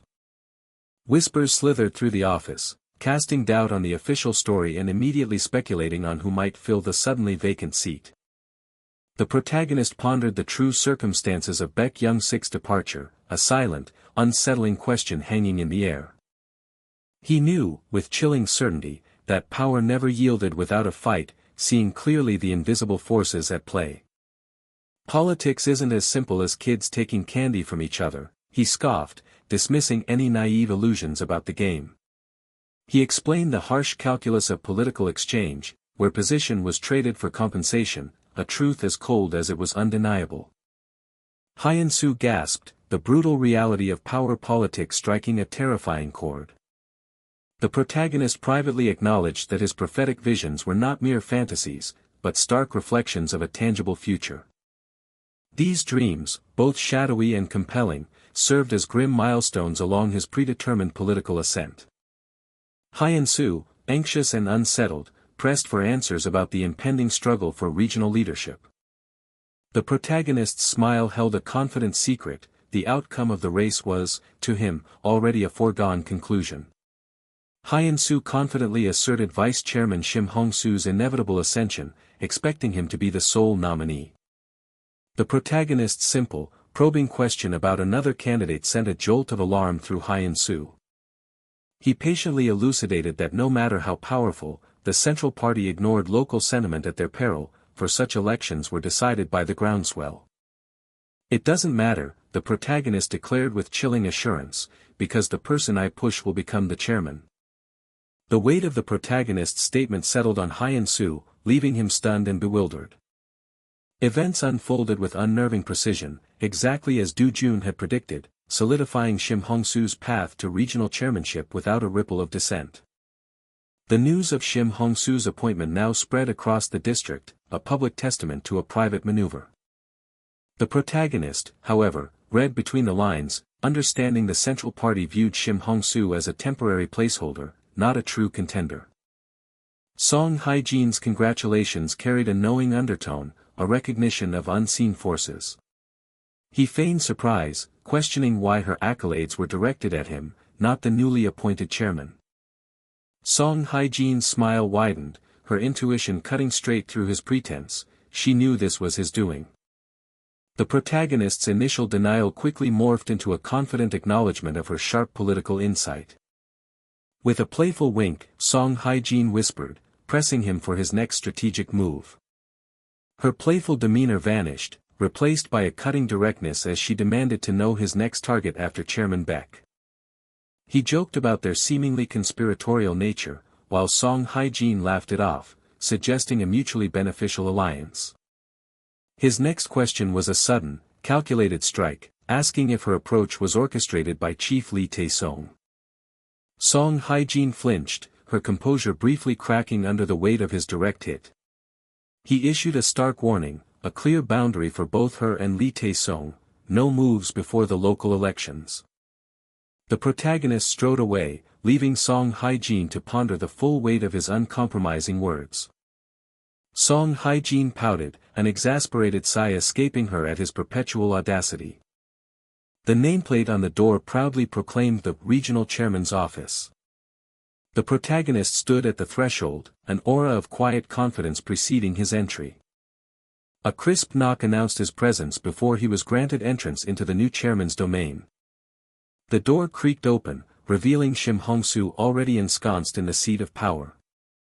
The protagonist offered a polite, yet measured, congratulation to the new chairman. Shim Hongsu paused, savoring the moment and the deeper meaning behind the formal pleasantry. "I know this is all thanks to you," Shim Hongsu admitted, his voice clearing with a grateful tremor. His eyes, sharp and knowing, reflected a deep understanding of political opportunism. The protagonist subtly downplayed his role, attributing Baek Young-sik's downfall to a fortunate convergence of weaknesses. Shim Hongsu, however, refused to diminish the protagonist's influence, crediting him entirely for unearthing and exploiting that weakness. Shim Hongsu praised his efforts, promising a remembrance that felt more like a political IOU. The protagonist mentally scoffed, knowing a mere "anyway" wouldn't suffice for his meticulous efforts.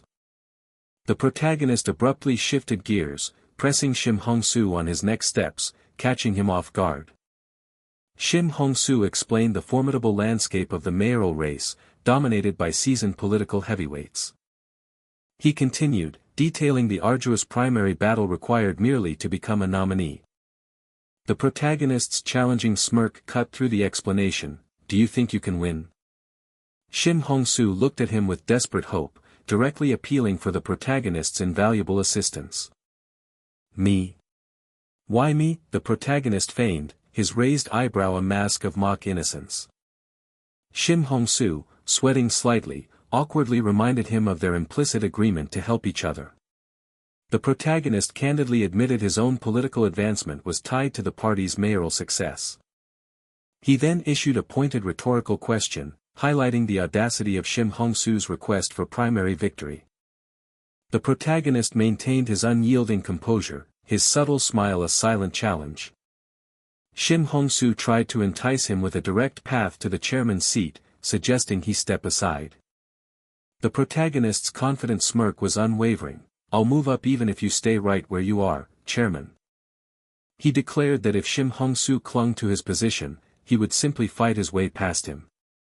The protagonist then delivered his final blow, outlining a direct challenge for the National Assembly primary in 4 years. Shim Hongsu managed a strained laugh, the uncomfortable realization of the protagonist's ambition settling heavily upon him. The full, alarming implications of the protagonist's declaration dawned on Shim Hongsu, plunging him into deep thought. Shim Hongsu, now openly desperate, pleaded for the protagonist's guidance, if not his direct intervention. The protagonist's hand rested calmly on his lap, his voice steady as he posed a singular condition for his help. Shim Hongsu's gaze was intense, burning with a desperate need for a guaranteed path to victory. The protagonist, with a confident smirk, promised not victory, but a formidable fight against any challenger. Shim Hongsu, resigned but eager, finally capitulated, asking for the specific instructions. "Start tomorrow," the protagonist commanded, "a one-man protest in Seoul, every single day." Shim Hongsu's jaw dropped, utterly blindsided by the unconventional and audacious directive. The protagonist explained his ruthless philosophy: only public commotion compels recognition from those in power. He specified the demands: more bus routes for Anyang and the immediate commencement of the GTX-C line construction. "Do that for a month," the protagonist concluded, "and if the news doesn't pick it up, I'll ensure it does." Shim Hongsu silently weighed the protagonist's audacious plan, the absurdity battling with its undeniable strategic genius. The audacious demand for GTEC construction materialized under an impossibly bright, unblinking sky. Yet, Shim Hongsu, a lone figure, channeled an improbable fury into his singular demand, lost in the city's indifferent hum.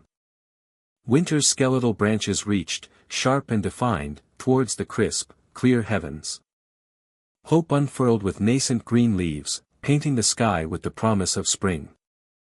Summer burst forth, a vibrant, sun-drenched explosion of life, Jang. In a year and a half, Chairman Shim Hongsu had subtly reshaped Anyang City's political landscape from this very civic center. Beneath the civic facade, vital calls for children's safe playgrounds were prominently displayed.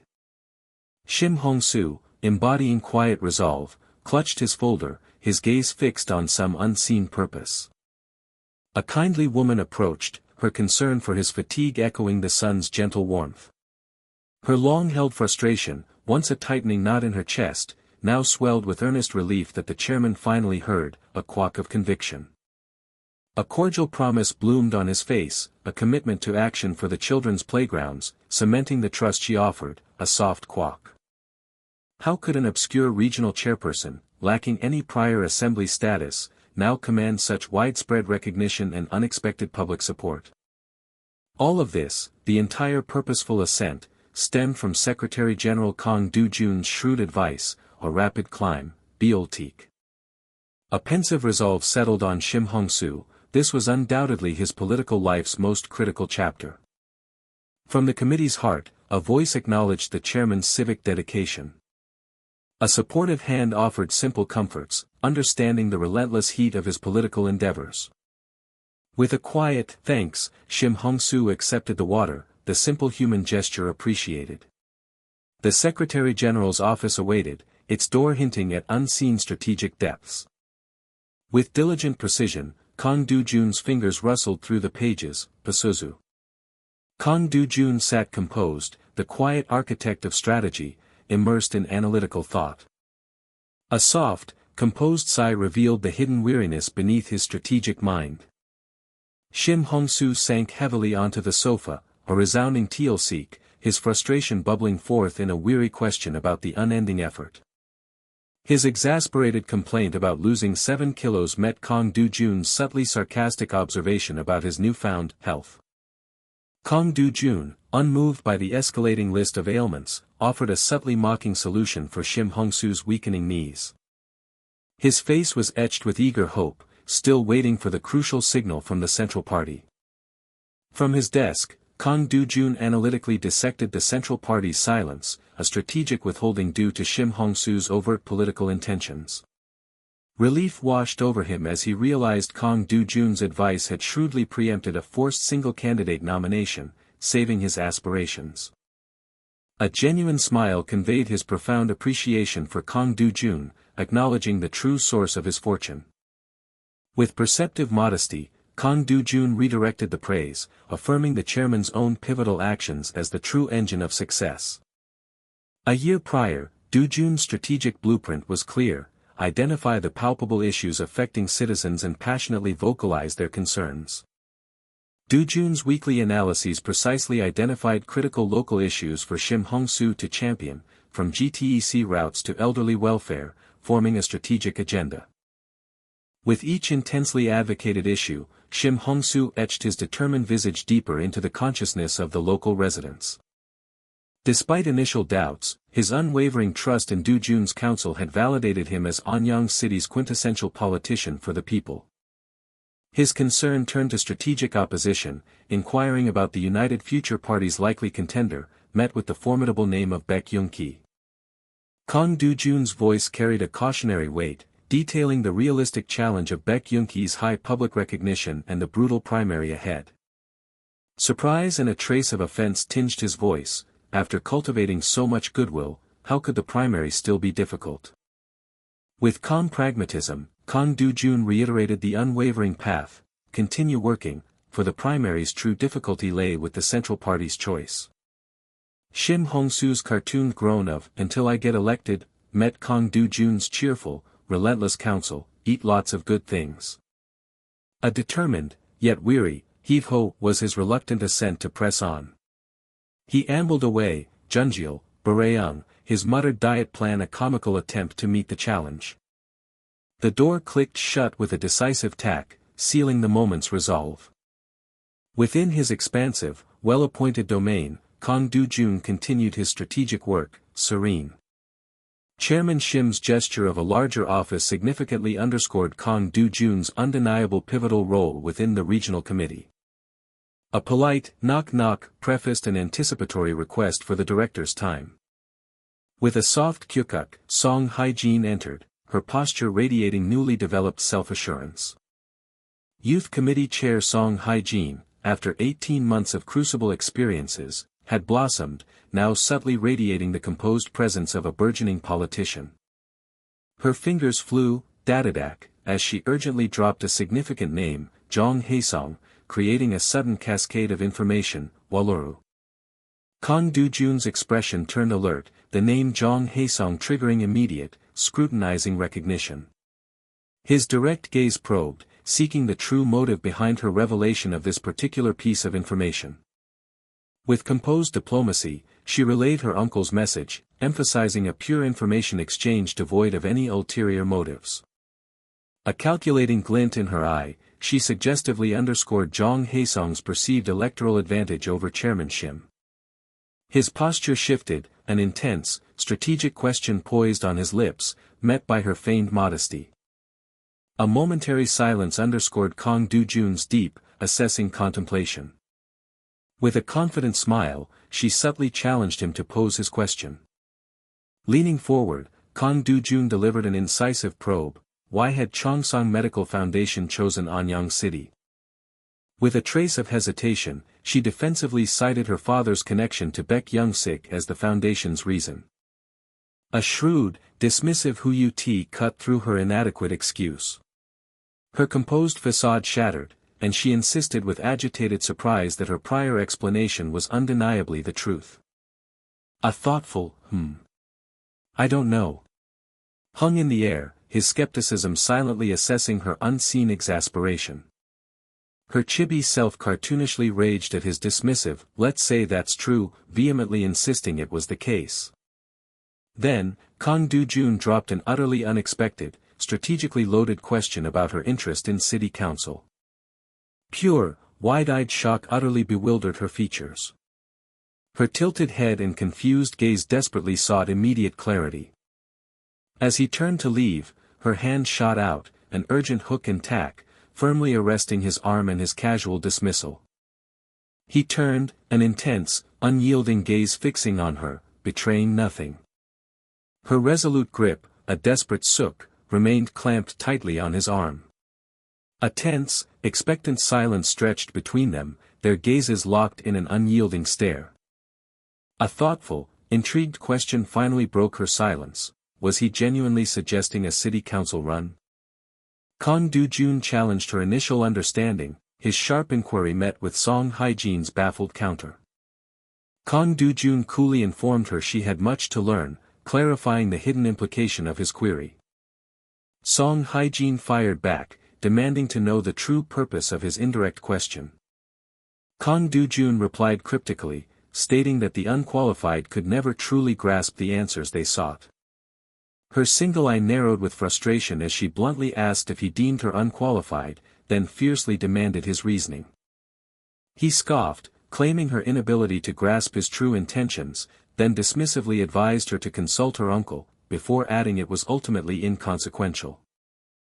Feeling the sting of his words, Song Hae-jin confronted him directly, accusing him of outright mockery. He calmly dismissed her accusation as imagination, insisting on his consistent intent, which only made her recall his prior indifferent dismissal. His enigmatic explanation left Song Hae-jin with a thoughtful, confused expression, still searching for meaning. A low, insistent hum suddenly emanated from Kang Dojun's pocket, breaking the tension. He answered the call with a focused expression, as an unfamiliar voice identified herself as Yu Song-hee, inquiring if she had reached Bureau Chief Kang Dojun.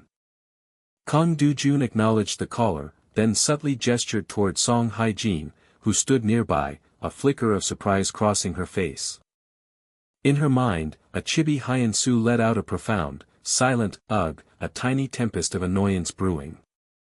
Yu Song-hee's voice on the line clearly proposed a private meeting, the line clicking faintly. As Yu Song-hee suggested a weekend dinner, Kang Dojun internally noted that the primary election season had officially begun in earnest. He formally agreed, requesting the exact time and location, assuring her of his prompt arrival. The scene transitioned to a traditional wooden door, hinting at a quiet, discerning atmosphere.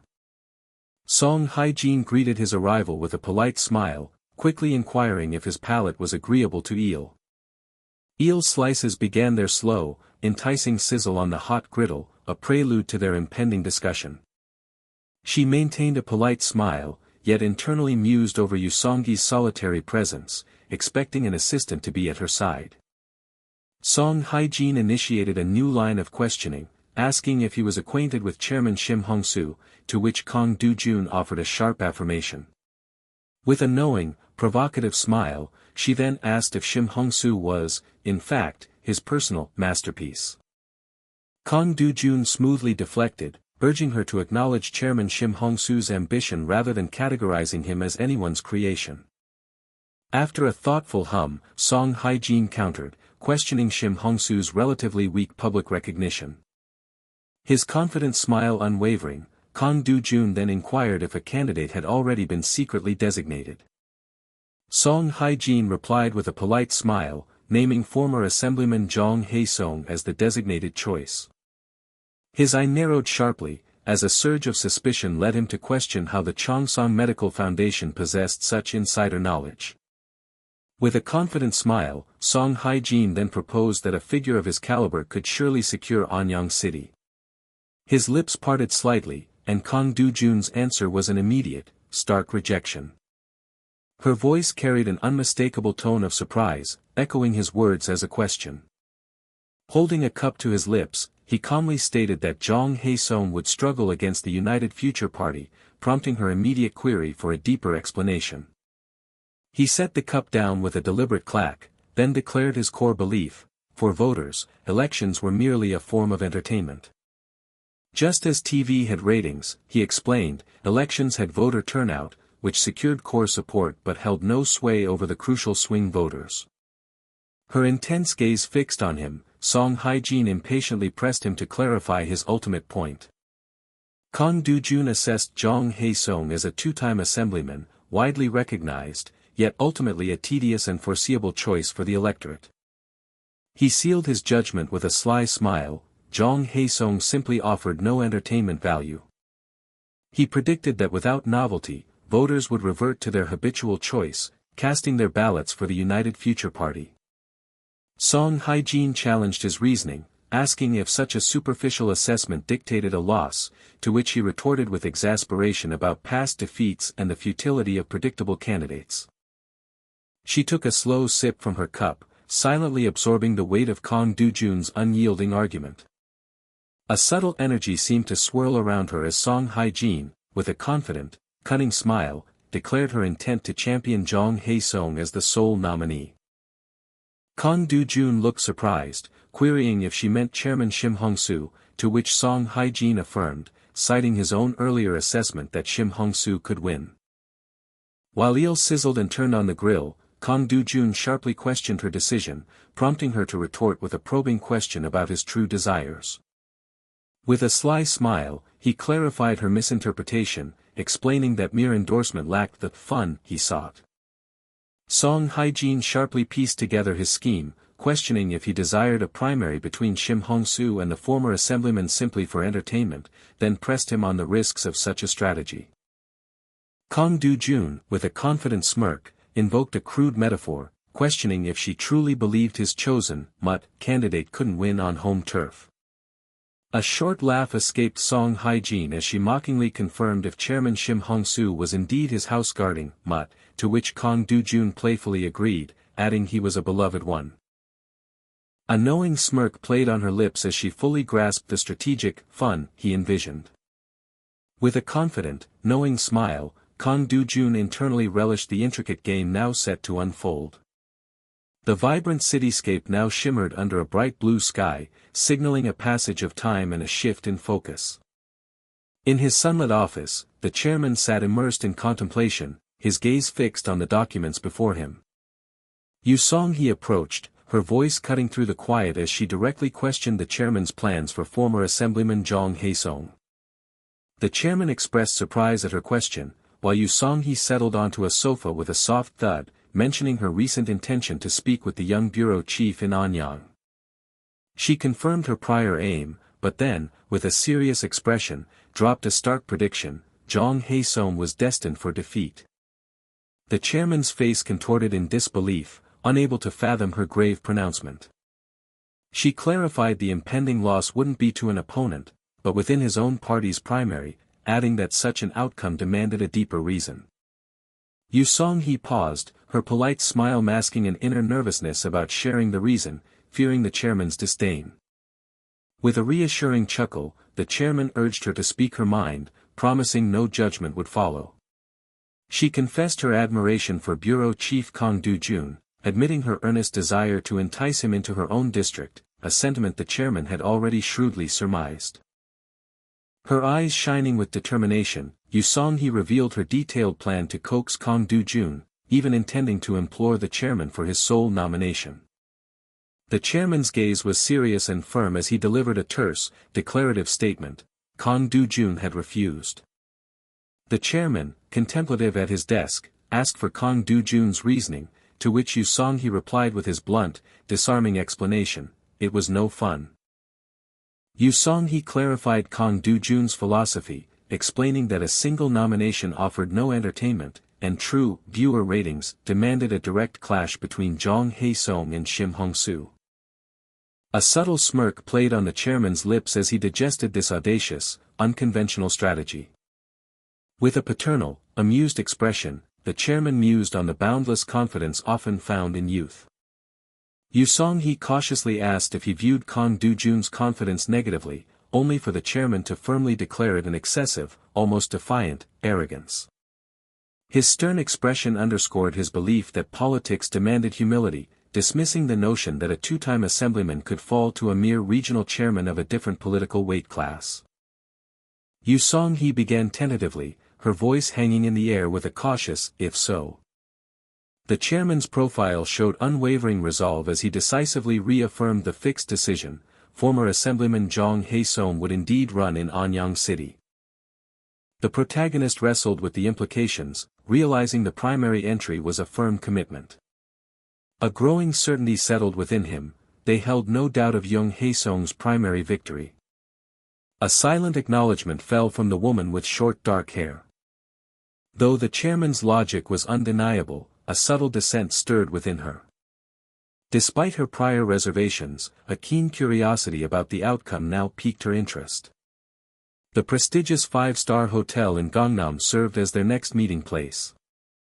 Song Hae-jin chided her uncle, wondering why his schedule prevented any visit to Anyang. The protagonist retorted playfully, implying his niece underestimated his professional demands. Song Hae-jin's election worries were met with a teasing reminder of her past refusal to become a doctor.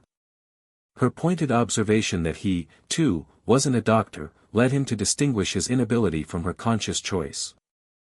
With a stretch, Song Hae-jin delivered a sarcastic jab about the supposed work-life balance of a political career. A confident smirk played on Song Hae-jin's lips as she recounted the surprising perks of her youth committee role.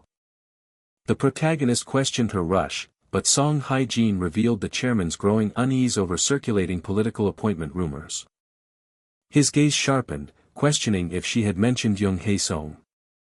Song Hae-jin recounted her frustration at how nonchalantly her mention of Jong Hae-sung had been dismissed, leaving the protagonist surprised.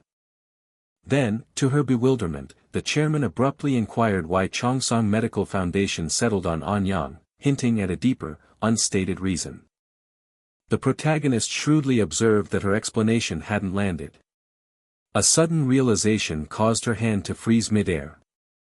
Her wide-eyed expression betrayed a dawning suspicion that crucial information was being withheld. The protagonist articulated how Chongsong's deep political ties made Kong Dojun's skepticism understandable, especially regarding an unproven figure like Baek Young-sik. With newfound insight, Song Hae-jin pressed for the true motive behind her Anyang assignment. A subtle smirk played on the protagonist's lips as he prompted her for more revealing details. Song Hae-jin's revelation about the chairman's city council inquiry caused a faint, involuntary twitch in the protagonist's hand. The chairman's evasive reply, implying her lack of qualification to understand his true intent, only deepened the mystery surrounding the offer. A bead of sweat formed as the protagonist's thoughts raced, connecting unseen dots. He then revealed the foundation and chairman privately owned extensive land near Anyang. Their holdings were particularly significant around Donghan-gu and the expansive Gwacheon area. Song Hae-jin reacted with a wry smile, understanding how cleverly she had been misled. The protagonist scoffed at her word choice, pointing out her current influence was insufficient to impact land development. Her current position and uncertain future in Anyang made revealing such details premature and unnecessary. The protagonist concluded the chairman's seemingly innocent question was a deliberate test, prompting Song Hae-jin to ask for his reasoning. The protagonist began to hypothesize, perhaps the chairman feared the foundation's undue influence on local development pledges. Another possibility, he explained, was a calculated move to secure more city council seats, thereby tightening his party's stranglehold on Anyang. Kang Do-jun's obscure gesture sparked a dizzying internal debate. Was this an elaborate trap, or something far more intricate? His hand clenched, a firm resolve settled within him to secure a crucial meeting with Secretary General Kang. Song Hae-jin's surprise was met with his calm assertion that avoiding the meeting would only appear as meddling. The protagonist theorized Kang Do-jun had used her as a proxy, prompting Song Hae-jin to wonder why he hadn't sought a direct meeting. The cunning truth struck: by orchestrating an indirect invitation, Kang Do-jun skillfully positioned the protagonist to owe him the favor. The protagonist revealed Kang Do-jun had already gleaned his answer, a fact Song Hae-jin saw as an even stronger imperative to meet. A fork sliced cleanly through a decadent piece of cake. The protagonist playfully extended a forkful of cake with a flourish. Song Hae-jin's eyes widened, her mouth agape in anticipation of the sweet offering. He then mischievously winked, devouring the cake himself instead. A chibi Song Hae-jin vibrated with comedic fury, her uncle's maturity suddenly in question. He chuckled, revealing his prank was a perfect analogy for Kang Do-jun's own clever manipulation. Kang Do-jun, he explained, dangled tempting offers, but nothing he gave would ever come without a hidden cost. Shrouded in deep thought, the protagonist wrestled with Kang Do-jun's elusive intentions, unsure if it was disdain or a clever lure. Drawing on a lifetime of social chess, he concluded this felt less like hostility and more like a carefully crafted seduction. The formal announcement for the Anyang City mayoral primary lay before them. The document listed Shim Hong-soo and Jong Hae-sung as the mayoral candidates. Sim Hong-soo exhaled a weary sigh, the rustling papers reflecting his deepening concern. A crucial document awaited a final, defining signature. The protagonist playfully inquired about Sim Hong-soo's evident nervousness. Sim Hong-soo voiced his distress at facing an 8-year assemblyman, compounded by the loss of the protagonist's direct aid. The protagonist asserted the necessity of Sim Hong-soo winning this primary entirely on his own merits. A guttural groan of intense frustration escaped Sim Hong-soo. A firm, decisive stroke completed the signature. His hand slammed down with finality, acknowledging the protagonist's inability to officially support him.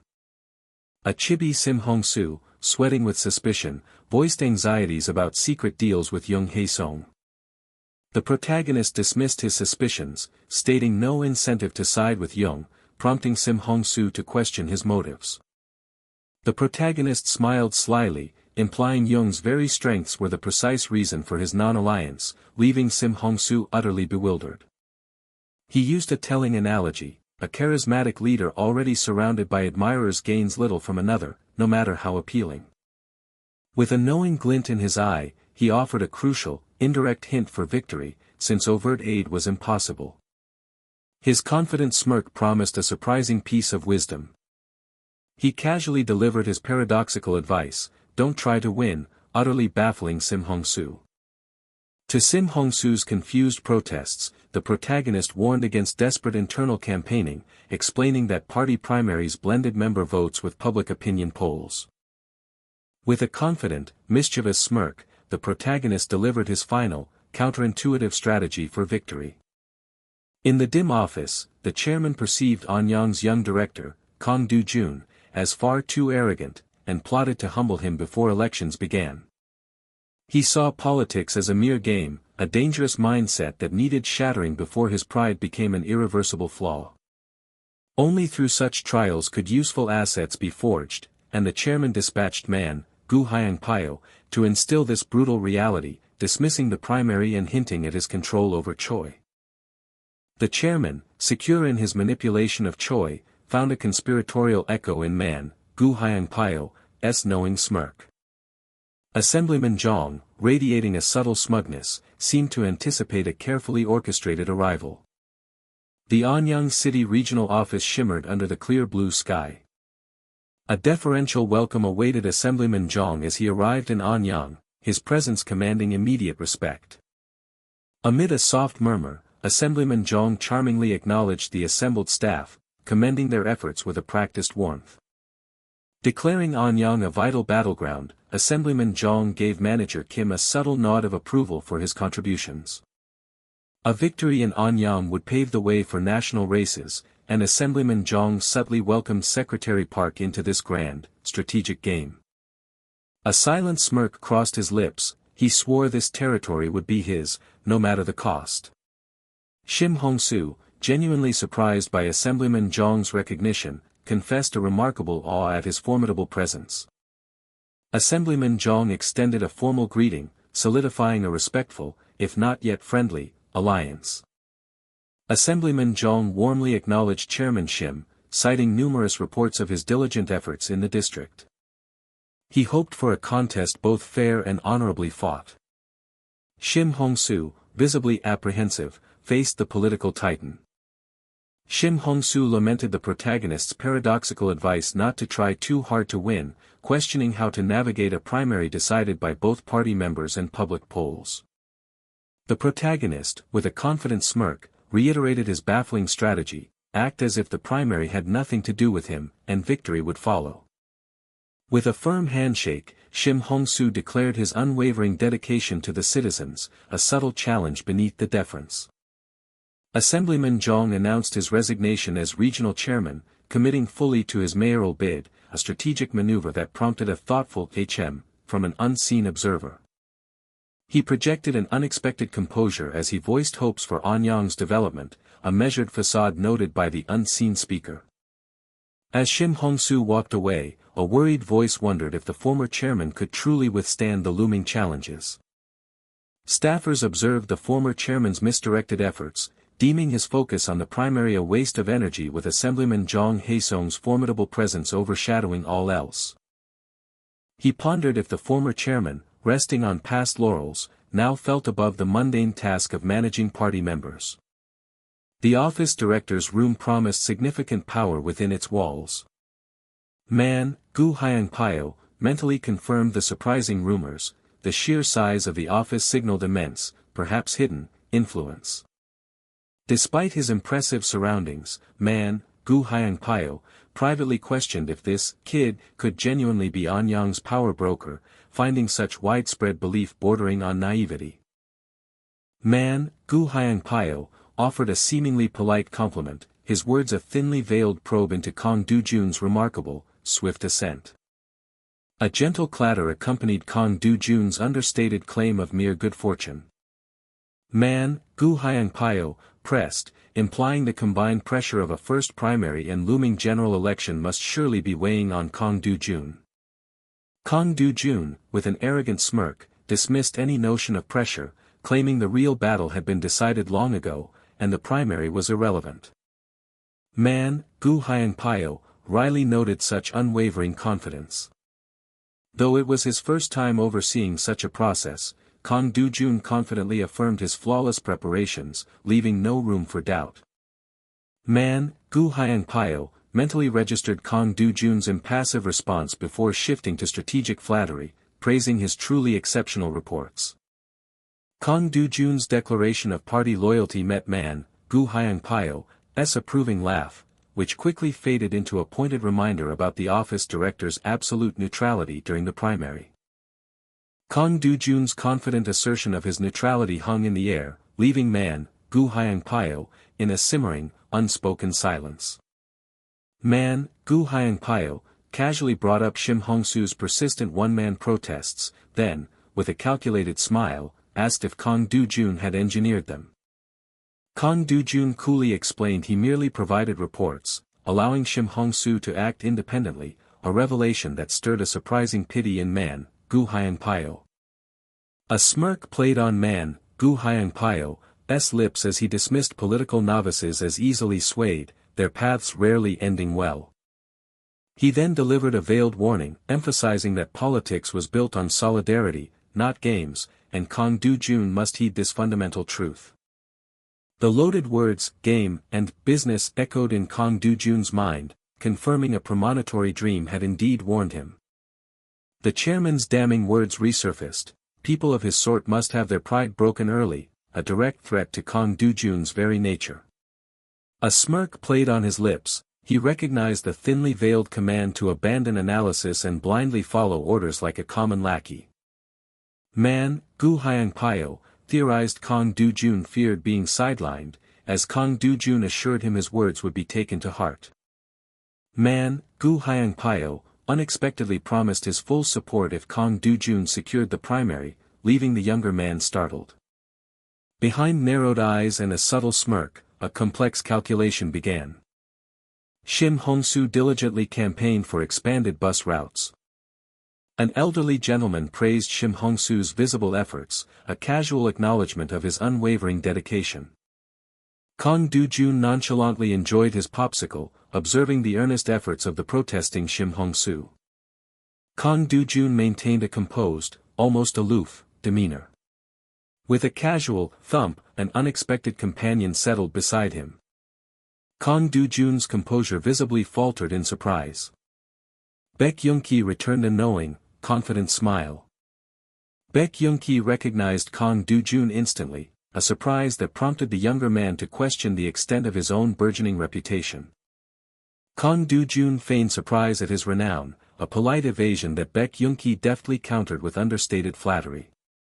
Kang Dojun wondered if their open conversation was wise, but Baek Young-ki, with a dismissive laugh, claimed neutrality until candidates were official. With a smooth swish, Baek Young-ki formally introduced himself, extending a significant hand. Baek Young-ki's extended hand met Kang Dojun's wide-eyed surprise, a moment of profound recognition. The name Baek Young-ki resonated. Kang Dojun realized the full gravity of his unexpected appearance. This was Baek Young-ki, the Unified Future Party's frontrunner, a tactical mastermind from the brain of the party, whose counsel was even sought by the president himself. Kang Dojun formally returned the grip, acknowledging a significant meeting of minds. As Baek Young-ki acknowledged Kang Dojun's well-known status in political circles, Shim Hongsu, oblivious to their subtle dance, proudly asserted his own honest dedication to campaigning. Baek Young-ki, genuinely impressed, marveled at Shim Hongsu's grueling 18 months of unwavering campaign endurance. Shim Hongsu reflected on the Central Party's unusual struggle to deploy a candidate here, despite a favorable tide, highlighting the district's unique challenges. Driven by conviction, he himself had volunteered. Baek Young-ki's surprise was palpable when Shim Hongsu confirmed he had specifically requested this challenging district. His investigation into the Anyang Regional Committee, initially seeking opposition intel, unexpectedly led to the prominent, singular mention of Kang Dojun's name. Baek Young-ki revealed his astonishment at Kang Dojun's youth, explaining this alone had compelled his visit, a specific reason Kang Dojun found suspiciously thin. With a self-satisfied grin, Baek Young-ki boasted of his influence, praising Kang Dojun's impressive, secretly acquired reports. Baek Young-ki's warning not to overextend, citing Jong Hae-sung as a contender, was met with Kang Dojun's utterly dismissive, Kang Dojun, discarding pleasantries, brazenly declared their shared certainty of Shim Hongsu's victory, then, with unwavering conviction, asserted his own inevitable win. Baek Young-ki's declaration of a specific proposal instantly sharpened Kang Dojun's gaze. Baek Young-ki, with a shrewd glint, offered Shim Hongsu a leadership opportunity under his wing, but only if he closed the primary gap by 3%. Before, the protagonist had confidently laid out a sweeping political future, starting with a mayoral win and culminating in a run for the presidency. He painted a picture of absolute power and assured success, extending an irresistible invitation to join his ascendant journey. Kang Dojun simply absorbed the audacious declaration, a subtle smile playing on his lips as he weighed the true cost of such ambition. Then, with a quiet shift in the power dynamic, Kang Dojun initiated his own unexpected counterproposal. He set a challenging condition: close the primary gap with Shim Hong-soo to within 3%, and the protagonist could earn a place by his side. A wave of realization washed over the protagonist as he grasped the subtle, yet profound, respect embedded in Kang Do-jun's offer of equality, not subordination.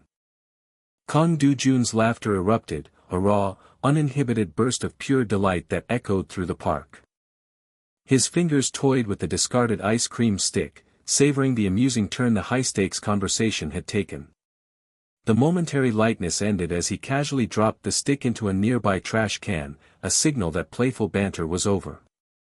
Standing, Kang Do-jun punctuated the negotiation with slow, deliberate claps, a confident prelude to their newly forged alliance. The protagonist met his gaze with an unwavering smile, accepting the formidable terms without a hint of hesitation. Weeks later, a lone figure continued his determined jog, the rhythmic tack-tack of his footsteps a familiar sound on the path. A comfortable banter had formed between them, the protagonist jokingly warning Kang Do-jun about his vigorous twists, only to be playfully rebuffed. While admiring the growth of Kang Do-jun's cheerful dog, the protagonist subtly expressed genuine concern for Kang Do-jun's own self-care. Their conversation drifted to politics, the protagonist gently prodding Kang Do-jun about his future, who casually deflected with a knowing smile. A deep, unspoken familiarity passed between them, the protagonist observing that Kang Do-jun, despite everything, remained fundamentally unchanged. Hyun-soo, visibly weary from a sleepless night, explained his early presence to a concerned Kang Do-jun, who offered him water. The political situation weighed heavily on Hyun-soo's mind, fueling his restlessness as he anxiously inquired about Shim Hong-soo's campaign. Kang Do-jun explained his pragmatic detachment, asserting that Shim Hong-soo's success now rested solely on his own efforts, much to Hyun-soo's disbelief. The protagonist and Hyun-soo, observing the political dance, shared cynical remarks about the maneuvering of figures like Jong Hae-sung and the surprisingly obsequious old man Choi. Hyun-soo then shifted topics, seeking reassurance on Kang Do-jun's earlier prediction that Baek Young-ki would sweep the primary, which Kang Do-jun firmly reaffirmed.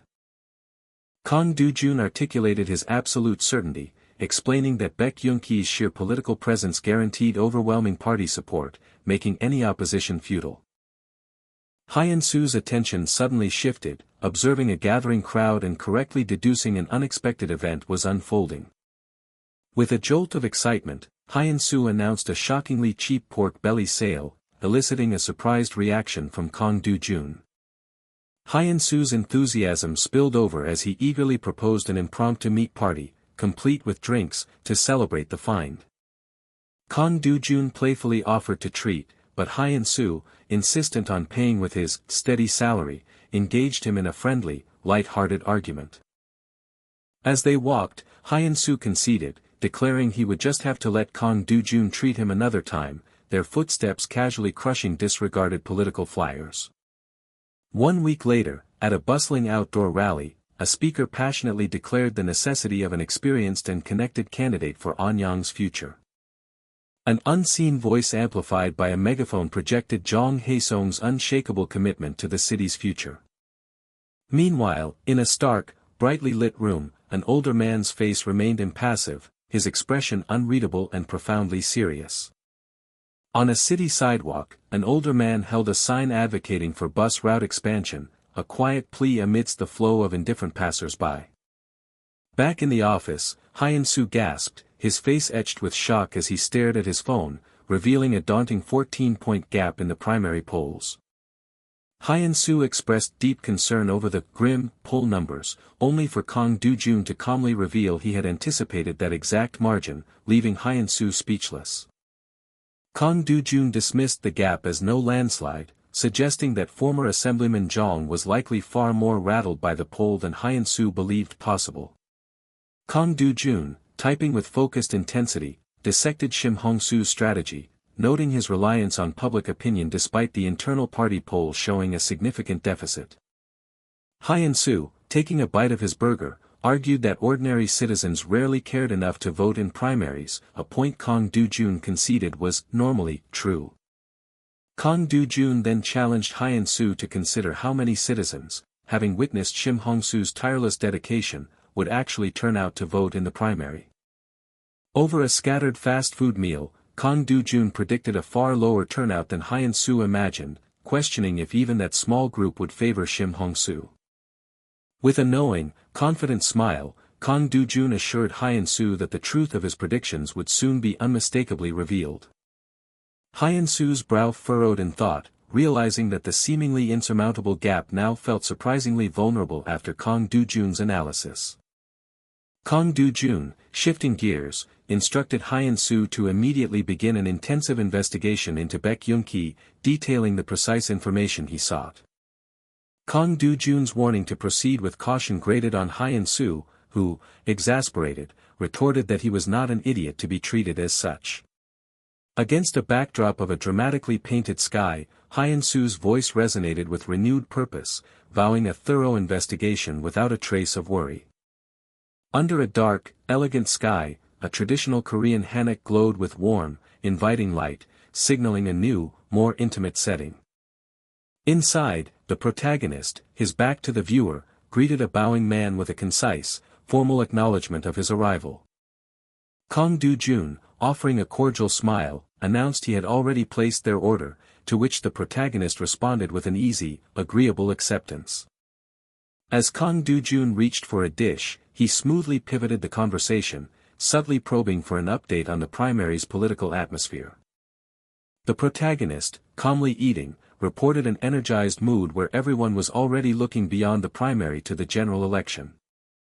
Kang Dojun's expression grew serious as he confronted the protagonist, inquiring if he had indeed questioned his niece, Song Hae-jin, about a city council position. Kang Dojun relayed his niece's confusion over the protagonist's intentions, but the protagonist smoothly dismissed the notion of mere teasing. A moment of quiet tension passed as Kang Dojun pressed for confirmation, and the protagonist, with a thoughtful gaze, affirmed his seriousness. Kang Dojun paused, chopsticks mid-air, a silent question hanging between them as he processed the protagonist's directness. A subtle calculation flickered in Kang Dojun's eyes as he pressed further, demanding to know the specific reason behind the protagonist's inquiry to his niece. The protagonist, deflecting any suggestion of ulterior motives, explained his role was merely to evaluate and recommend suitable candidates within the party. Kang Dojun's expression conveyed deep skepticism as he sipped from his cup, openly questioning the sincerity of the protagonist's straightforward explanation.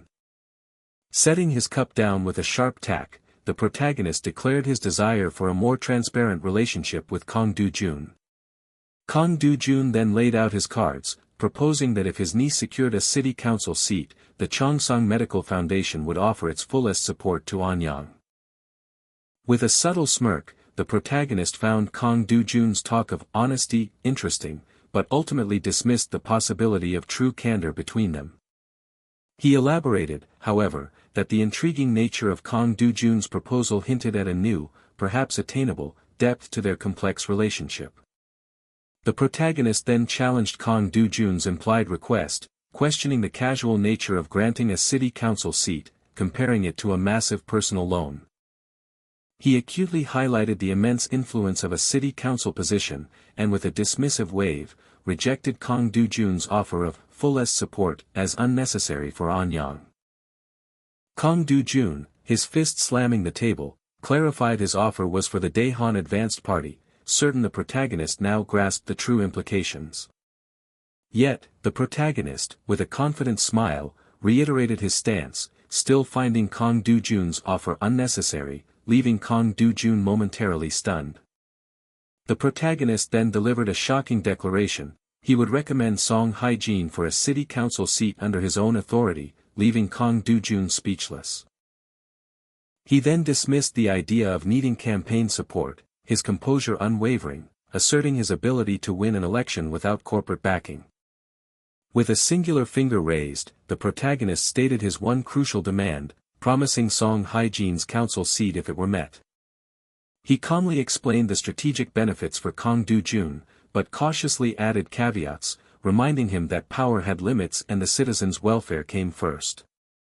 Kang Dojun, his eyes narrowed with intense focus, sweat beading on his temple, demanded to know the protagonist's single, critical condition. The protagonist then revealed his devastating request, a personal corruption case involving the powerful chief of staff Lee Taegong. With a final, determined gaze, the protagonist made his ultimatum, promising to deliver on Kang Do-jun's request if his own formidable condition was satisfied. Chief Lee, wary and skeptical, questioned if he truly warranted such an elaborate proposition. The protagonist, serene yet firm, clarified he held no personal or institutional interest in Chief Lee or the Foundation. Chief Lee, bewildered and sweating, then questioned the entire premise of their encounter. The protagonist assertively revealed a future need for Chief Lee as a proxy, withholding any specifics until the opportune moment. A sly smile played on his lips as he proposed a deal. Chief Lee's gaze darted upward, his face a canvas of mounting apprehension. A week later, the scene shifted to the Anyang City Daehan Advanced Party Regional Committee meeting room. Yu Hai-won, the Women's Committee chair, inquired about Office Director Kang's perspective on the unfolding situation. She pressed him for his interpretation of the most recent primary polling data, leaving no room for evasion. Office Director Kang internally wondered if her inquiry stemmed from the second poll released today, as Yu Hai-won then questioned Jong Hae-sung's chances of victory with a sharp tac-tac. The updated poll results revealed Jong Hae-sung commanding a decisive 61% to Shim Hong-soo's 39%, an increased 22-point lead. Office Director Kang inwardly questioned Yu Hai-won's lingering anxiety despite the strong lead. Office Director Kang evasively declared his unwillingness to comment on the primary, deflecting any further questions. Assemblyman Jong mused that, given the circumstances, the lead should have been a dominant 30 points higher. He then turned to Chairman Choi, seeking his assessment of the presented statistics. Chairman Choi, brimming with confidence, dismissed any concerns, declaring a 22-point lead as a definitive end to the race. Assemblyman Jong silently seethed, displeased by the sugar-coated complacency of Chairman Choi's assessment. Yu Hai-won then revealed a crucial reality: the youth members were strongly gravitating towards candidate Shim Hong-soo. Assemblyman Jong pondered if the youth support stemmed from Shim Hong-soo's own influence or, more subtly, from Office Director Kang. Yu Hai-won remained silent, her narrowed eyes holding unspoken implications. She explained that young members meticulously observed Kang Do-jun's every political maneuver, implying their votes were already implicitly swayed. Assemblyman Jong listened intently, his expression darkening with profound concern. It became clear that Office Director Kang was subtly swaying the primary, yet he had made no provable official statements or moves. They recognized the urgent need to intensify campaign efforts, reaching out and engaging directly with more party members. A few days later, a subordinate violently crushed paper, enraged that the polls hadn't shifted a single point, conveying intense frustration with a guttural quajik and repeated quakas.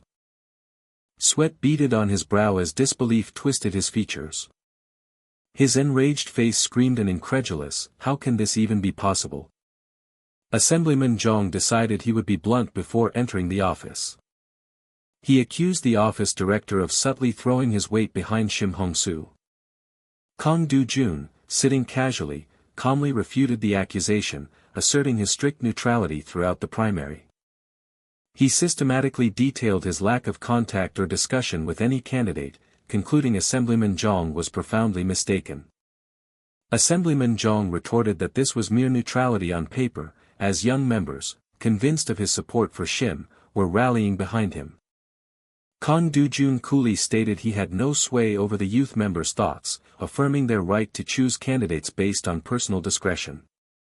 Assemblyman Jong's mouth tightened, a silent concession to the unassailable logic. Assemblyman Jong, finding the situation unjust, then demanded a public statement reaffirming Kang Do-jun's neutrality in the primary. He insisted such an announcement would send an unambiguous signal to younger members, allowing them to decide independently, unswayed by perceived influence. Kang Do-jun internally scoffed at the request, knowing another neutrality statement would be perceived as siding with Jong Hae-sung. Knowing this was Jong's true aim, Kang Do-jun firmly refused, stating such a declaration would only further disrupt the primary. Assemblyman Jong tried to tempt him, framing the statement as an opportunity to bolster his political future with the Central Party.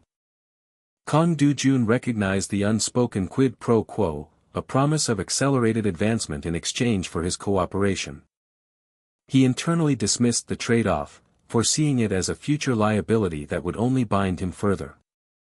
Operating on his own values, Kang Dojun definitively declined, citing the potential for unnecessary interference. Assemblyman Zhong's eyes narrowed, delivering a veiled threat of future regret. Kang Dojun met the threat with a confident smile, accepting full responsibility. Assemblyman Zhong was left speechless, his stern gaze locked in contemplation.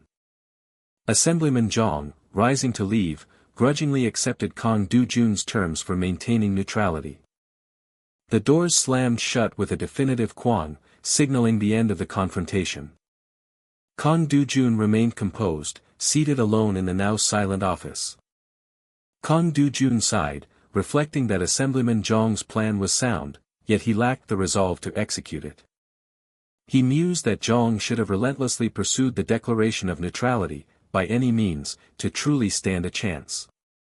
But he retreated too soon, too afraid of consequences. Kang Dojun concluded with a soft jangurang of finality, ensuring his nomination would fail. Things, however, were not going to unfold as expected at the polling station. Assemblyman Zhong, radiating confidence, interacted with a small group in the bright hallway. An observer noted his absolute certainty of victory, undoubtedly fueled by his massive poll lead. A man in a dark suit approached a startled balding figure from behind. The balding man turned, a cordial smile blossoming on his face. The balding man politely inquired if the woman had already cast her vote for the day. He confirmed his vote with a confident "naturally." Kang Dojun observed the balding man from a short, strategic distance. Despite his composed exterior, Kang Dojun's perceptive gaze registered the balding man's internal turmoil, a silent juret of insight. An unseen speaker announced the imminent revelation of the Daehan Advanced Party's Anyang mayoral primary outcome. A tense gathering filled the meeting room, everyone poised for the impending announcement. Yu Hai-won and Chairman Choi visibly tightened, their hearts thudding with palpable nervousness. Dojun.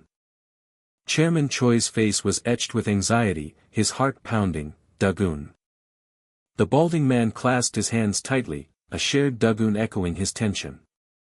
Kang Dojun, a serene island amidst the surging anxiety, felt the underlying Dojun of the room. The speaker, utterly shocked, announced the results: Shim Hong-soo 55%, Jong Hae-sung 45%, a stunning 10-point margin. Jubilation erupted from one side with a resounding "Waah," while profound shock gripped another. Assemblyman Zhong's face twisted in enraged disbelief, a guttural "this is impossible," escaping his lips. The final announcement of Shim Hong-soo's victory crushed Assemblyman Zhong, leaving him utterly devastated. The balding man acknowledged his colleagues with a deep bow, a gesture of profound respect echoing through the professional space. A tremor became a defiant, white-knuckled clench. The balding man's grateful words belied a tremor of lingering distress. He rallied the crowd, reminding them this hard-won victory was merely the launchpad for their shared political journey. His hopeful smile issued an urgent call for unity in the looming general election. A wave of spontaneous cheers and applause surged through the room, affirming their unwavering belief. A single, determined step forward carried the weight of expectation. The man extended a cordial hand, acknowledging everyone's tireless efforts. His serious gaze held a carefully guarded calculation. Then, a slight, knowing smile played upon his lips. The handshake sealed an unspoken, decisive agreement. Amidst the claps, a chilling thought struck the balding man. Kang Dojun, with his confident smile, orchestrated this entire defeat. Kang Dojun, a subtle smile playing on his lips, savored his silent victory. A smug, triumphant smirk confirmed his absolute satisfaction. A sharp ding vibrated, signaling an impending, new confrontation.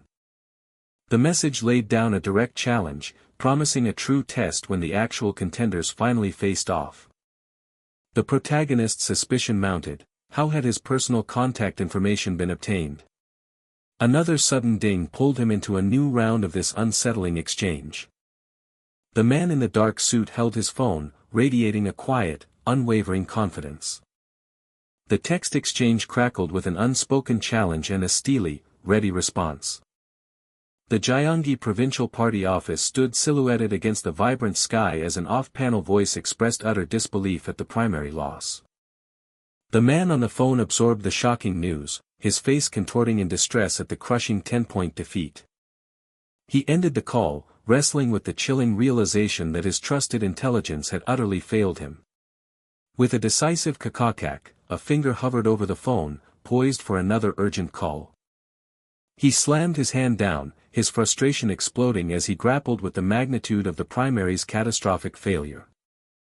A polite doc broke the tense silence, signaling an unexpected visitor. The woman opened the door, her expression a subtle mix of anticipation and concern. Her subtle smile concealed a deeper, unreadable agenda, hinting at unshared knowledge. The woman sat composed, informing him that all nominations were finalized, with strategic briefings soon to follow. With a deep HAA, the man slumped onto the couch, an exhalation of utter exhaustion. The woman placed a folder with a soft teak, probing whether Assemblyman Jong Hae-sung still preoccupied his thoughts. He retorted sharply, his tone tinged with annoyance, challenging the insinuation that his ego was wounded. She responded calmly, a knowing smile playing on her lips, assuring him that pride was not the true issue. The real problem, he explained, was the squandering of a high-value strategic asset on a misplaced candidate. A grimace of regret twisted his features, realizing the bitter cost of his past miscalculation. The woman gently urged him forward, reminding him that Office Director Kang's accurate prediction made further rumination pointless. The man gave a pained sip, a frustrated grimace acknowledging the bitter truth of her words. A confident man in a light blue shirt smiled, as an off-panel voice wryly observed the typical arrogance of youth. The off-panel speaker questioned if Kang Dojun's self-assurance had crossed the line into outright hubris.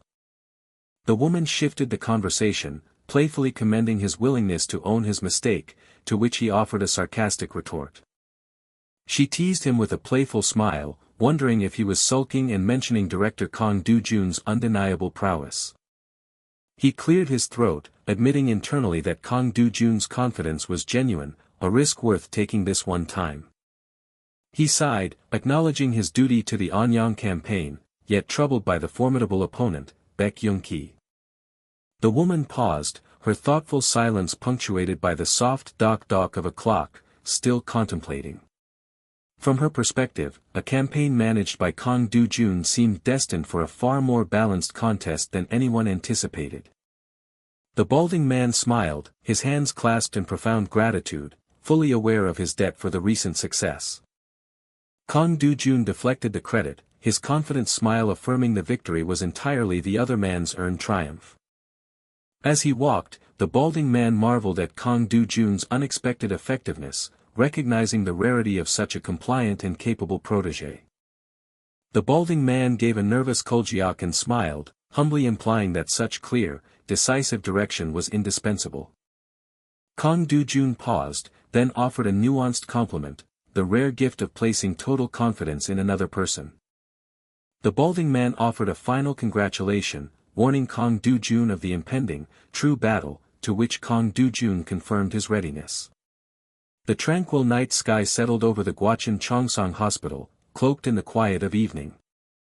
Documents and personal photos lay scattered on the desk, hinting at a life about to be dramatically altered.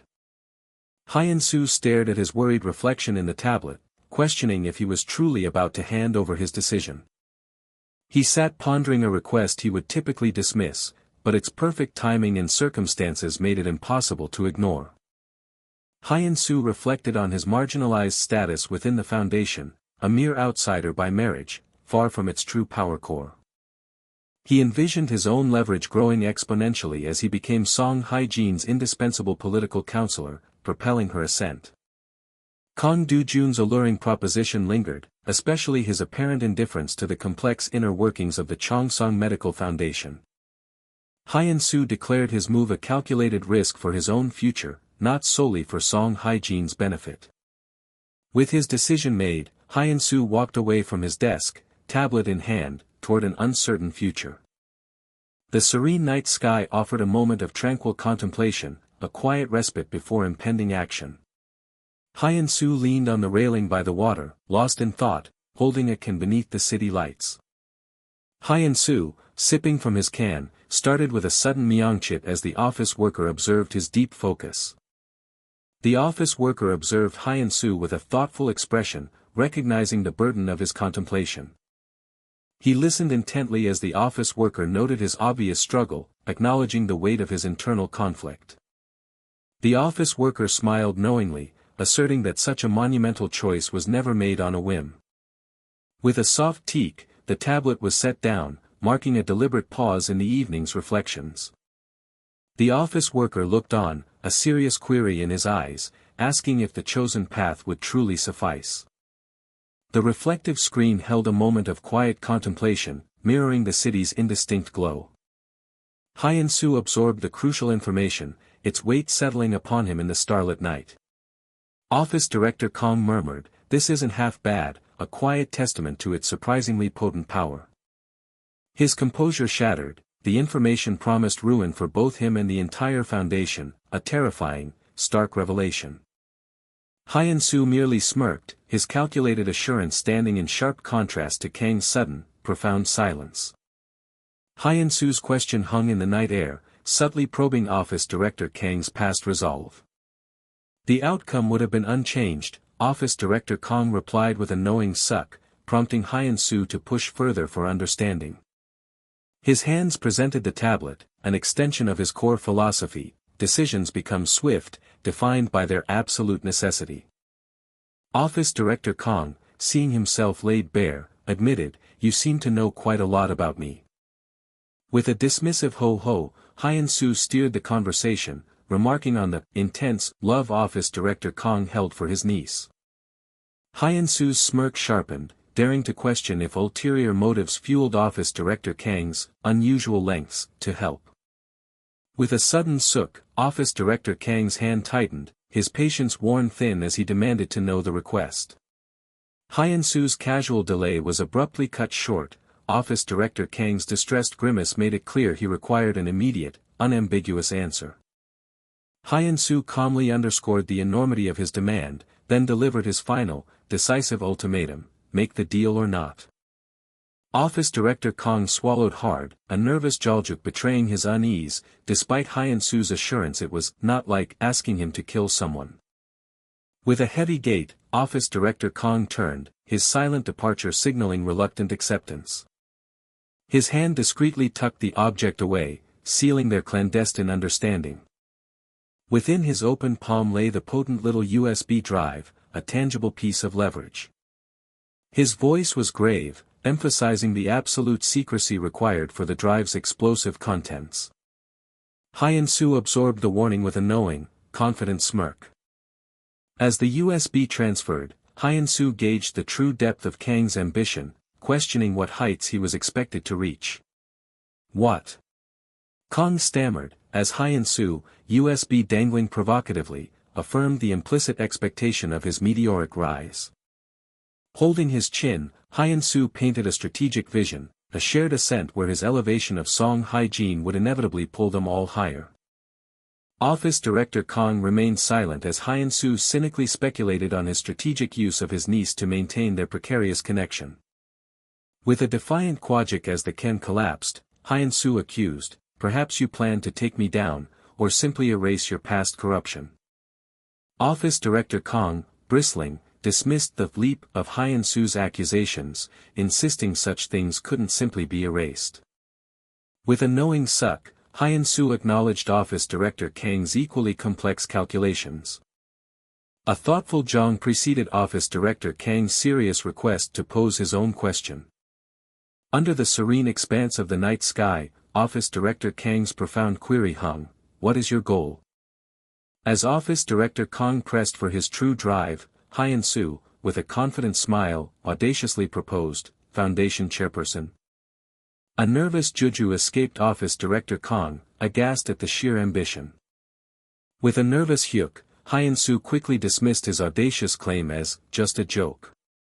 Office director Kong silently contemplated the audacious, joking ambition.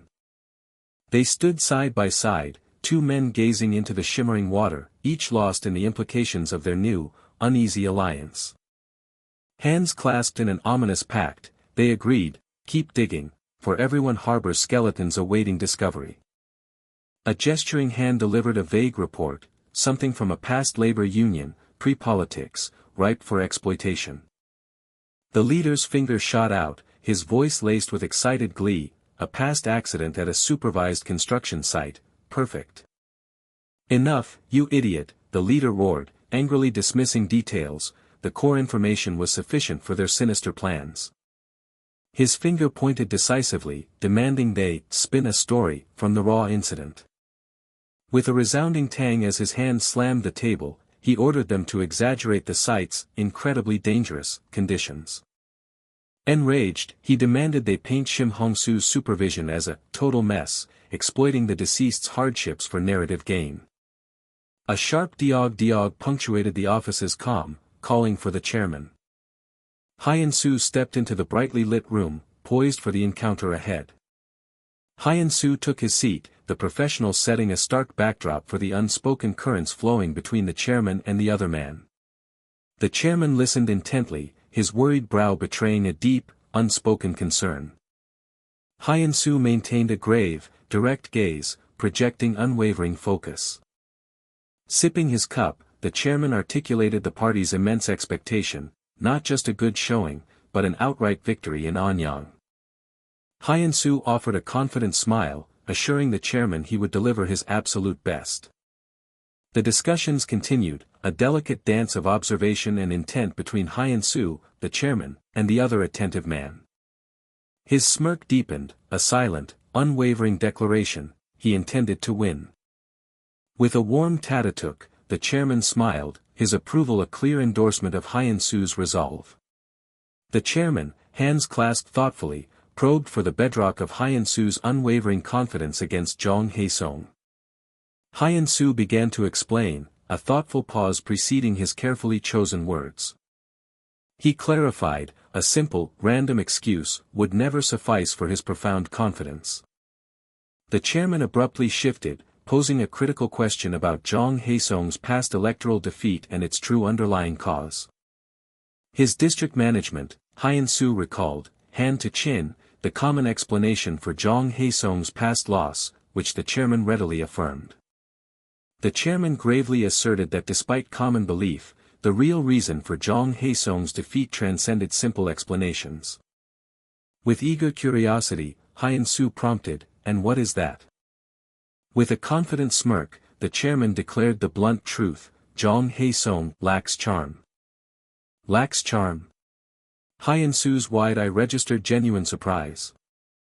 As a stylized image, the chairman proclaimed political support demanded dual virtues, undeniable ability, and undeniable charisma, both tragically absent in Jong Hae-sung. Hyun-soo listened intently as the chairman linked Jong Hae-sung's defeat directly to a crippling deficit in both ability and charm.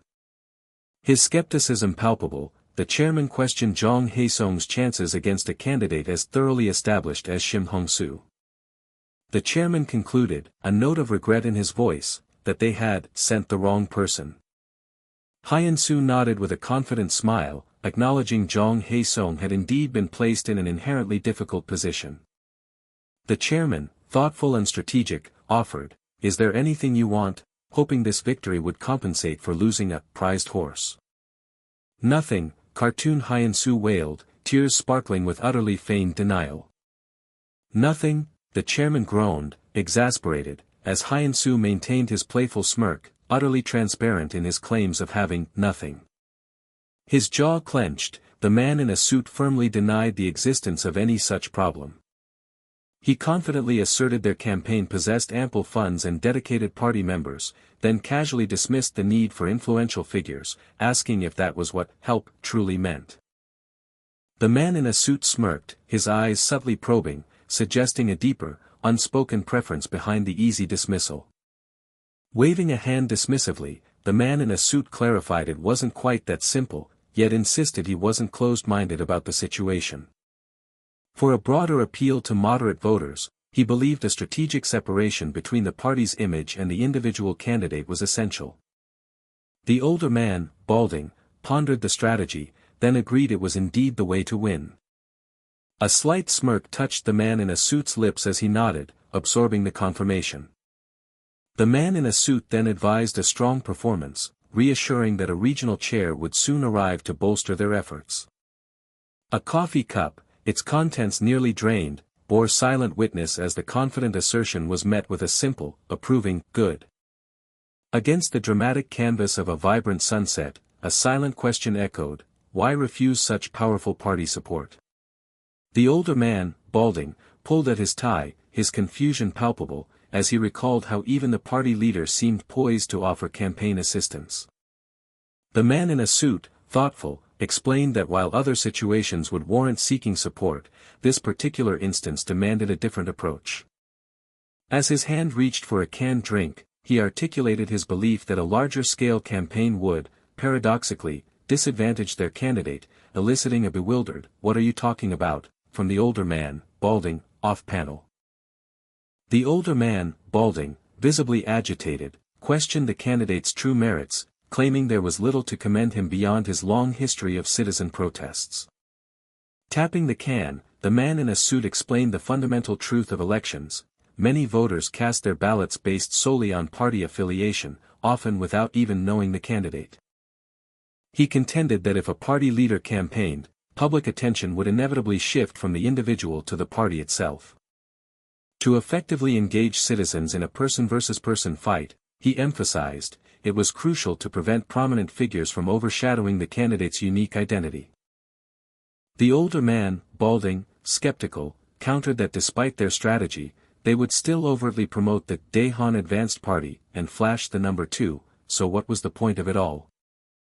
The man in a suit calmly explained that voters inherently understood such dynamics, posing an analogy about an eldest son's achievements despite a dysfunctional family.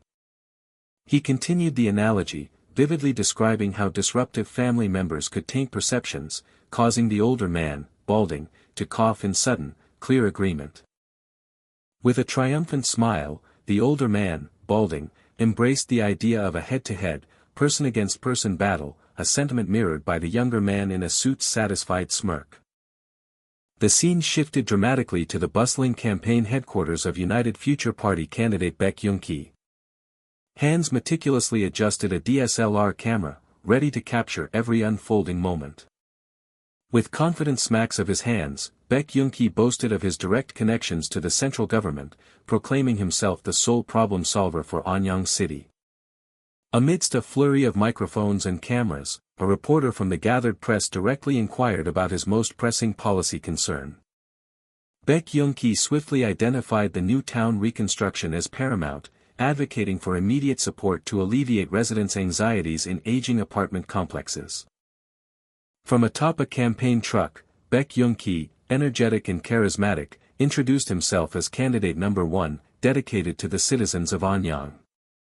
Amidst the murmuring street, Hyun-soo, his expression tinged with worry, observed a campaign worker while the protagonist smirked, hands casually in his pockets.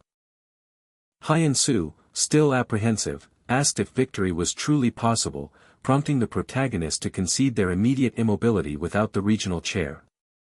The protagonist, smirking confidently, confessed his initial concern had been directed at a different potential opponent, Han Sang-young. A campaign truck rumbled past as Hyun-soo voiced surprise at the mention of former CS Bank President Han Sang-young, suggesting he be a formidable opponent, only for the protagonist to casually dismiss them both as mere nobodies.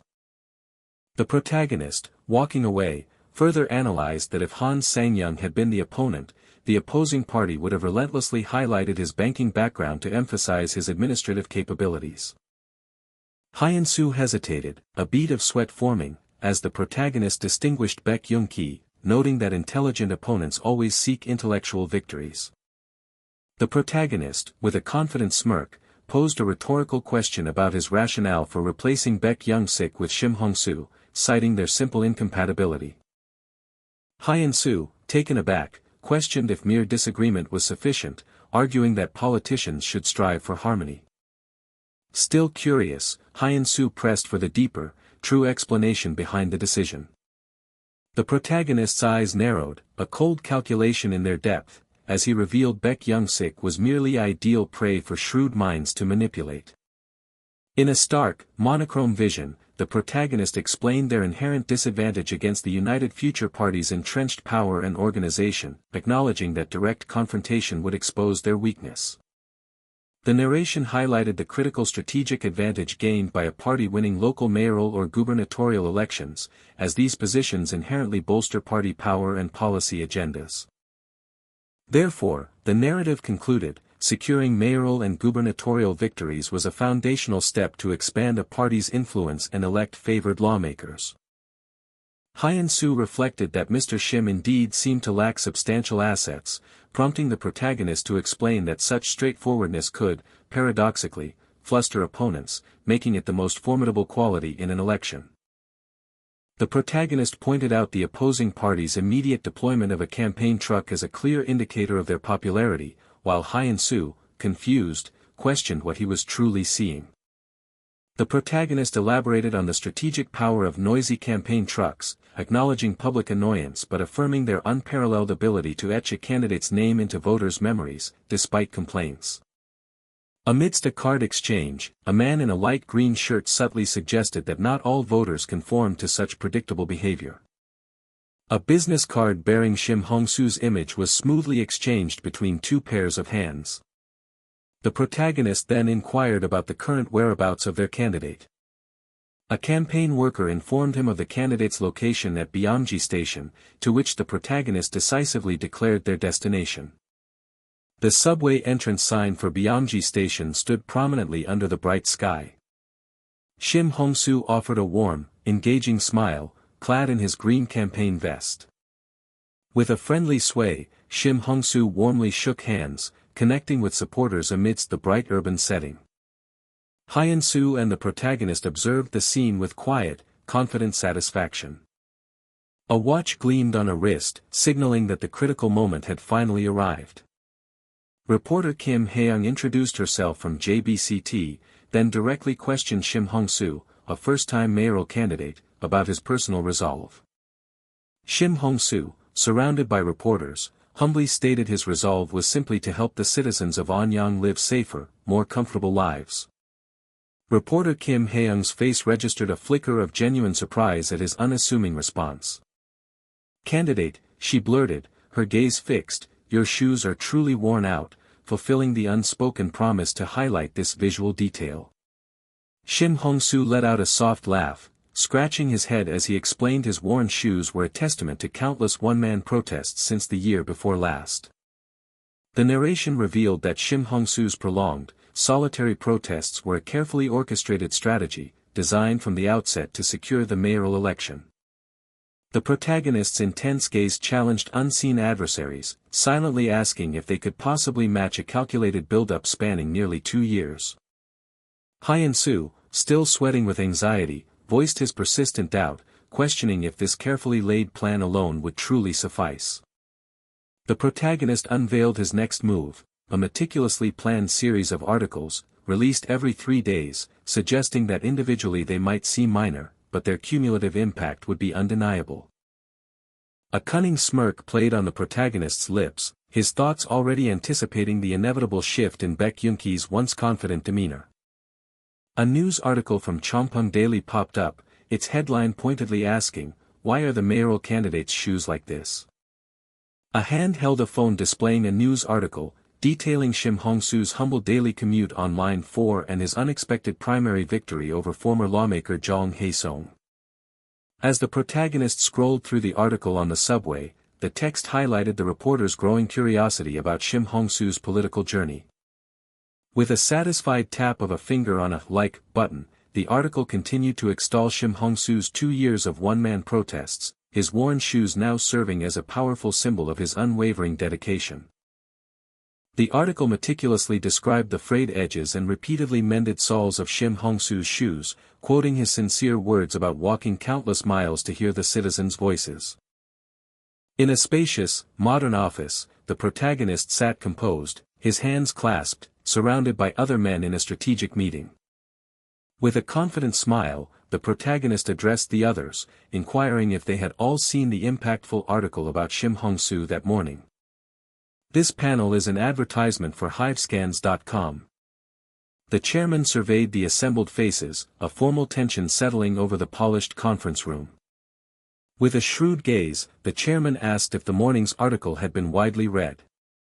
Hyun-soo, his concern subtly veiled, confirmed he had read it and sought deeper insight.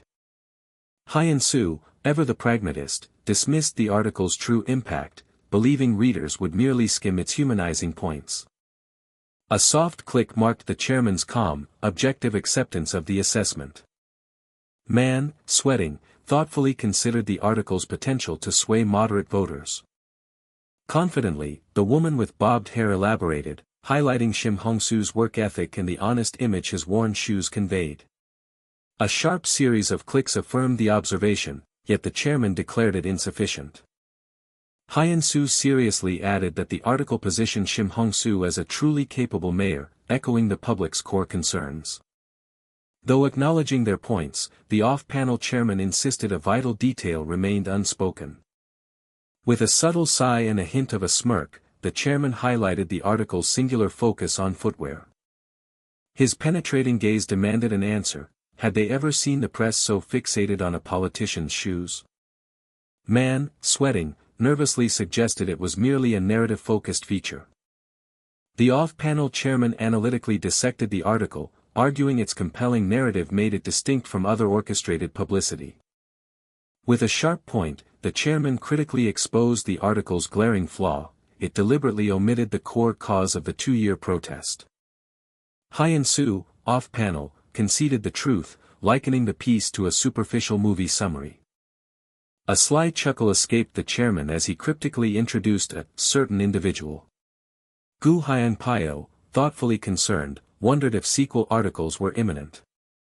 A sharp snap confirmed Gu Hyun-pyo's precise deduction.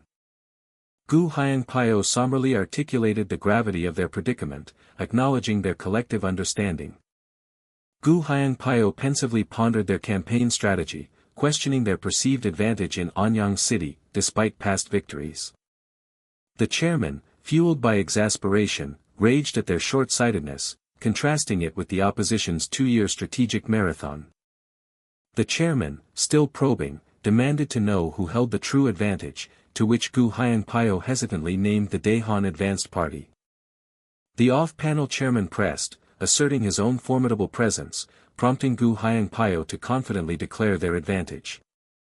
The chairman's face contorted with pure fury, bellowing that the opposition held an undeniable, rage-inducing advantage. A furious slam shattered the false calm as Gu Hyun-pyo's attempt to cite poll leads was cut short by the chairman's explosive retort. The chairman's furious finger jabbed, declaring Shim Hong-soo would dominate every topic, warning their supposed lead would instantly vanish. With commanding authority, the chairman ensured their comprehension, then pivoted to demand the next decisive move. The chairman grimly outlined their strategy: to manufacture a colossal controversy, burying existing headlines. Confidently, the woman, brown hair, proposed a direct assault, tarnishing Shim Hong-soo's carefully crafted persona to disillusion his supporters. With a nod of approval, the chairman recognized her grasping the brutal strategy. His face grim and resolute, the chairman fiercely demanded they identify and silence the journalist, ensuring no more articles could ever be published. Man, sweating, hesitated, apprehension clouding his face about such drastic measures. The chairman's furious roar clarified his mandate: gently coax them, or failing that, incapacitate the journalist with alcohol and distraction. Authoritatively, the chairman commanded they lodge a formal complaint, strategically ensuring future articles would be buried from public view. With a final, aggressive roar, the chairman demanded confirmation and then furiously dismissed them to execute his ruthless plan. The urgency of their orders propelled 2 men swiftly from the room. A soft thud signaled the chairman's satisfied recline as he smugly mused that his rival was still too green to challenge him. A calculating smirk played on Kang Dojun's lips, watching. An off-panel voice politely requested a moment of the Secretary General's time.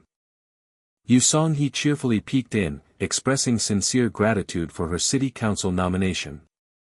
Yu Song-hee thanked Kang Dojun for her smooth registration, while he modestly cited her proven capabilities. With a rustle of papers and a subtle smirk, Kang Dojun confirmed her capabilities, revealing tomorrow's chairman confirmation would finalize everything. Kang Dojun pondered, a slight frown revealing his uncertainty about his superior's true intentions. Yu Song-hee, grateful yet curious, gently probed about any discussions with her uncle.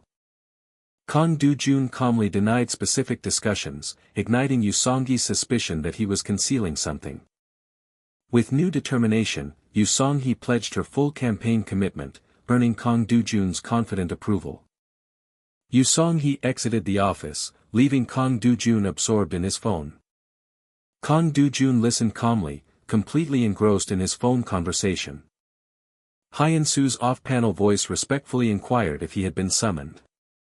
Hyun-soo and another man calmly entered the welcoming office space. Kang Dojun, with slight amusement, encouraged Tae-ho Hyung to relax around him.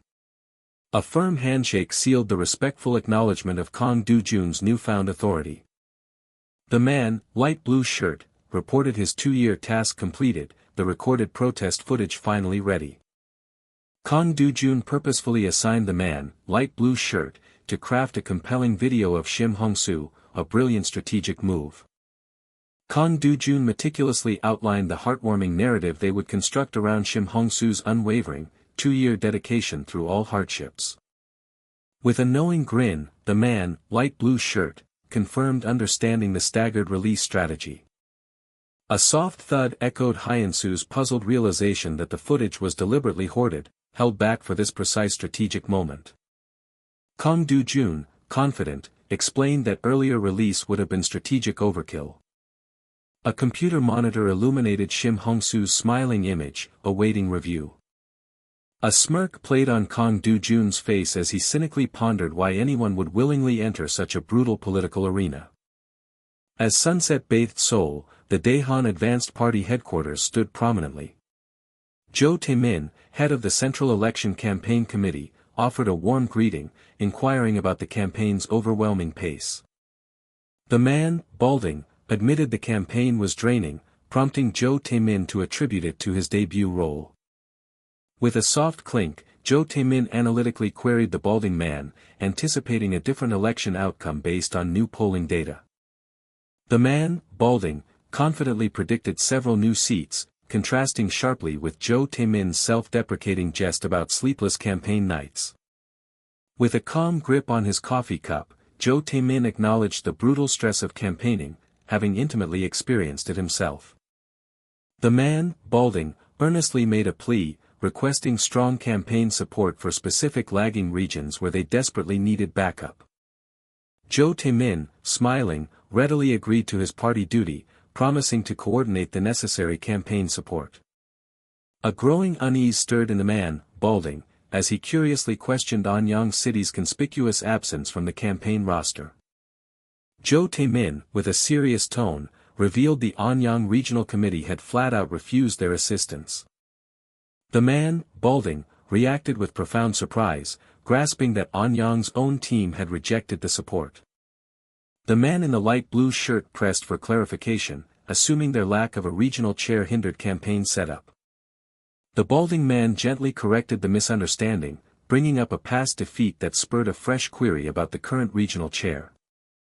The balding man revealed he had sent John Doyoung, his former aide, a deployment the light blue shirt instantly recognized as a strategic move. Confusion mounted as the speaker realized Shim Hong-soo himself had refused, the unraveling complexity of the situation proving deeply frustrating. The balding man finally unveiled the truth: a Secretary General's clandestine backing of Shim Hong-soo had truly orchestrated Assemblyman Jong's downfall. The assumed neutrality of the Secretary General shattered his expectations with disbelieving force. The balding man calmly laid out the hidden influence, how deep grassroots support had guaranteed defeat and now promised Anyang's delivery without their help. He scoffed, a laugh of pure disbelief escaping at such an audacious promise.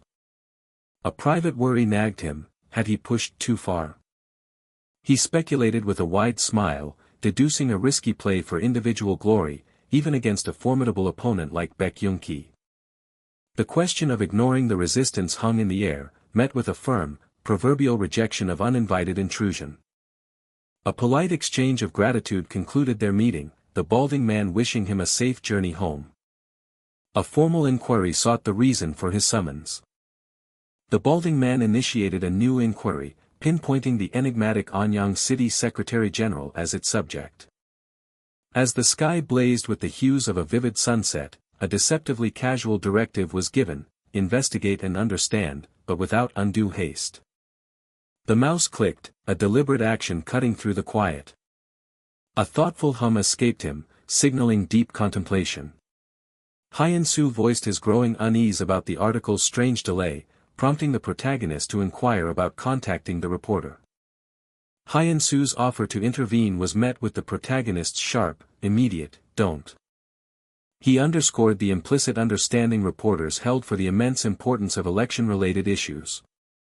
He deduced the grim possibilities, a quiet squeak escaping as he considered the reporter either unable or unwilling to publish. He reasoned calling was futile if the reporter was genuinely blocked, but many motives could explain an unwillingness to publish. His cynical conclusion cut through the theories: a deal was keeping the story buried. A moment of silent resignation passed before Hyun-soo pragmatically redirected, asking about the viral shorts response. Hyun-soo confidently detailed their strategic success: edited protest footage, focused on the individual and devoid of party colors, earned widespread positive reception. He gave firm instructions to maintain oversight, emphasizing that the video, not the article, remained the true linchpin of their campaign. A knowing smirk played on his lips. Baek-young-ki had already seen through their play. Hyun-soo's surprise was palpable, questioning if Baek-young-ki had, upon seeing the article, descended with a ruthless vengeance, hunting them like rats. The protagonist calmly explained the cynical truth: favorable articles were always planned, and a misstep with a reporter guaranteed a significant headache.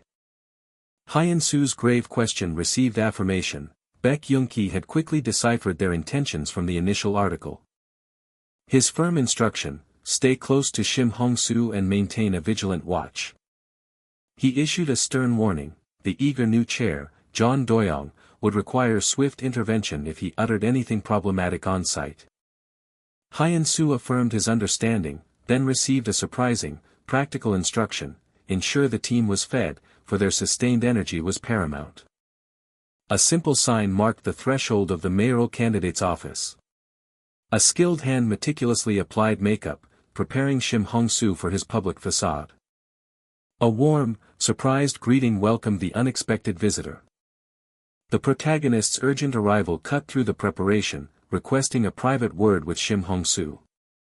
A deliberate step preceded the protagonist's direct, probing question.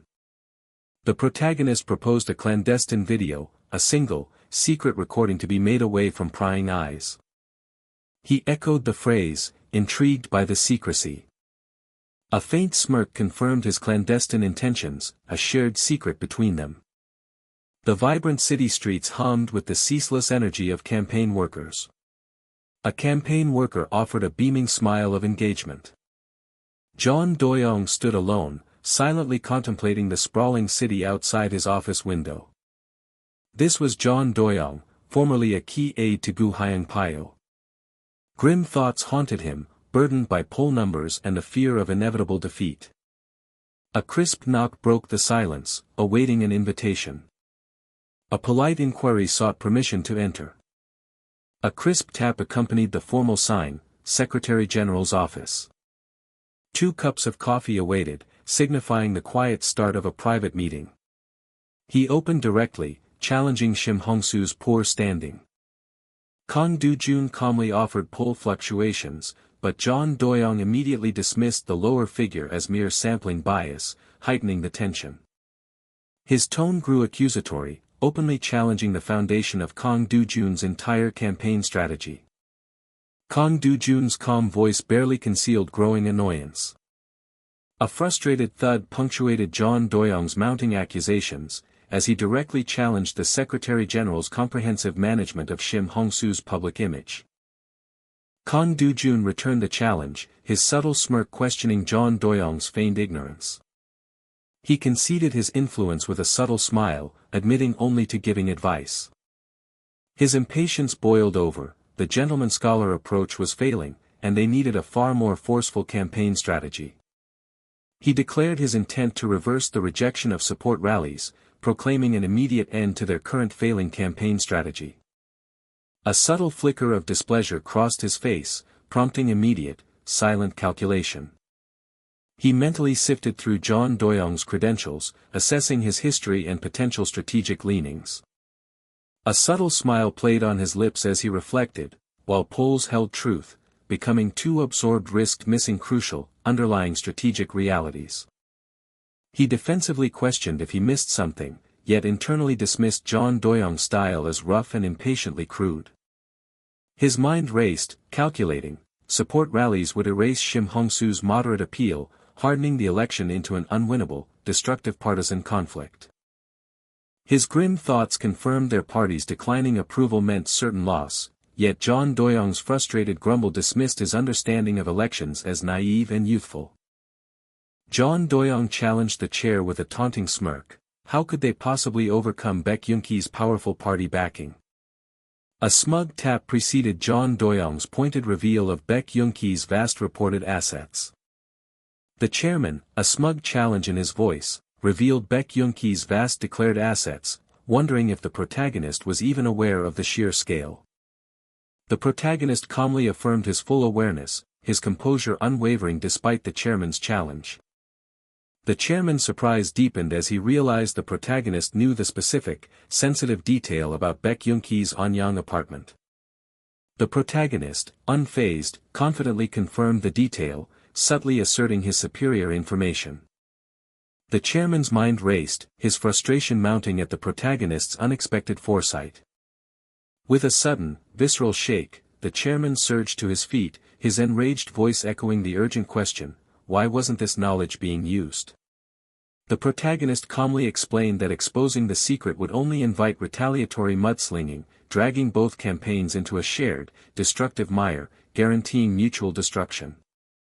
Such a move, he elaborated, would utterly obliterate the painstakingly built credibility of their own candidate, rendering all efforts futile.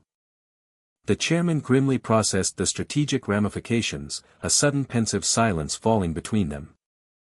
His voice serious and sharp, the chairman pressed, demanding if the protagonist truly intended to bear the consequences of his counsel. Radiating self-assurance, the protagonist declared his solemn promise to Chairman Gu Hyenkyo, he would personally reclaim the fiercely contested Anyang district. The protagonist confidently urged the chairman to set aside his worries and observe the unfolding strategy, leaving the older man to fall into a contemplative silence. The political arena, it was clear, bred a hunger for the spotlight that surpassed even entertainers, driving politicians with relentless, often blinding, ambition. The protagonist, his thoughts a calculated web, intended to let the chairman's anxiety mount, only to then orchestrate a perfect opportunity for him to truly shine. The chairman skeptically pressed for details, a subtle, almost foreboding sigh escaping as the protagonist promised a full briefing shortly, hinting at deeper machinations. Shortly, the chairman scoffed, a dismissive, escaping his lips, while the protagonist internally dismissed the older man's skepticism as simply ridiculous. A teacup was gently cradled, reflecting a fleeting moment of calm. The chairman savored his tea, his mind adrift in the quiet depths of reflection. The protagonist, equally calm, sipped his own tea, his thoughts turning inward, contemplating strategy. The protagonist's inner thoughts simmered with cunning ambition, pondering if the chairman truly grasped his real opponent for the primary election. An intense week later, the election season roared to life, campaign staff from both parties tirelessly chanting their candidates' names, their voices raw with fervent passion. While some were genuinely devoted, the narration warned of the sinister madness that gripped top leaders, driven by the illusion of an assemblyman's badge, frantically scrambling for victory. The protagonist knew this political madness well, a familiar, unsettling truth he'd long observed from the sidelines. Yet, the protagonist reflected, stepping onto the battlefield himself instantly brought cloudy vision and a gripping panic, a somber, inevitable truth for any contender. The latest polls revealed Baek Yoon-ki leading at 48%, Shim Hong-soo at 42%, with third parties holding 10%. A campaign staffer analytically confirmed the margin had narrowed to a critical 6 percentage points. The chairman's internal frustration boiled, suppressing news articles proved futile against the viral, uncontrollable spread of YouTube shorts, mocking all containment efforts. The chairman, exasperated, scoffed at how YouTube had completely eclipsed traditional media, then sharply demanded to know the precise consequences, catching the staffer off guard.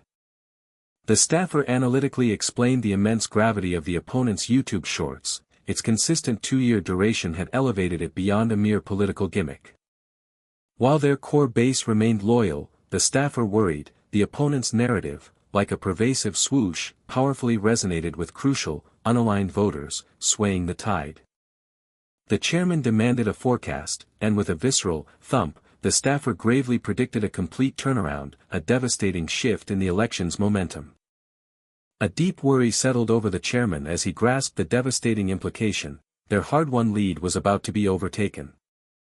The chairman contemplatively acknowledged his opponent's strategic brilliance. This wasn't a mere reversal, but the powerful emergence of genuine, deep-seated support. With manipulative confidence, the chairman proposed unmasking the clips as cheap, shallow theater, arguing they proved the opponent abandoned his true responsibilities. He analytically detailed how, under normal circumstances, they could have easily spun the narrative, framing the opponent as a charlatan prioritizing mere showmanship over genuine work. But now, the chairman admitted, the long duration of the opponent's efforts prevented the public from dismissing it as a mere stunt, creating a frustrating strategic deadlock. He admitted defeat, apologetically acknowledging that any attack now would sound like the pathetic, desperate whining of a dying campaign, utterly destroying his political standing. The protagonist lectured sternly, losing was acceptable, but a politician must never go down a fool, always retaining political capital for future battles, never branded an incompetent moron.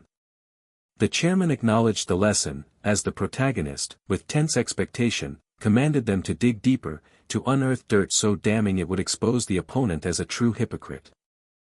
A campaign staff member, his voice heavy with worry and frustration, reported weeks of fruitless searching, no exploitable angles unearthed. The protagonist sharply questioned the empty search, a tense silence broken only by the staffer's apologetic, humbled admission of complete failure. The protagonist, firm and demanding, reprimanded the staffer, insisting no one was truly flawless, then ordered them to double their efforts and relentlessly dig deeper. The protagonist listened intently, a tense anticipation etched upon his features. A staffer cautiously presented a murky lead from before the opponent's political career, which the protagonist immediately, incisively, linked to his labor union days. The staffer, surprised, confirmed the lead, an incident at a building project under the opponent's supervision, a detail that immediately sparked the protagonist's excitement. The staffer nervously voiced a concern, but the protagonist, his voice intense and assertive, angrily dismissed it, declaring the information more than sufficient for their purposes. With a sinister scoff and an unhinged laugh, the protagonist commanded, construct their entire campaign strategy upon this single event, detailing the workplace's hazardous truth. A visceral wham punctuated his command as his hand slammed down with impactful, final authority.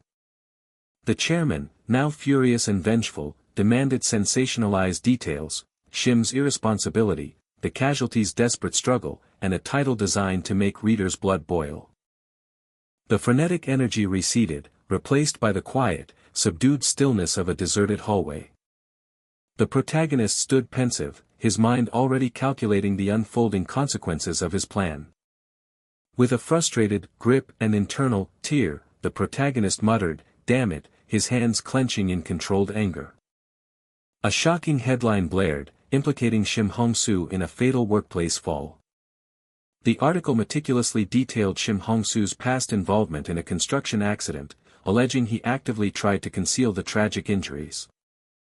Confidential records revealed the incident's precise specifics: March 20XX, at a residential high-rise project located in Donggang-gu, Anyang City. A 45-year-old laborer plummeted from the 8th story, suffering severe trauma while performing duties under Safety Director Shim Hong-soo, tragically missing crucial safety gear. The probe further revealed a site devoid of barricades, but the most appalling element was Shim's alleged actions immediately after, a shocking, damning revelation. In a somber revelation, Shim allegedly commanded the scene be scrubbed and staff silenced, while the critically impaired Mr. Kim remained his family's sole, tragic support. The grim disclosures, the article concluded, delivered a heavy, impactful blow to Shim's reputation, exposing him as a corporate lackey, eroding all public trust. The article critically questioned Shim's credibility, starkly contrasting his public persona as a safety champion with his alleged past, leaving voters to wonder about his trustworthiness. A visceral wham reverberated as a clenched fist slammed down, demanding attention. A panicked staffer demanded how they could possibly handle the crisis, but the protagonist calmly stated it was precisely what he had anticipated all along. The chairman, reflecting deeply, now fully understood, the protagonist never assigned a task without a clear, underlying tactical purpose, a master of unseen strategy. The enraged staffer, his voice furious, shouted, demanding to know the exact counter-strategy for the devastating news report that threatened to undo them. A staffer urgently instructed the protagonist to immediately enter the vehicle and confront Baek Young-ki, stressing the mere 2 days remaining before the crucial vote.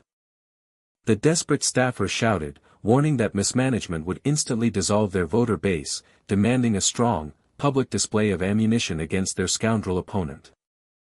The chairman's stern gaze weighed the chaotic urgency of the unfolding crisis. The chairman, expectant and grave, turned to the protagonist, directly asking for his proposed, decisive next move. A visceral gasp escaped the staffer, his jaw clenching in sudden, profound shock. The protagonist, asserting confident control, instructed the chairman to ignore the scandal entirely, focusing solely on campaign stops, hinting at sufficient countermeasures and a larger, unseen plan. The protagonist subtly reminded the chairman of his earlier promise to arrange a spotlight opportunity, a quiet prelude to a significant, impending reveal. A sudden, stark realization dawned upon the chairman, his mind racing to connect the pieces. The protagonist, triumphant and in complete control, asked if he should now decisively set the ultimate stage. With a confident smile, the protagonist confirmed his readiness to orchestrate the next critical move. An expectant tension hung in the air as Hyun-soo waited for the protagonist's next instruction. A sheen of sweat broke on Hyun-soo's brow as he registered a startling new reality. Hyun-soo eagerly proposed a press conference, confident his meticulously prepared countermaterials would impress. The protagonist saw through the facade, discerning Hyun-soo's true, self-serving ambitions for public recognition. Caught, Hyun-soo silently grappled with the stinging realization he was exposed. Thump, acknowledging the unspoken, Hyun-soo conceded, directing their attention back to the pressing materials. The protagonist calmly dissected Hyun-soo's underlying defeatism, revealing the deeper reason for his distracted and stressed state.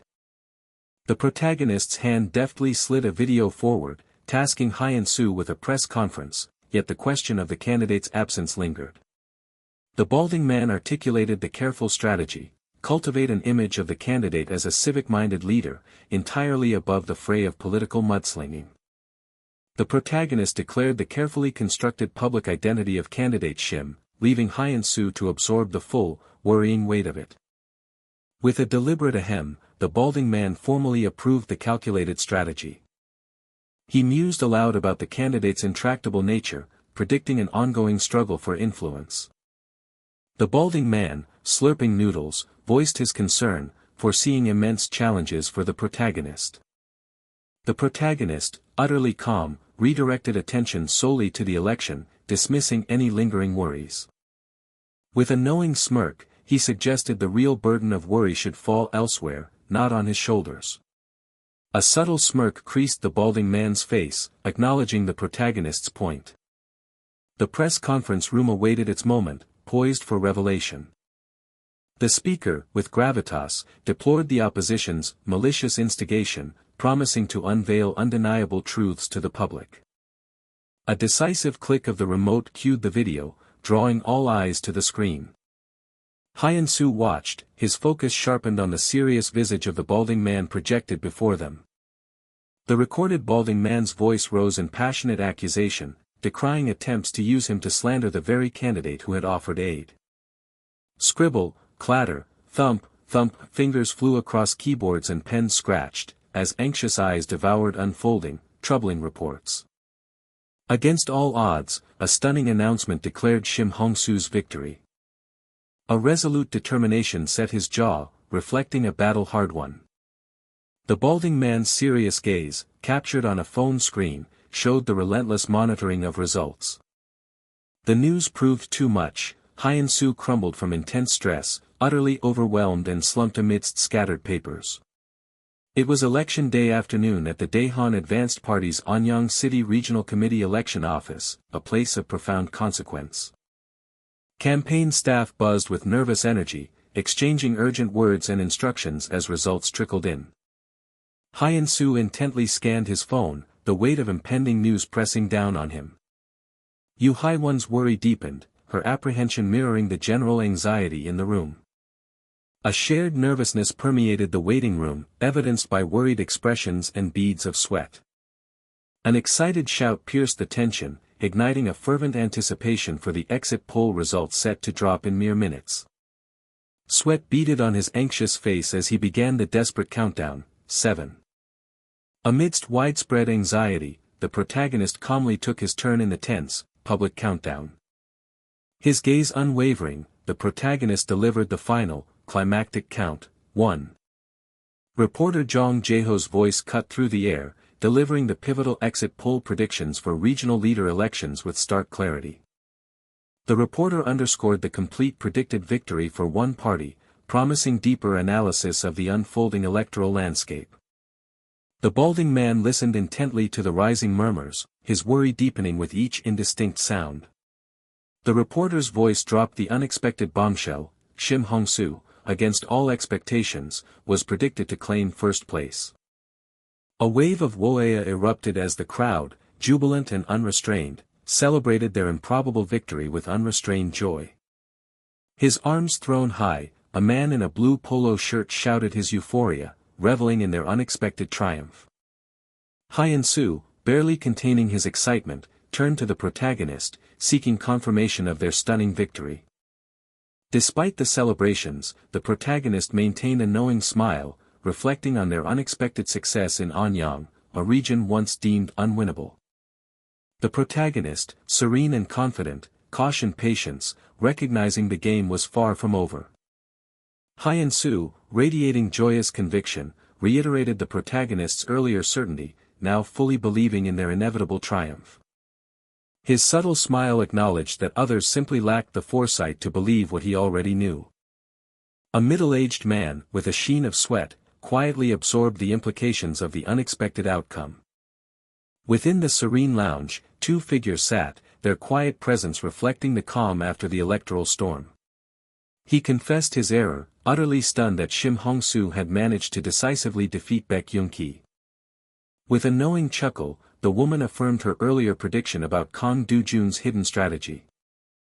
He reflected on their organization, a hub where exceptional intellect, even from top universities, was commonplace. He mused on the humbling journey of bright young minds, who, after initial setbacks, finally grasped their true capabilities. A gentle smile confirmed her personal connection to his sobering assessment.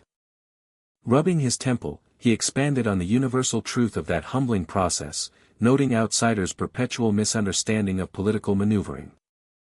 He explained that true understanding only comes from within, where one finally comprehends the inherent, widening gap of this arena. He contemplatively admitted his grave misjudgment, realizing that Kang Do-jun was far more formidable than a mere newborn pup.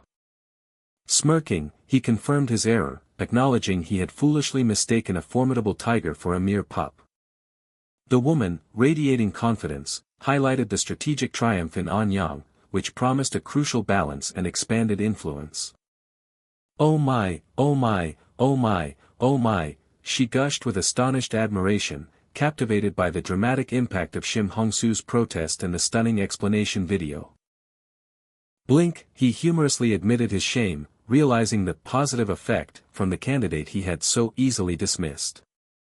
Ho ho ho, the woman joyfully dismissed his shame, highlighting the immense reassurance of having such extraordinary young talent in their party. Her gaze sharpened with ambition, envisioning Kang Dojun as the key to her own political resurgence in Gimpo-yul. He plotted, recognizing Kang Dojun as the brilliant mind who humiliated Baek Young-ki, and envisioned him as his formidable chief of staff.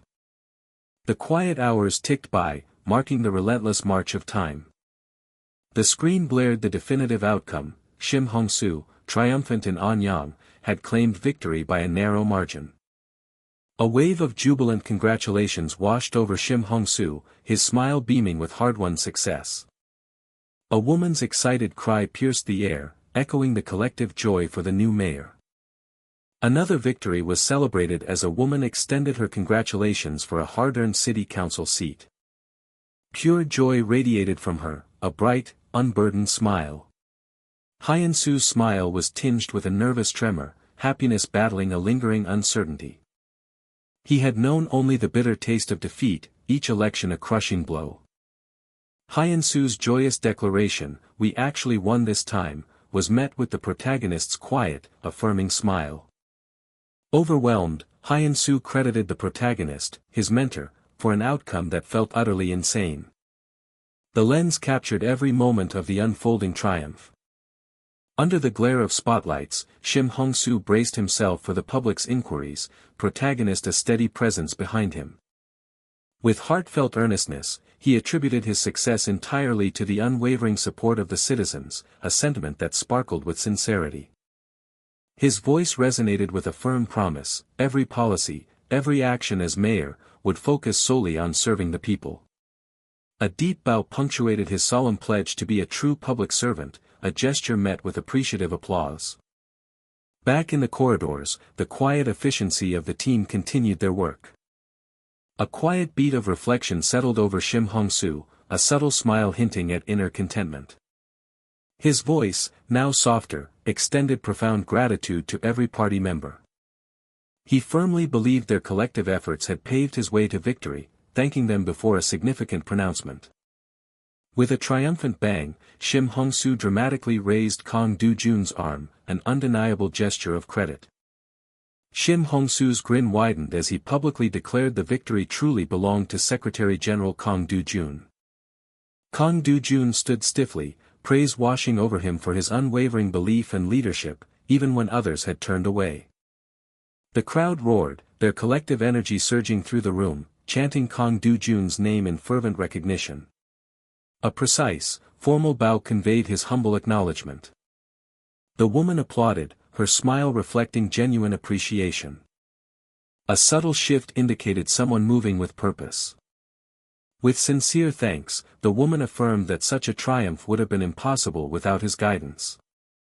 He deflected the praise with a modest smile, insisting their hard work had made the difference, his role merely a gentle nudge. The sudden buzz of his phone shattered the moment, his hand clenching reflexively. While the celebration continued around him, Kang Dojun's focus narrowed, drawn by the urgent message on his phone. The glowing screen delivered a stark message: "Now that it's over, let's settle our business too."